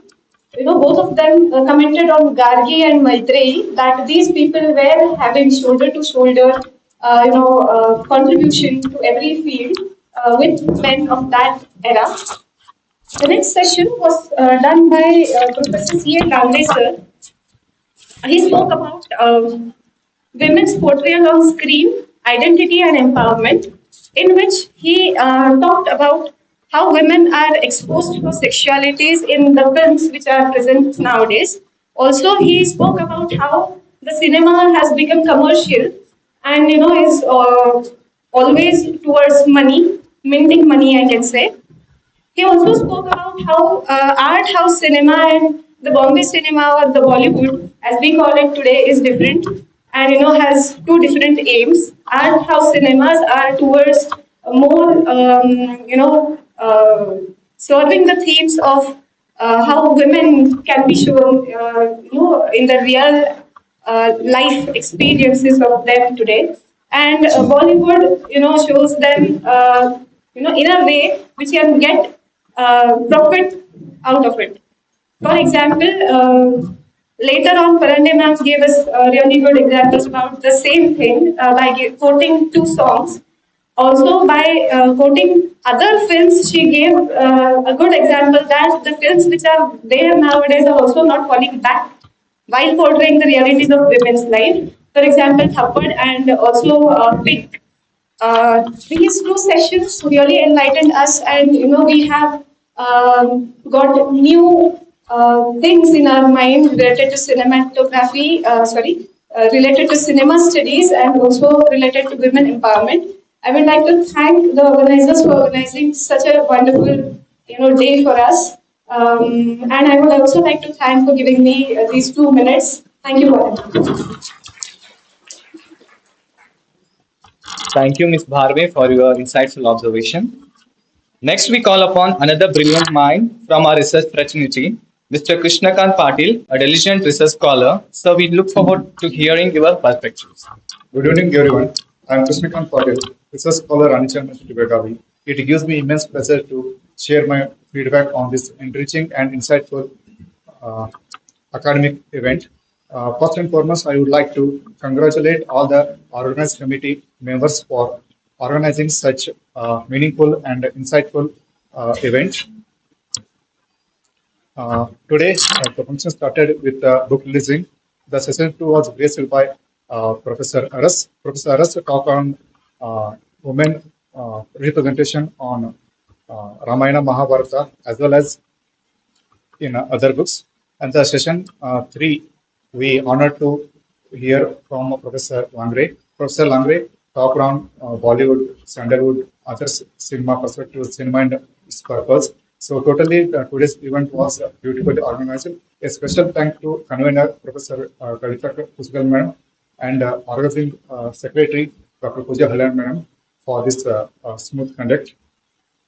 I hope that all of us living today with new thoughts, new ideas, and a new inspiration. Thank you. Thank you. Thank you, Mr. Patil, for thoughtful contribution. Now we turn to the fresh and vibrant voices from our student body, whose engagement has been truly commendable.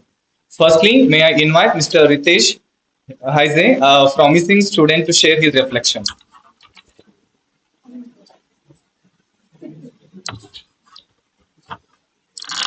Respected dignitaries, faculty members, scholars, and dear friends. It is truly an honor to share a few insights on enriching symposium on deciphering women narratives, literature, and cinema. The three sessions held today were not only thought-provoking but also deeply relevant in the current socio-cultural context. The books released during the inaugural session showcased an impressive range of themes, including gender politics, identity, silence, resilience, and the evolving portrayal of women across the genres and the culture. The second session, a note on deciphering women literary narrative, opened an important conversation around the evolution of women's storytelling across the genres and the time periods. It emphasized how literature has served as a mirror and a medium of resistance for women. The session was intellectually stimulating and offered a nuanced perspective on the representative of women in literature. The third session on women's portrayal on the screen, identity and empowerment, was a powerful reflection of how cinema can both reinforce and challenge gender norms. The discussion on the cinematic representation and the journey toward authentic empowerment was especially compelling.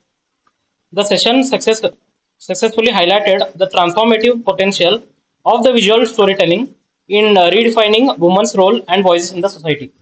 Overall, the symposium has created a space for critical engagement, interdisciplinary dialogue, and the celebration of women's narratives across platforms. I congratulate the Department of English for organizing such a meaningful event and thank all the presenters for their insightful contributions. Thank you. Thank you, Ritesh, for your candid feedback. Next, we are pleased to welcome Ms. Niti Nirgatti, another bright student. Niti, please come forward.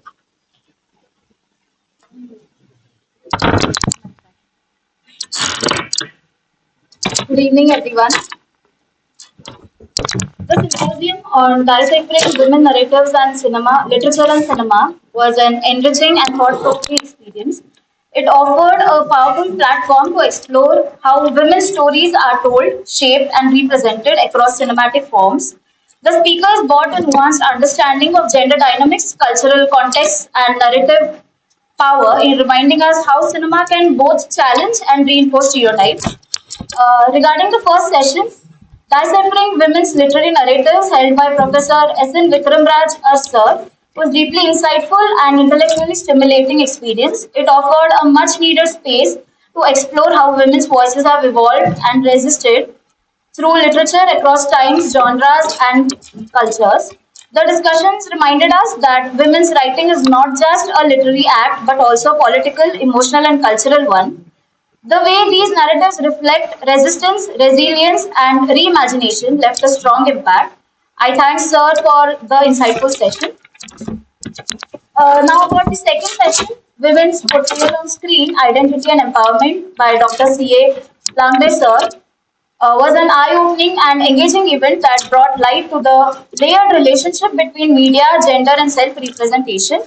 The session was engaging and interesting through Sir's example and references to filmmakers like Satyajit Ray and others that brought depth and clarity to the discussion, helping us see how women's identities have been shaped and sometimes confined by the cinematic gaze. These examples made the analysis relatable and grounded in real, influential works of art. Overall, the symposium not only deepened our understanding of cinema as a reflective and transformative art form, but also inspired us to critically engage with what we watch and how we interpret it and narrate women's experiences. I thank all our organizers and professors for curating such a meaningful event. Thank you, ma'am. It was a really good experience. Thank you, Niti, for your valuable insights. Continuing with our student voices, now I call upon Ms. Suchitra Durganavar, a dedicated student. Suchitra, please. Good evening, everyone. Respected dignitaries on the dais, it's my pleasure to be here today for this book release event and the symposium on deciphering women narratives and cinema, literature and cinema and release of books. It is a great honor for me personally to have very well-known and prominent personalities of literature in this ceremony. It's a cultural event that promotes women's voices and perspectives in literature and cinema. It's my honor to be in the presence so talented and accomplished individuals of each who brings their own unique perspectives and expertise to this gathering. Deciphering women's narratives in literature and cinema involves analyzing how women characters and storylines are portrayed and how these portrayals reflect and challenge societal norms. And this can be done by examining themes and the depiction of female empowerment. All the three sessions are very meaningful and it enlightened my knowledge. So I would like to thank Dr. Pooja Hayal ma'am for giving me this opportunity to speak. Thank you, one and all. Thank you, Suchitra, for your engaging thought. And finally, to conclude this feedback segment, we invite Mr. Kushappa Varage, a thoughtful student. Kushappa, please share your concluding remarks. Good afternoon, everyone. I am Kushappa Varge from MA first year. I would like to share my views about today's symposium. As we began this function, Dr. Pooja Alyar Madam told that in our society we consider women writing as a kitchen writing, but as we listened to the speakers of this following session, I realized that things have changed. Professor Vikram Raj Earth discussed about Anta Desai's characters, women in love, women in relationship, and their struggle. Professor Langre sir, to said that women are struggling in the system of patriarchy and marginalization, how our society muted women's voice and their representation in our ethics and our literary works. This symposium gives us to how our mythology and society as a whole glimpses, and also we understood how to look and analyze women characters in Indian literature. I thank the organizer for giving me the opportunity to express my opinion today. Thank you, Nendo. Thank you, Pushappa. Thank you all for sharing your valuable perspectives. Your feedback is just not heard, and it is genuinely cherished as we strive for continuous excellence. Friends, we are profoundly privileged to be in the august company of dignitaries whose very presence lends immense gravitas and inspiration to this occasion. Their lives are testament to dedication, leadership, and unwavering commitment to progress. We now turn to the most anticipated segment of our evening, the words of wisdom from our distinguished guest, beacons of knowledge and inspiration. It is my profound honor to introduce our chief guest, Srimati M.A. Sapna Madam, the esteemed finance officer of Ranichandama University, Belgavi. Your presence here today is a radiant affirmation of the vital importance of intellectual discourse and the pursuit of knowledge. We eagerly await your inspiring words that will undoubtedly illuminate a path forward. Ma'am, please. Good evening, everybody. So, dignitaries on the dais, off the dais, faculty, and my dear students. I've been listening to Vinayak, his adjectives when he was inviting the students have been very thoughtful and quite good, but I really don't know whether the adjectives that he used for me are applicable to me practically or not. I'm not very sure about that. I think he's being very polite. So, anyway, thanks for all the lovely adjectives that you used. I would like to share that when you were talking about the experiences, when you were talking about how the sessions went on, it was very interesting. In fact, I should have been here for one of the sessions, but unfortunately I could not. But the very topic about deciphering women narratives, I was pondering about it. In fact, I had a discussion with the Honorable Vice Chancellor also. Is there something to decipher? And he said he was exactly thinking on the same lines, but probably we couldn't continue on that. Um, I would rather talk about portrayal. You have women being portrayed in different ways. Are we agreeable to all of that? Are we agreeable to the portrayal? In fact, when I came in, Navrata Madam was talking about the way she was being portrayed in movies, different things, some of them negative, some of them positive. I really don't know. Uh, I remember one of the movies that I watched quite a long time ago as a student. It was a very famous movie of those times. Of course, I watched it much later, after its release, I mean. So this was a movie called Earth. It was very famous in those times. I don't know probably whether it's even being telecast now. So this was about two ladies in the movie, and there was one male protagonist, and of course you had one the wife, the other me. Both of them portrayed quite well. And of course, the usual things, the feeling of betrayal, the feeling of possessiveness, all these emotions, you could see in the movie. And I think that the male protagonist was not very convincing enough, but both the female protagonist, the actors were very good. And needless to say, at the end of the movie, the wife, she feels that it's injustice and she walks out of her husband's house. I always used to argue with my friends. I want the movie to begin from here. In fact, it was one of the topics of my seminar too. I would like to know what happened to that lady. Of course, this was quite early in the 80s. And time plays a very significant role. In fact, one of the students said things have changed. Have they? On the surface, yes. Sometimes you scratch the surface, no. And I don't know what Madam was thinking when she said it's kitchen literature.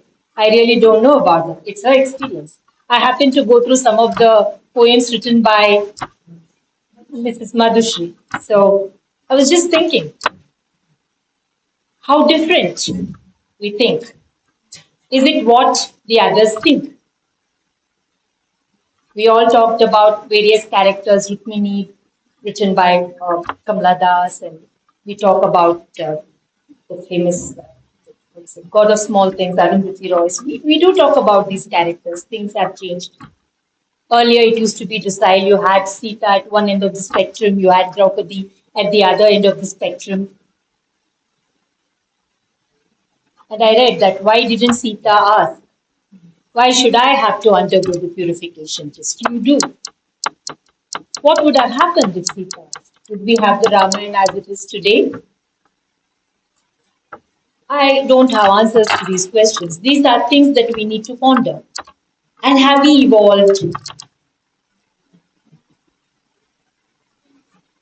We talk about ladies beating stereotypes, movies making the female lead, some of them very powerful. We had female lead back then when we think about Bhumika or Mitch Masala, I think, and when we talk about Ankush, they have very strong portrayals of women characters, but those were not watched by majority of the audiences. Majority of the audiences catered to I'm talking of my time, say Do Teen, and all such types of songs. And now, as she said, Munni Badnaam Hui and all that. Then we talk about Tappad. Isn't a slap enough? We talk about Pink. We also talk about women in literature. Women not, hesitating to come out with their innermost thoughts, their sexual preferences, the way they want to be, the way they want to live their lives. Things have changed. But has the audience changed? Have the readers changed? Because the other day, I just was talking about the God of Small Things with one of my acquaintances, and it was like I don't want to talk about the person, but the person was saying that this was just isn't it something that is wrong because you are portraying a character who is no longer alive to defend herself in this way. That was the kind of perspective that this person was arguing about. So I really don't know whether it was this person's perspective or whether it was the truth because the character was no longer there to defend herself. I really don't know. But then I thought maybe, this was another way of fighting off the things that are happening. In fact, when I used to read, Jane Austen was my favorite writer once upon a time. Even now she is for her language and humor. So when I used to read, that first sentence in the famous lines in Pride and Prejudice, it's truth universally acknowledged that, a rich man is in search of. I mean, then what? He's in search of a wife for what? Is he going to make her his business partner to serve him? So what kind of servitude is this? Maybe at that time, those people didn't realize that it was servitude. So there's a very old song by Lata Mangeshkar. I don't remember the name of the movie, where she mentions, that the values of yesterday are they valid today, or values also keep changing. The values, as you see in the era of Ram, is different from the values as you see in the era of Krishna. Why I'm giving this example is both of them are supposed to be avatars. I mean, as per my knowledge, we really don't know. But then this is what it is. The values would the Ramayana, would it be the same if the values of Mahabharata were? So I really don't understand about.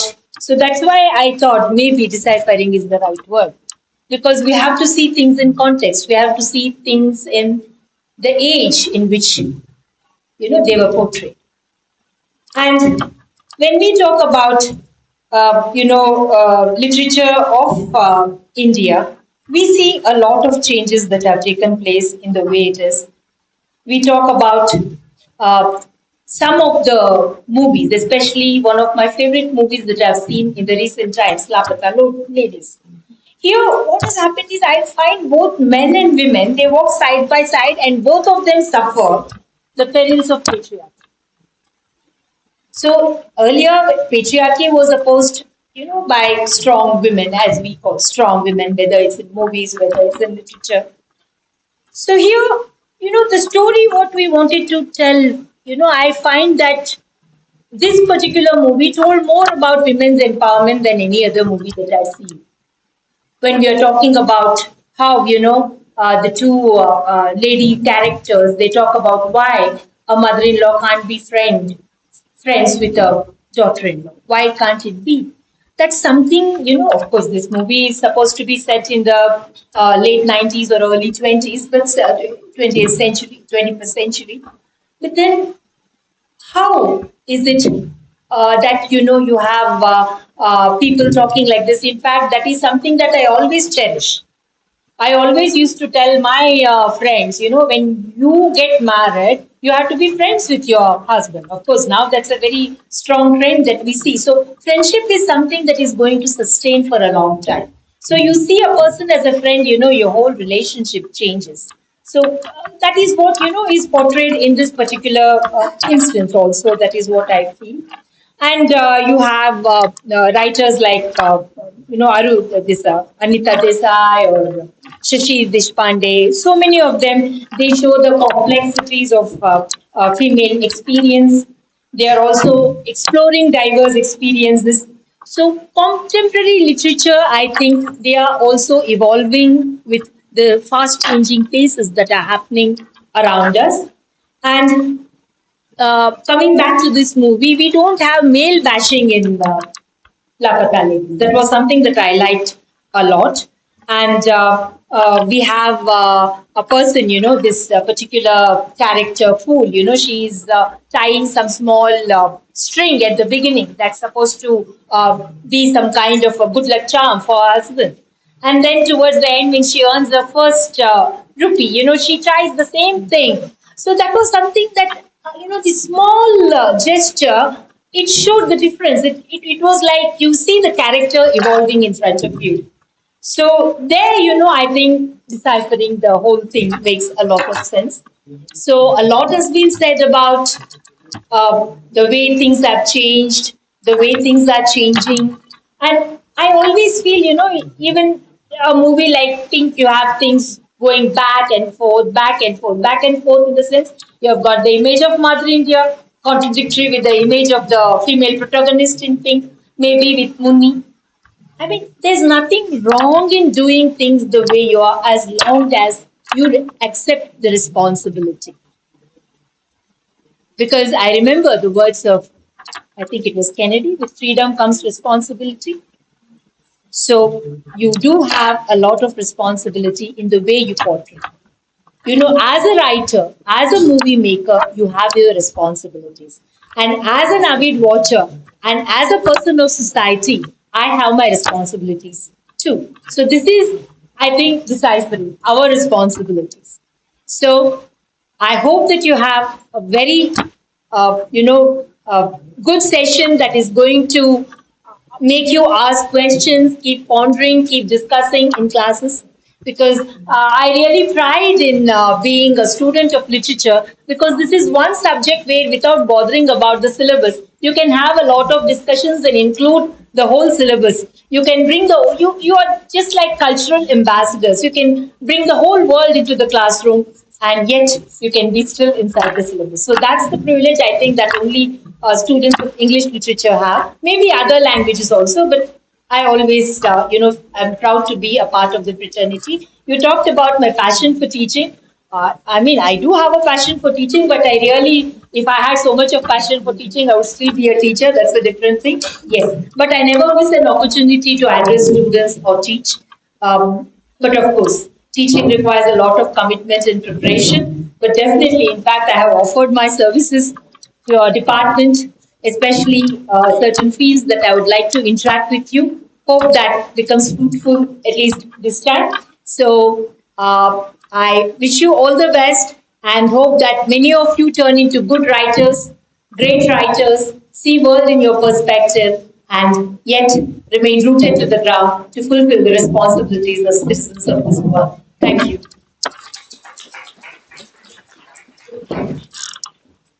Thank you, ma'am, for those truly transformative and illuminating words. Your insights resonate deeply like a guiding star with all of us, and we are truly blessed by your continued guidance and presence. As we humble yet heartfelt expression of our deep reverence and immense gratitude, we now proceed with the felicitation of our esteemed chief guest. I would like to request all the dignitaries kindly step forward and present a token of appreciation to our distinguished chief guest.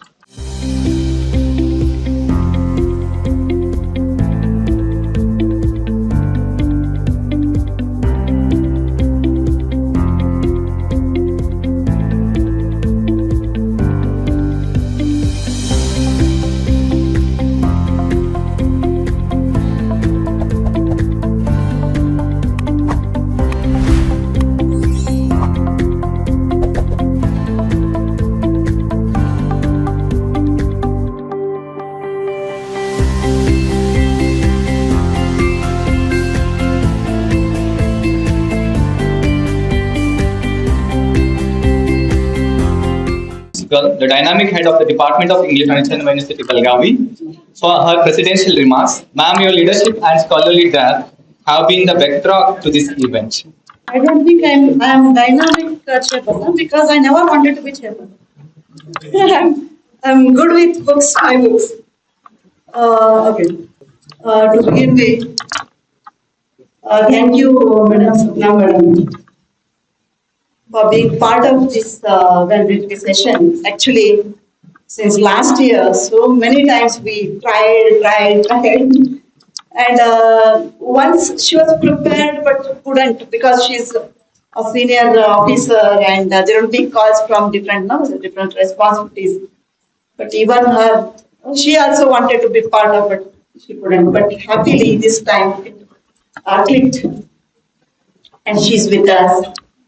And she said her love for literature is visible in her words. That whole world is possible in literature.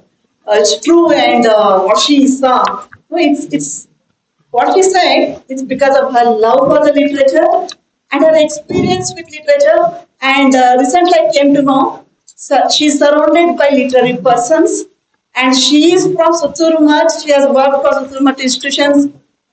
Recently, our team of students visited Sutsurumat and we stayed there for 2 days, nights, days, and no, all that food, all that love of all the Swamijis and all, we got the blessings. Really, I miss that aura and all, and I'm so happy that you are from that campus.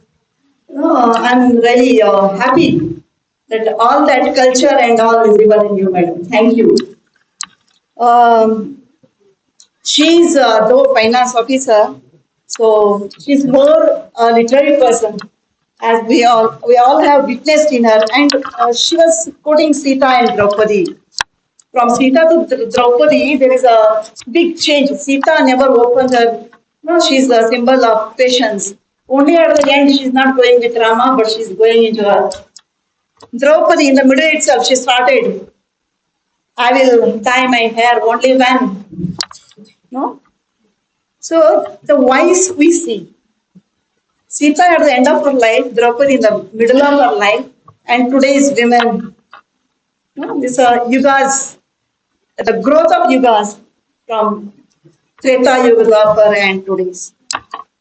So there's a big, I think Madam has located that. So thank you. And she also said how different are women in her experience. She just read some poems there and she located that also. Thank you, Madam. Already students have given their opinions. I will not talk much about the sessions. The only thing, the morning session, Professor Vikram Raj Arasar, he was comparing the East and West. The writers, the theories, how different are they have come with different contexts. So that I think he has Of course, I couldn't see the whole session, but that's what he tried to focus on. So it was a note on deciphering women's literary narratives. How different these two, West and that he. Then I'll talk about Malika Madam a little later. So when Lankay sir was speaking, so I remember most of us we remember so many other movies also. And it was like the movie was going in front of our eyes. We were witnessing those characters. He spoke so well. From Charulata to modern age cinema, so how women are expected to sacrifice things even today. So I was remembering Astitva, then Damini, गीत गाया पत्थरों ने सहरा सहरा हूँ then Rudali, her own daughter, she doesn't know, she was asked to roll, but when she is crying, only at the end when she knows that her daughter is dead, she didn't know that it's her daughter.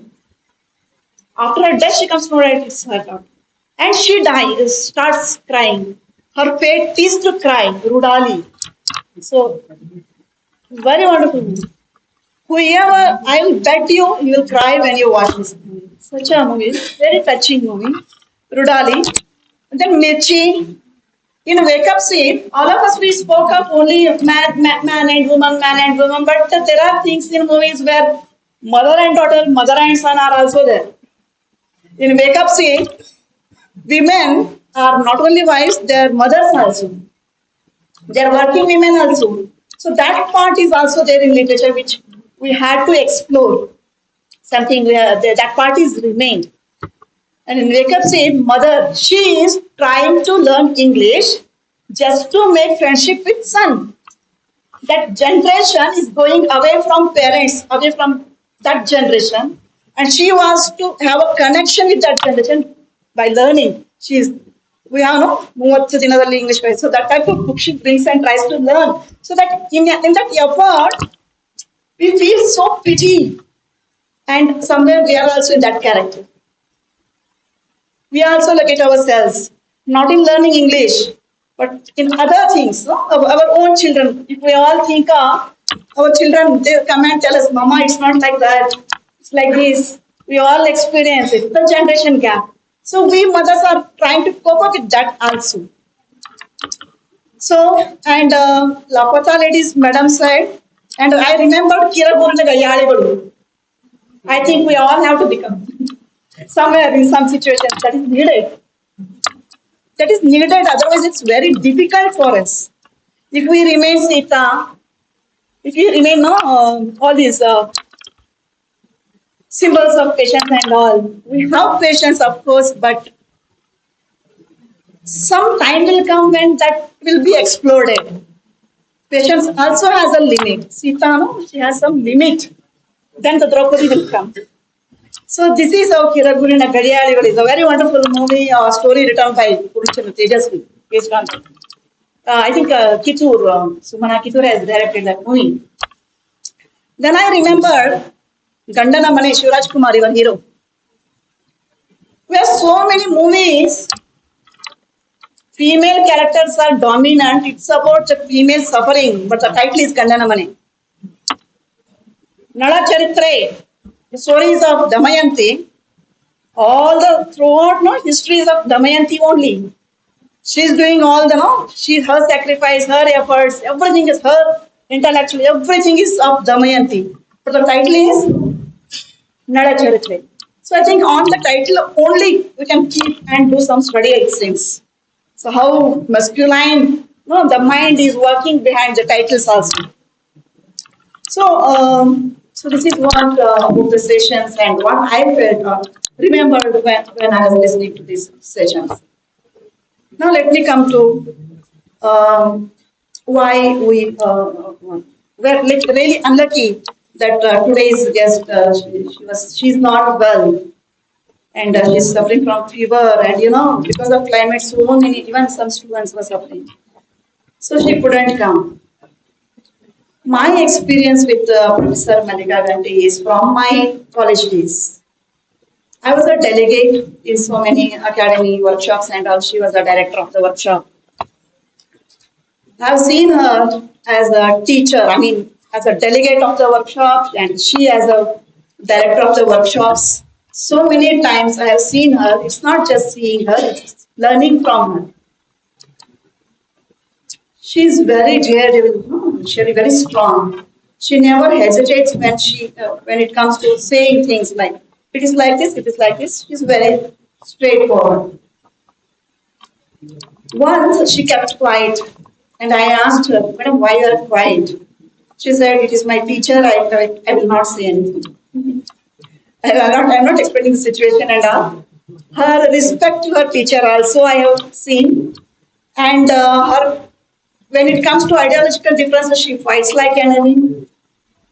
And with me also, Kavita ಹಿಂಗಲ್ಲ ಇಲ್ಲಮ್ಮ ನೀನು ಹಿಂಗ್ ಮಾಡಬಾರ್ದು ನೀನು ಹಿಂಗೆ ಇರಬೇಕು ನೀನು ಮಾಡ್ಬೇಕಮ್ಮ ಈ ತರ ಕಲಿಬೇಕು ನೀನು ಇಷ್ಟು ಸಂಪಾದಿಸಿದ್ರೆ ಹೇಗೆ so this is what her words to me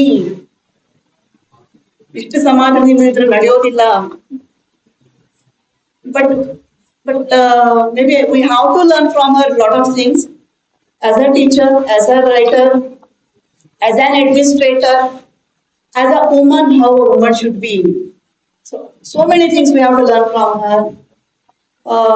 She's a mother like to everyone, every needy person. So such a great lady, humanitarian. So today bad luck she couldn't turn up, but we hope in next events we'll bring her, we'll invite her again. So and again in that team our Madam Sapna will be there with us. I wish we want you next time with her as a team. So this is one thing, and I want to come back to the students and my team. When after my promotion, all of them started asking for parties, quite natural. It is not an achievement actually, just CAS. It just happens with age, 10 years, you will get it, 5 years, you get it.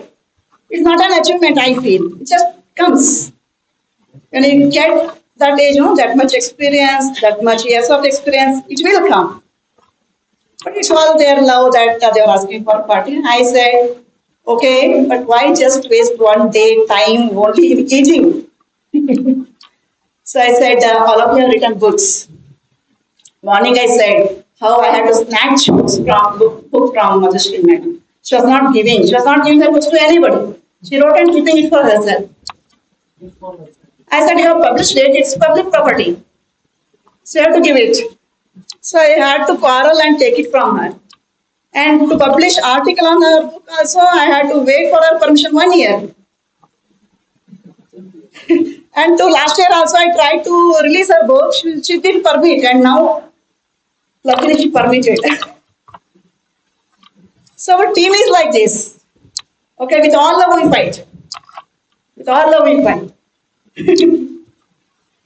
And two more madams, Professor Parande madam, she has a very good exposure and she's connected with all the universities and all. And Dr. Puja Malayan madam, when I gave this idea, we'll release all these books because the reason is our students, they know us only as teachers. They know only our MA in English and PhDs, but they don't know their teachers as writers. I just wanted to expose that other faces of your teachers. Okay, so me already my books are I am outside. There are so many stages and all. I have taken them to Mysore and Bangalore, where already my students have met my circle outside campus. Bangalore, what is my circle? Mysore, my literary circle. Already they have met and already they have read my books, so that reading my books it was not needed because already they know.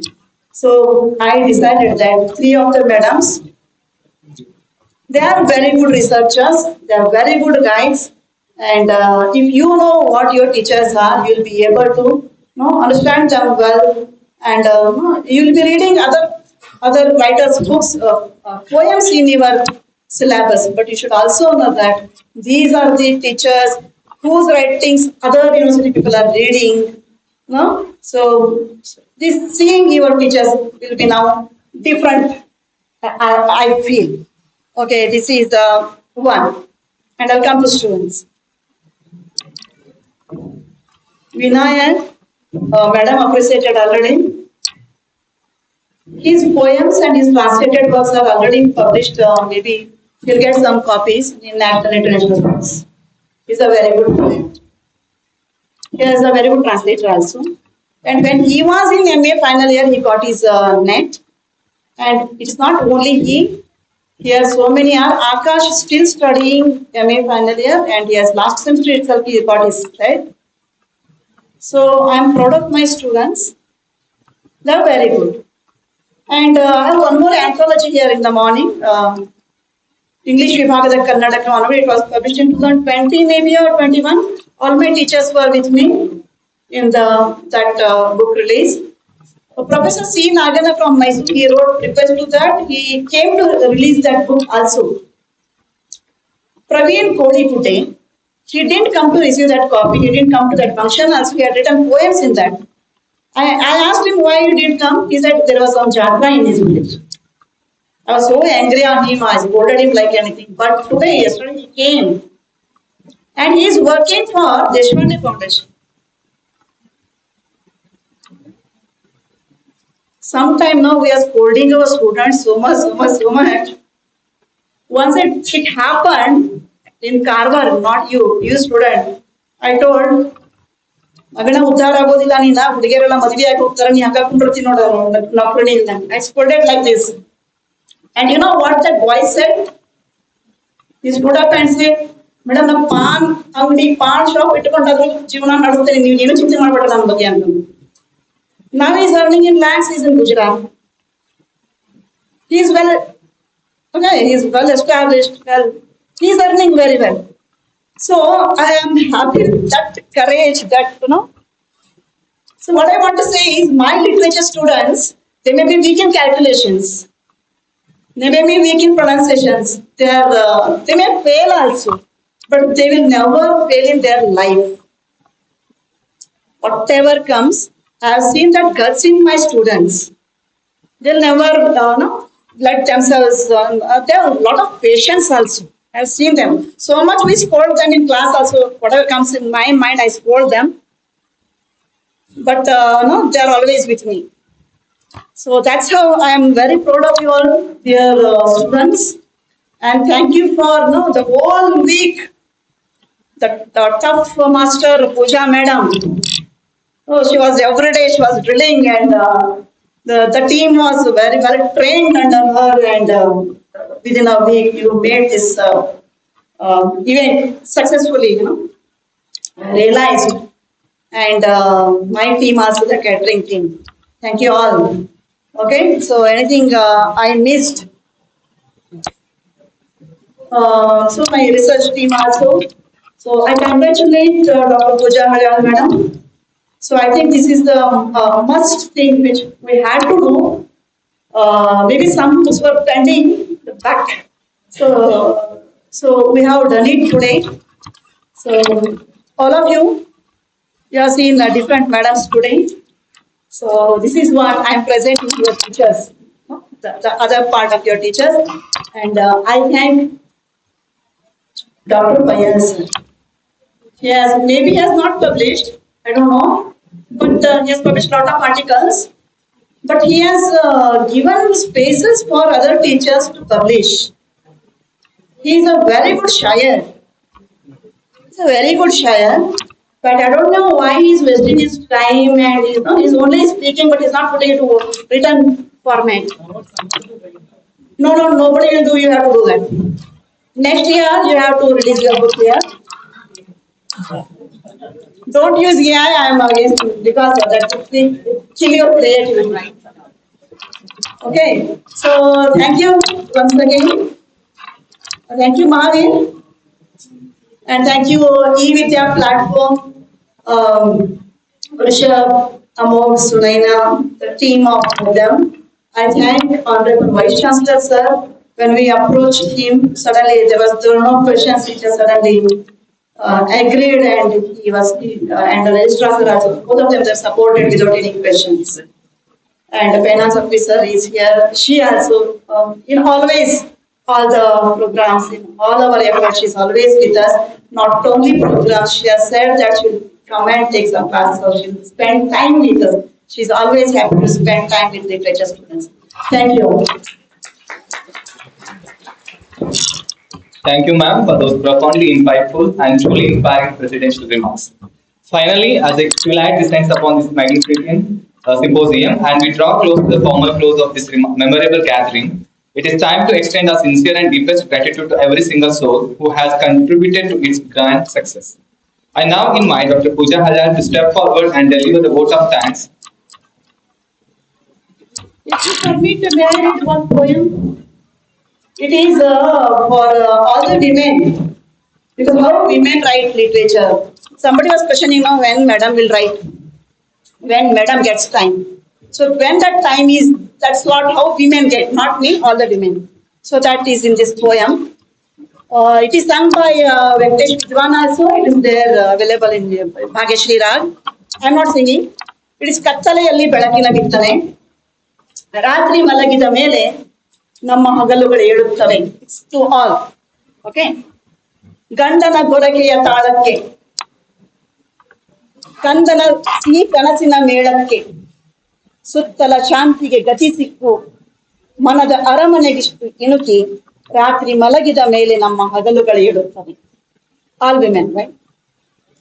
ಬೆನ್ನ ಹುರಿ ಎತ್ತಲೋ ಜಗ್ಗಿ ತೋಳ ಬಲವಿಷ್ಟು ಕುಗ್ಗಿ ದಿನದ ಜಂಜಟಕ್ಕಿಷ್ಟು ಹೊಚ್ಚಿ ಮನದ ಮಾತಿಗೆ ಕಿವಿ ಕೊಡಲು ರಾತ್ರಿ ಮಲಗಿದ ಮೇಲೆ ನಮ್ಮ ಹಗಲುಗಳು ಏಳುತ್ತವೆ. ರಾಶಿ ರಾಶಿ ಯೋಚನೆ ದೂರಕ್ಕೂ ವಿಚಾರ ಓದುವ ಪುಸ್ತಕ ಸಾಲು ಸಾಲು ಬರೆಯಲು ಮಾತು ಸಾಗರ ಲೇಖನಿ ಹಿಡಿದರೆ ಮುಗಿಯದ ಕಥೆಯು ರಾತ್ರಿ ಮಲಗಿದ ಮೇಲೆ ನಮ್ಮ ಹಗಲುಗಳು ಏಳುತ್ತವೆ. ಕತ್ತಲೆಯಲ್ಲಿ ಬೆಳಕಿನ ಬಿತ್ತನೆ ಕನಸಿಗೂ ನನಸಿಗೂ ಚಂದ್ರನೇ ಜೊತೆಗಾರ. ಬೀದಿ ನಾಯಿ ಬೊಗಳಲು ಅಳುವ ಕಂದನ ತುಟಿಗೆ ಮೊಲೆಯಿಟ್ಟು ಮಲಗಿಸಲು ಹಕ್ಕಿಗಳ ದಿಂಡು ಮೂಡನ ಜಡೆಗೆ. So god night is writing ಹಕ್ಕಿಗಳ ದಿಂಡು ಮೂಡನ ಜಡೆಗೆ. Thank you. With Fayaz sir, with his shairi book, I will release my next anthology in English. Thank you, ma'am, for reciting the beautiful poem. I now invite Dr. Pooja Halal, madam, to step forward and deliver the vote of thanks. I'm sorry I've been allotted just 30 seconds. And in that 30 seconds, I think I can only say that this function has been truly successful. And the success goes to all of you. I would formally thank once again Srimati Sapna MA, our finance officer, whom I had seen conversing in English so well in so many programs that I had dreamed to call her here and to make our students listen to her. The way she modulates her voice, the way she structures the sentences are really, a model to you all. So, madam, thank you so much for coming here and presenting yet another model to our students. I'm equally happy that my own guide, Professor C.A. Langre sir, was here right at 8:30 and it's now 5:30. The whole day he has spent with us, given his valuable time to us, his insights to us. Thank you so much, sir. I thank the chairperson, Professor Kavita Kusudul madam, whom you have seen is always open to new creative thoughts and actions. She has wholeheartedly helped me and guided me in conducting this function. Thank you so much. I also thank Professor Parande madam, who is very creative and whose insights are truly something that we all should look forward to, because she points out those small nuggets that probably we would have overlooked. Thank you, ma'am. Thank you so much. I thank my dear colleague, Dr. Madhushri Kalimani and Dr. Bayaz Ilkul, who always have been very, spirited around, helpful, guiding, criticizing, all in one. Thank you so much. I must thank my research scholar, Ashwini Javrimat, specially, as well as Manjula Kusudal, because it is she who looked up to the entire program. I just gave her instructions and she executed it for me. Thank you so much, Ashwini. And a wonderful team of students who supported her was Shilpa, Rasika, Nidhi, and then Kamble, and then Ritesh, Nagraj, I must not forget, Sugat. So all the students and along with them the entire team, the catering team headed by Sushant, Vikram and others. Ishwar Dandin for that smile and for that hairstyle. And everybody here, Om Priya, etc., every one of you. Thank you so much for making this program a grand success. And I also thank all the research scholars who, despite their different schedules, have come here, stayed up till here to the valedictory, because every valedictory there are a handful of them left, but it's not so in our function. And I owe all the success to all of you. Thank you so much. Thank you, ma'am, for that heartfelt expression of gratitude. It truly encapsulates the spirit of collaboration that has made this event so successful. Friends, we have journeyed through narratives, explored realms of literature and cinema, and forged new intellect connections. As we prepare to disperse, let us collectively stand tall, honoring our nation's spirit. I request everyone to kindly rise for the national anthem.